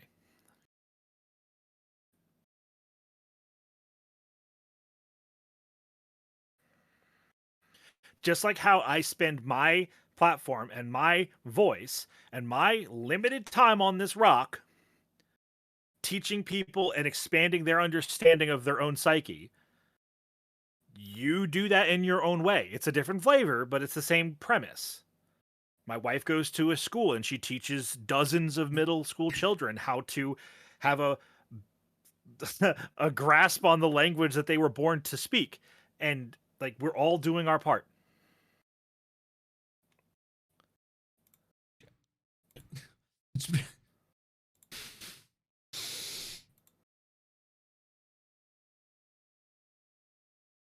This even the song is apt. People aren't gonna hear that on the VOD, but it's Subhuman Self is playing right now from Guilty Gear Strive, and I'm just like, I can hear the leave me alone, chat. Okay, no, like here's the thing. Like I don't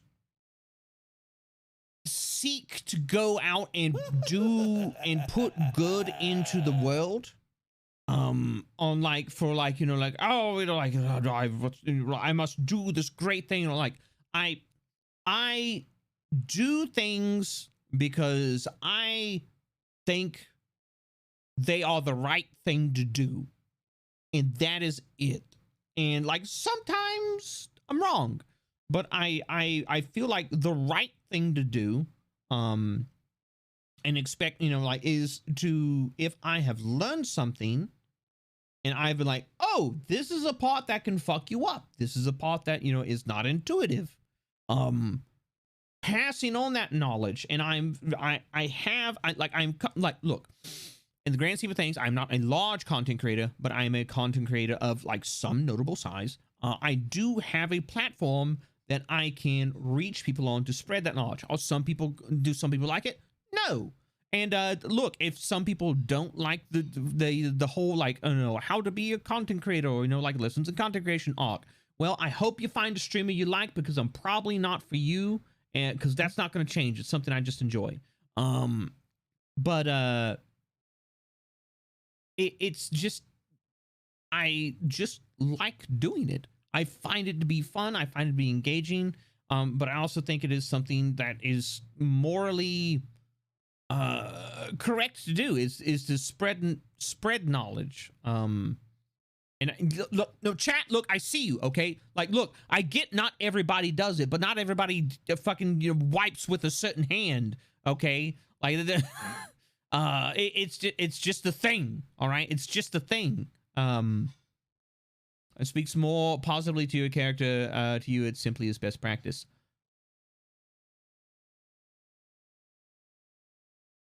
Not this bullshit again.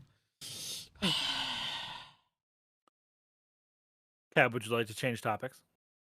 Please. Sure. I'm gonna go pee. I'll be back in a minute. All right.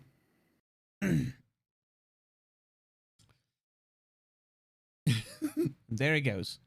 I can't confirm in the time I've known both Cab and Horror, I've learned much about myself as a person, my craft, and my creative endeavors. I've appreciate them as powerhouses of knowledge in their respective fields, but also blessed to call them friends. Love you guys and thank you for what you do. God damn it, Pumpkin! How dare you? How dare you? The problem is that what was once deemed to be great evil is seen as more mild nuisance these days. People are so horrible in general. It's rare to see someone do something that's basically nice for a change. You know, Philia, I'm going to disagree with you on that. I'm going to disagree with you on that on a very, very hard level. People in general, not horrible. People in general are good people. The fact of the matter is, though, is that we are each trying to make our own way in the world and live our own lives, and the people that are out there with more nefarious means and purposes are more often not much louder than the majority of the people who are out there just trying to do their best or help others. And yes, no, Nightclub, you're absolutely right. Survival is selfish. There are a lot of people out there who are just surviving. And when you are in survival mode, when you are trying to survive, it does not leave a lot of room for kindness. It does not leave a lot of room to larger voices. Better use the phrase there. Okay, you know that. Yeah, that's fair. That's fair. Yeah. And you know that's a lesson I personally have learned. Like I said before, you know, like I used to be homeless. When I was homeless, I was kind of a dickhead. No, I will go ahead and say I was an absolute asshole. Because I was focused on being able to eat the next day, instead of like what I can do for others. And when you are in that sort of situation, you are, you know, like at the end of the day, we are, you know, animals, hyper intelligent, you know, exaggerated monkeys. And when you're trying to survive, you kind of return to monkey in the worst way possible. And it's, you know, that's why we have, you know, that's why we hold up people that are exceptional in extremely adverse circumstances as being exceptional, because they are exceptions. I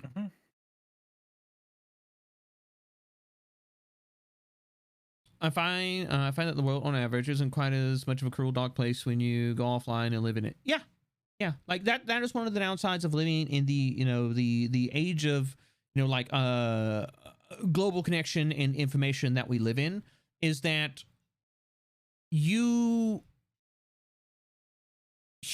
are all right, correct me if I'm wrong, Horror, but humans are geared towards remembering negative experiences as a survival mechanic. Kind of. So the the instinctual aspect of our brains will recall moments of interest, moments of import. And what you're referring to specifically is I ate some berries. Later, I had to poop a lot. Those berries are bad. I'm not going to eat those berries anymore. You connect, maybe even incorrectly, that thing preceded was the predicate to a behavior, and therefore the antecedent is that I will no longer the consequence is that, ABC is how we do behavior. It's antecedent, behavior, consequence. So the antecedent, ate berries, posted something bad on Twitter. Behavior, had to poop a lot, got canceled off Twitter.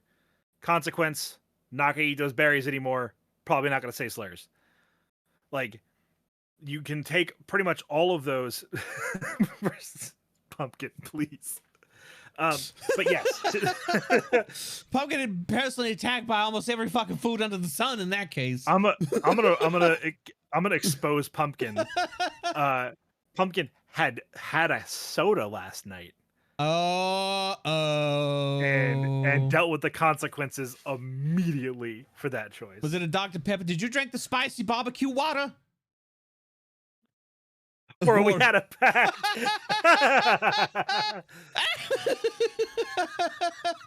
Whoa, hold on. I just lost a follower on Twitter. What's that? Oh, Pumpkin's not following me anymore. That's weird. I've been blocked on. All right, no, I'm kidding. Oh, weird. Strange. Who knew? But yes, so there is a truth to that our brain associates bad times to, you know, survival, and we focus on those stimuli because our brain goes, hey, we can like forget stuff sometimes, but we really can't forget, you know, things that put our life on the line. Yeah. God, I forgot where I was going with that. But wait, what was the spicy barbecue water? Okay, so context for those of us, for those that don't know, our good friend Pumpkin Potion, she is a amazing content creator as well. She deals with, you know, like physical challenges to include, like dealing with adverse consequences with certain foods, which leads her vulnerable to, if she intakes certain things, intestinal distress. And, yeah, I was gonna say gastrointestinal distress. Let's put and it so that we were way. talking about being attacked by certain foods and like negative experiences. She says like, I had a soda, and it's just like, oh no. Yep. Personally attacked by the spicy barbecue water, also known as Dr. Pepper. Because that Willow's favorite beverage. I can't process food. I am overly good at processing food. No.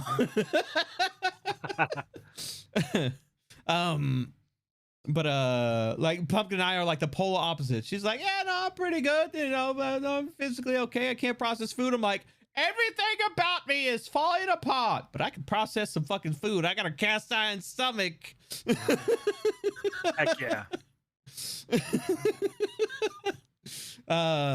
Cab, what's the one thing about you ain't broken? My belly. Put that food in front of me. I'll make sure it's not there anymore. You want to see a man do a war crime? Let's go. Stomach is powerful. Yeah. I eat MREs for fun. Because I like the taste. Mrs. Cat brought me coffee. But so yes. Do you remember like what led me to that tangent of No, because I was in the bathroom. Okay, that's right. Look, if you can't find humor in it, you're not doing it right. Yeah, like me being, I like I'll have to use the terminology. I'm busier than a one-legged man in an ass-kicking contest, and like from a functional standpoint, it's funny because I am. For those of you who don't know, I'm partially paralyzed, in one of my legs. So I have mobility issues. So like you make fun about it because why? Because like, what am I gonna do? Be fucking sad about it otherwise? Oh, my leg don't work. I'm so sad. Can we get 5 gift subs in chat? No, fuck that. I'm gonna go out and I'm gonna make all the the hobble along jokes that I can, because it's fucking funny. Got to take off. I really enjoyed listening to you both. It's been entertaining and informative. Perfect. You both do a lot of good for the communities you're involved in, and I wish you both the best. Until next time. Thank you. Thank you very much, Thumbs up. Shakun. I hope you have a. You're absolutely right. Never play DDR again. I didn't play DDR to begin with. Fucking I have the stupid limbs. Okay, like I factually ate 1 graham cracker. Commit to the funeral. I remember Pumpkin Potion. I can still hear her voice on the wind sometimes. It's like we can still smell the fresh ink sometimes. She was here. It's so sad. But I can't remember. Like I was gonna go off on a tangent, and like then like we got into that the association of like negativity and everything like that.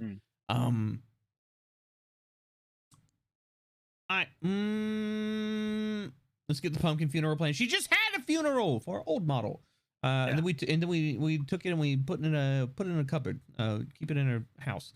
I need that laugh today. Thank you. You're welcome.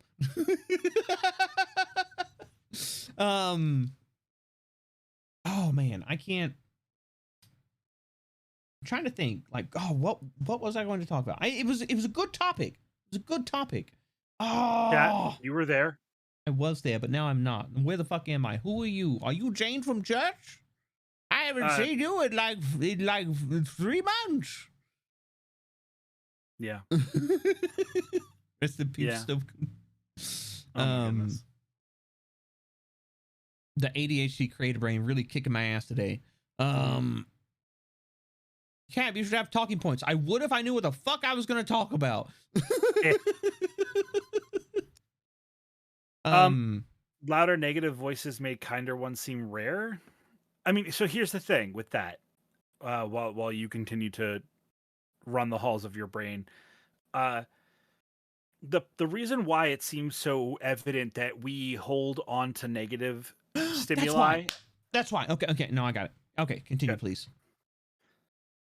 Okay. And don't hold on to positives is let me walk you through this. You have a day and it's overall a neutral day. Nothing goes particularly well, nothing goes particularly poorly until you're on your way out of your employment place and you're on your way home and you go through a drive-through to get whatever, and the person in front of you just decides as a random act of kindness, they buy your meal for you. Now you order like $5 worth, so like $5 is not a terribly large amount of money, but it is a small act of kindness. And you're gonna go, oh, that's awesome. And then you're gonna get your food. You're gonna be all glowing about it for probably 15 to 30 minutes. And then by the time you've processed the food, you've lost the memory of the kindness. Maybe you mentioned it to a friend in passing. You go to the same place a week later, you know, neutral day again, you go to the same drive-through, your order's wrong. Like completely wrong. And the line's super long. So you're like, well, if I go back in line, I'm going to be in line for a half an hour before I get home. And so you just go home and you eat the wrong food. Yeah. It's a negative situation of pretty similar intensity. You're going to hold on to that because it disrupted your flow. One of these things assisted you moving through your day, and the other one hindered it. And so that lack of momentum is going to hold a bigger value to your brain.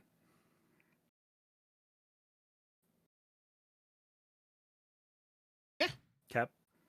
Yeah. And so that is, yeah, that's a pretty good segue. And, you know, it comes back to what I was talking about before. You know, like we live in an age where we are a globalist society, and we have communication over massive distances that we have not had in the past. The ability to garner live information of what is going on in the world at any point in time is at a unprecedented in history level. The downside of that is that all of the foibles of the world are now on front page display for everybody to see. And so, you know, like, oh, you know, I'm gonna have horror saying I have a pretty neutral day. And, you know, like, oh, you know, everything's going all right. And then you're just like, this thing happened here that was fucking horrible. In no way, shape, or form does this affect you on like a personal, like a physical level. But as a human being, you can empathize with, you know, like other people, and like you may be horrified, you may be, you know, like outraged that this thing has happened. And so like overall your day was like meh, and like then you have this thing happen and you're just like, holy shit, that's bad. And it's, you know, the same concept that Horror was talking about. But it's also it sounds callous to say, because like, you know, like, oh, it, you know, like, oh, you know, like it doesn't physically affect you and everything like that. And it doesn't, you know, but you know, you as a human being, we are, I've said it before and I'll say it again, we are not hyperlogical, you know, like, you know, like flesh machines. We are emotionally driven. We are naturally empathetic. We are social creatures. And so like, you're going to, whether you want to or not, have a certain level of focus on that, and you're going to feel that to a certain extent. And if you've just had a bad day and that was like the big thing in your day, yeah, it's gonna seem fucking bad. And the fact of the matter is that, you know, you're more often than not, you know, like Horror said, you know, things that are good that help along the flow of your day, you're going to be like, oh, you know, this is great, and then you move the fuck on. Whereas bad things that are bad, you know, you're going to be outraged, you know, you're going to be upset, you're going to be whatever. Part of the thing that happens now, especially on social media platforms, is that because negative things like that get reactions, the machine learning that is employed by these multiple platforms, whether it be YouTube, Twitter, Instagram, whatever social media platform you do, the machines have learned that these get reactions, these feed into algorithms. And so it has, you know, become this kind of self-sustaining cycle of negativity. And when you look at it in the context of everything that's going on in the world, this is a very small portion of the world, the negative shit that is going on, and the people who are just being absolute shitters. but we have designed systems which are constantly pumping those into our worldview and pumping those like into our brains. And that is one of the reasons I preach so hard on curating your feed, on, you know, like curating like the things that you interact with. And that's why, you know, when I forget who it was, they said, you know, like world seems bad when you're like online and everything like that, but when you go out and you like live in the actual like world around you, like it's actually like it's pretty fucking awesome. Because people as a whole are like, I firmly believe generally kind and nice, because we are social and empathetic creatures. It's just the systems that we have built are geared towards probably some of our worst traits. So, may I cut in? Yeah, go for it. No, take the floor. So, two things. The first, sidestep. I want to make this very, very serious. I'm going to sort of drop the veneer kayfabe aside as we are. That is why discussions like the one that Cab and I are having right now, and other content creators are having these discussions too. I want to give credit where it's due. Yeah. These positive assessments, these positive things that we're doing, you all, every single one of you, need to play your role and engage with these. Like when you see posts on social media platforms that are positive and are, you know, challenging people to better themselves, you need to engage those, because that's how you undo this systemic damage that has been perpetuated by having negativity be the algorithm's favorite flavor. We can't beat that by convincing people to change it because they don't want to, because that's the moneymaker, and like, why would they change that? That's not in their interest. So we start from the ground and support it from the grass. Like you gotta improve those things on our level. As individuals, we can't do anything, but together we can start undoing these systemic issues. Mm-hmm. Absolutely. But going back to the topic, the way I always frame it is, when you're online, you're taking the tempo of existence and you're cranking it up. Because the information era is where we dwell. Yeah. You can go outside. You can go to places where the online presence has a smaller impact, and you'll see people are living the same lives. We're doing the same stuff we've always done, but the speed and the tempo for which they occur, that is what's changed. Yes. So you go to a small, slow town in the middle of nowhere. People are still waking up, putting their pants on one leg at a time, going to work, doing what they got to do, come home, go to bed. Same stuff here, same stuff as online. But online, when the time it takes to go and talk to somebody else in a small town is, I got to get in my car, I got to drive over to the local watering hole and hope that somebody else is there and talk to them there.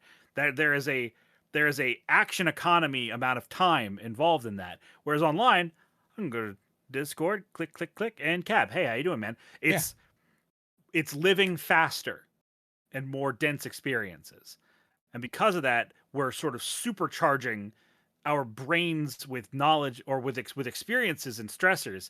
And I'll be honest, I don't think that the mental state of the average person has accommodated the growth rate in which we are experiencing stressors. Oh, absolutely not.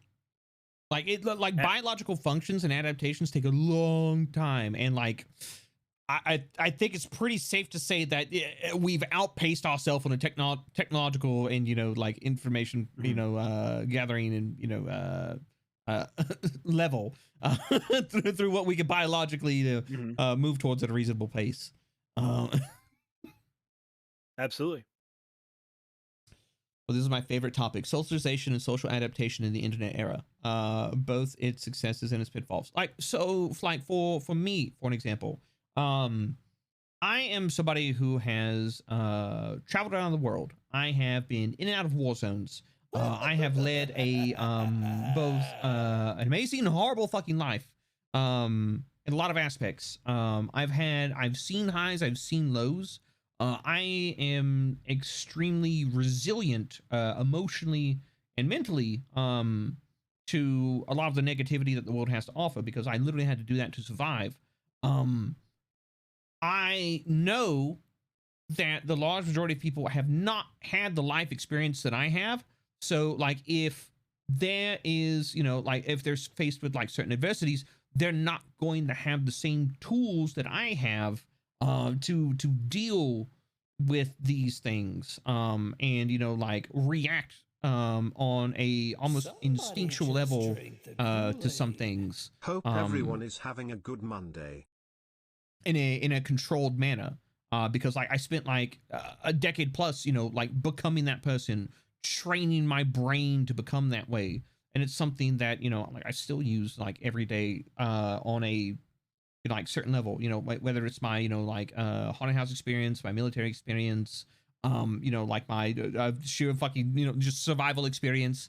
There's a lot of things that have carried over that allow me to, you know, like if I sit down and I do what I want to, I don't quickly adapt to things, but forced in a situation, I can, you know, flip a switch and I go into a mode of just like, I got to do these things and blah, blah, blah, blah, blah. But not everybody's equipped with that. And so, yeah, I would say, you know, like it's expecting everybody to be able to adapt to this rapid influx of information that we have in this day and era is, it's unreasonable. It's unreasonable. I do think, you know, it seems that some of the younger generations are getting ahead of it. Like, you know, everybody memes on the Zoomers, okay? Everybody fucking memes on the Zoomers. But I've seen like Zoomers like masterfully negotiate the tidal flows of the internet and like the bullshit that can go on there. And I'm just like, what the fuck? Like, you know, I'm an elder millennial. You know, I grew up in, you know, like the starting of the internet and, you know, like stuff like that. But like the Zoomers, they're on a different fucking level. Their ability to process, you know, like, yeah, their ability to, you know, gather, process, and, you know, disseminate information is fucking wild.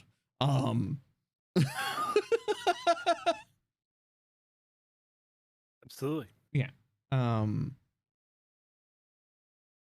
But so those 3 a.m. beans are magical is what they are saying. I mean, like the memes don't make sense to me. They're funny after the funny ones. I get some time to adjust to them. Up at 3 a.m. looking for beans. We barely adopted the internet. They were born into it, molded by it. Yeah, more or less. Yep. But yeah, it does take time for people to adjust. But, you know, like it's yet again, you know, you're having the rise of these platforms, you're having the rise of these avenues and like siphons and, you know, like pipelines of information that we are not as a society adapted to yet. And I'm scared about this generation. I mean, like, look, like the at the end of the day, you know, regardless of what generation a person is like is born into, they're still fucking people. All right, they're still people. Like I'm not gonna be like, oh, somebody's a Zoomer. Blah, blah, blah. Like I use the term like Zoomer and Boomer for the meme potential. Like I know people who are like in their 60s and 70s, and they are just like absolutely fucking amazing, well-read. Just, you know, they have adapted to the flow of society. And I know people who are just like, they're like, I'm 18 and I'm a real piece of fucking work.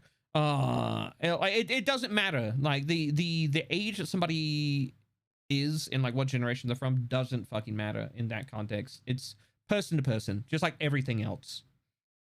Yeah, your generation or whatever you can ascertain some level of perhaps their cultural exposure. Yeah, and like you can you know glean some stuff, but it's all going to be on how they present themselves, right? exactly.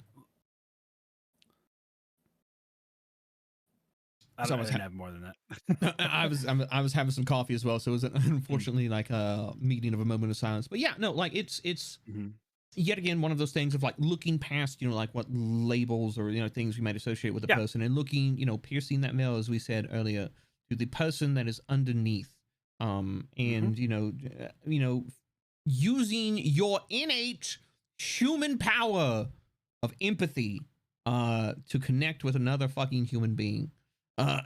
It's not a superpower. It's there. as you know, as somebody who has a very learned sense of empathy, because like, you know, like I said before, life had been cruel to me in a lot of circumstances, and like it tried to beat the empathy out of me, but I've, you know, since backpedaled, and you know, I've, you know, tried my best to learn to relate and understand my fellows in a way that makes them comfortable, and you know, that I can understand people better. That is one of the things that we are graced with, and I think it is a tool that can sometimes be underutilized. But at some time, you know, but also I've seen some of the most magnificent things in the world come from people's strong sense of empathy. So maybe I'm wrong. Maybe I'm wrong. Oh, Can't get away from the empath. Can't get away. Yeah, you can't. I like it, it's a funny meme. Speaking of which, speaking of funny memes, Yes. so you know, like you know, it's a running joke between our friend group that Hora is a like, we've called him a psychologist, and he's just like, he's like, I'm not a psychologist. I'm like, oh, I'm sorry, you're a psychic. And so that was the context for our going live tweet today, which was made by the amazing Salty Joe. But I'm gonna share this with you, chat, because I think it's fucking hilarious. Because you know, we're gonna have Hora the psychic on, and it's he can move pizza with his mind. But yeah, no, it's I enjoy spy quality art. Yes, this is made by the amazing Salty Chub. This is Horror showing off his you know, his psychic degree and all the powers that it entails, because he's an absolutely amazing individual. And you're somebody that I deeply cherish. There we go. He's reading your mind. And with the power of a degree in psychology, the psychic dwarf. Oh my goodness. What is really funny though, is I do often say that I do have powers. Like I do have magic. I can do magic. Because I have this understanding and experience with interpreting people's behavior, it can get really scary. How it's a skill accurately that you've developed, right? Yeah, it can get legitimately terrifying for some people how predictive I can get with their behaviors. And what Willow and I have called it is, if I'm using my powers for evil, is when I get in her head and like get in front of what she's about to do and be like, no, we're not going to do X, Y, and Z. I didn't even say I wanted to do X, Y, and Z. And I'm like, listen, you did this, this, and that. I know you're about to ask, can we go do X, Y, and Z? Oh, Willow, my heart goes out to you. You know, we call it using his powers for evil. Exactly. Thanks. Hi, babe.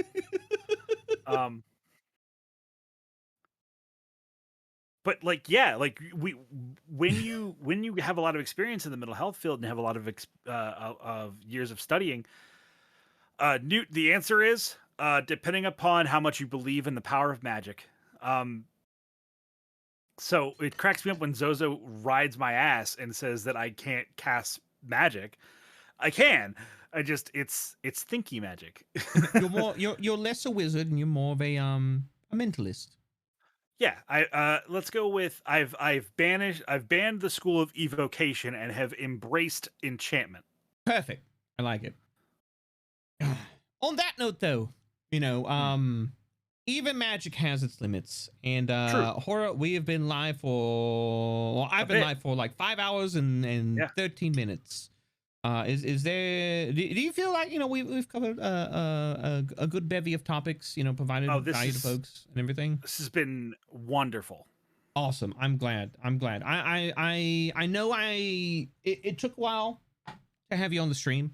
But you know, you know that I'm also a believer of just like, you know, like, oh, you know, like when the moment is right, that's when I like to bring somebody on. And like I felt like with the content talks that we've been releasing, a big aspect of content is mental health. Like, you know, like I've said before, and you know, there is a mental health epidemic amongst creators because it is a very intense field. It is one where like there is this pipeline of information in interactivity that is just like it can feel like somebody almost has to be superhuman to be able to handle it. And a lot of people get burned because of it. And so, you know, I think, you know, with, you know, all the talks that I've had with, you know, like analytics and numbers and, you know, like healthy ways to like deal with these things and, you know, like handle these things that go into content creation, I felt like now was a good time to be like, hey, I know a guy. I know a guy who is really good at what he does. He's a good person. He is somebody who is just an absolute asset to the community. And now is the time to have Horatius the Dwarf on the stream and talk about mental health and talk about the way it can affect you as a creator. Well, not just as a creator, but as a person as well. And, you know, get yet again arming people with knowledge that can give them the best chance to be the person that they deserve to be. And so, you know, like I really want to thank you for that, buddy. I really do. For coming in, taking your time out of your day, and having like these deep and sometimes very serious talks about the various things, not only in life, or not only content, but in life, you know, that can go on and can affect all of us. Because at the end of the day, nobody is immune to it. Nobody is above it. We are all just people, and to a certain extent, we're all in this together. Absolutely. And so, thank you so much for being a part of this, having this talk, doing what you do, not only here on this stream, but on your stream as well. Speaking of which, if you want more of this type of terrifyingly terrific content, you can type in !collab. There will be a link to Horatius's channel. You go check him out. Horatius, what times do you normally stream? Well, school is currently not in session for this week and next week for me, so I will be having quite the amount of indulgent morning streams, which is the time I'm my most powerful. But Nice. normally, I stream Tuesday and Thursday evenings from 5 p.m. EST to 9. That like nice little evening shift. And then I like to do my special events like my interview show and my psychology edutainment streams on the weekends. That's generally it. I'm trying to shape it up, but it'll probably, if it's during the week, the Monday to Friday, it'll be in the evening because I work at a school. Yeah. You're having a whole career and like relationship to, you know, like take care of. Like you gotta do what's best for you.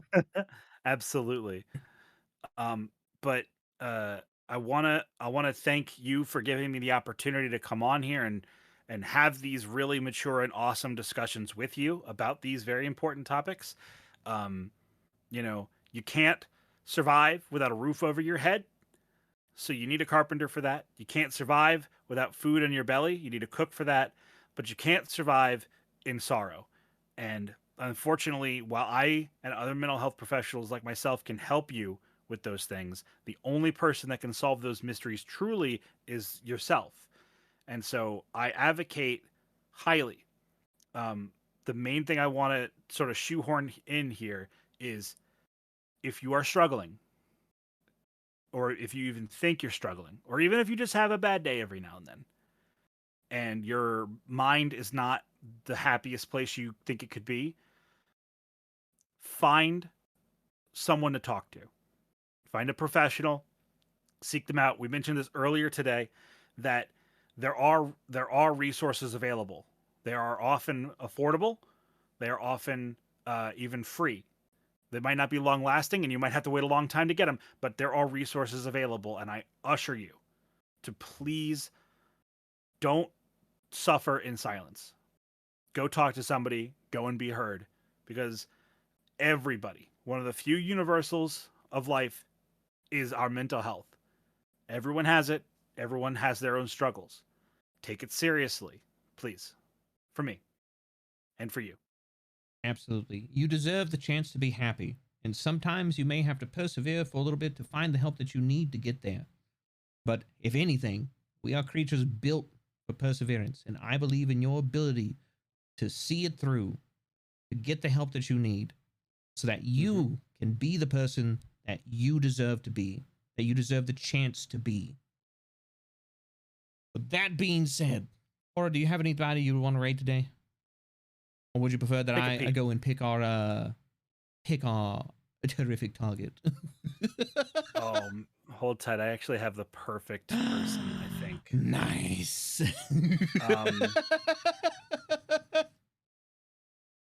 Steady, steady, steady. It's been a frighteningly fascinating stream filled with horrifying, helpful information. Thank you so much for coming, Horatius. Yes, thank you very much once again, man. I greatly appreciate it. Absolutely. It's been a total privilege and an honor to share this space. I hope it's not the last time. Oh, absolutely not. Like, I've got a lot of things going on in the background. I could talk to you about that after stream, but I think I talked to you about it yesterday a little bit. But yeah, there's a lot of things going on. Chat, there's a lot of things going on in the background. I will go ahead and say your cult leader has had to sign paperwork. So look forward to cool shit. Exciting. It's very exciting. That's the one I sent you. We could go there to Corianne, is a very good friend of mine. Or if you want to watch a dwarf absolutely shit themselves, I have one of the other dwarf tubers is live right now. We could do that as well. I'll let you choose. We can hit up Corianne. I have not seen their content, but off your maybe I have. They seem familiar. I don't remember. I have a poor memory. Leave me alone, shit. I highly recommend Corey's work. She is a very valued friend. I actually just interviewed her recently. Ooh, nifty. All right, so let me get that. Corianne VT, correct? Yep, that's her. Okay, there we go. We should get that. Boom. All right, the raid has started. Oh. Yet again, Horatius, thank you so much, buddy, for being a part of this. I greatly appreciate it. This will not be the last time that we will see Horatius on the stream chat. I'm looking forward to having more fearsomely fascinating and terrifically terrifying talks with him. He is a great friend. I definitely suggest go and check him out. Twitch.tv/Horatius the Dwarf. Look out for his streams. Great person, great individual, puts a lot of good in the world. I am happy to share this platform with you, my friend. As for me, I will not be broadcasting tomorrow. I actually have meetings tomorrow. Yes. But I will be back Wednesday. We're probably going to be finishing up the Milia Rage Guilty Gear Strive art. So look forward to that. As for this Thursday, we may be going back into the Wilson world of Cult of the Lamb. And wait, that's Thursday. And then Friday, we may be maybe doing some content talk and then playing a little bit of Apex. Ooh. Who knows? We'll have to see. Or maybe we're playing some Guilty Gear Strive. Have to see. But anyways, I hope you all have a magnificently menacing rest of your Monday. And thank you for coming out once again to the live scream. Have a good one, everybody. Bye, chat. Bye. Get out. It was horrifying. Oh, that's perfect.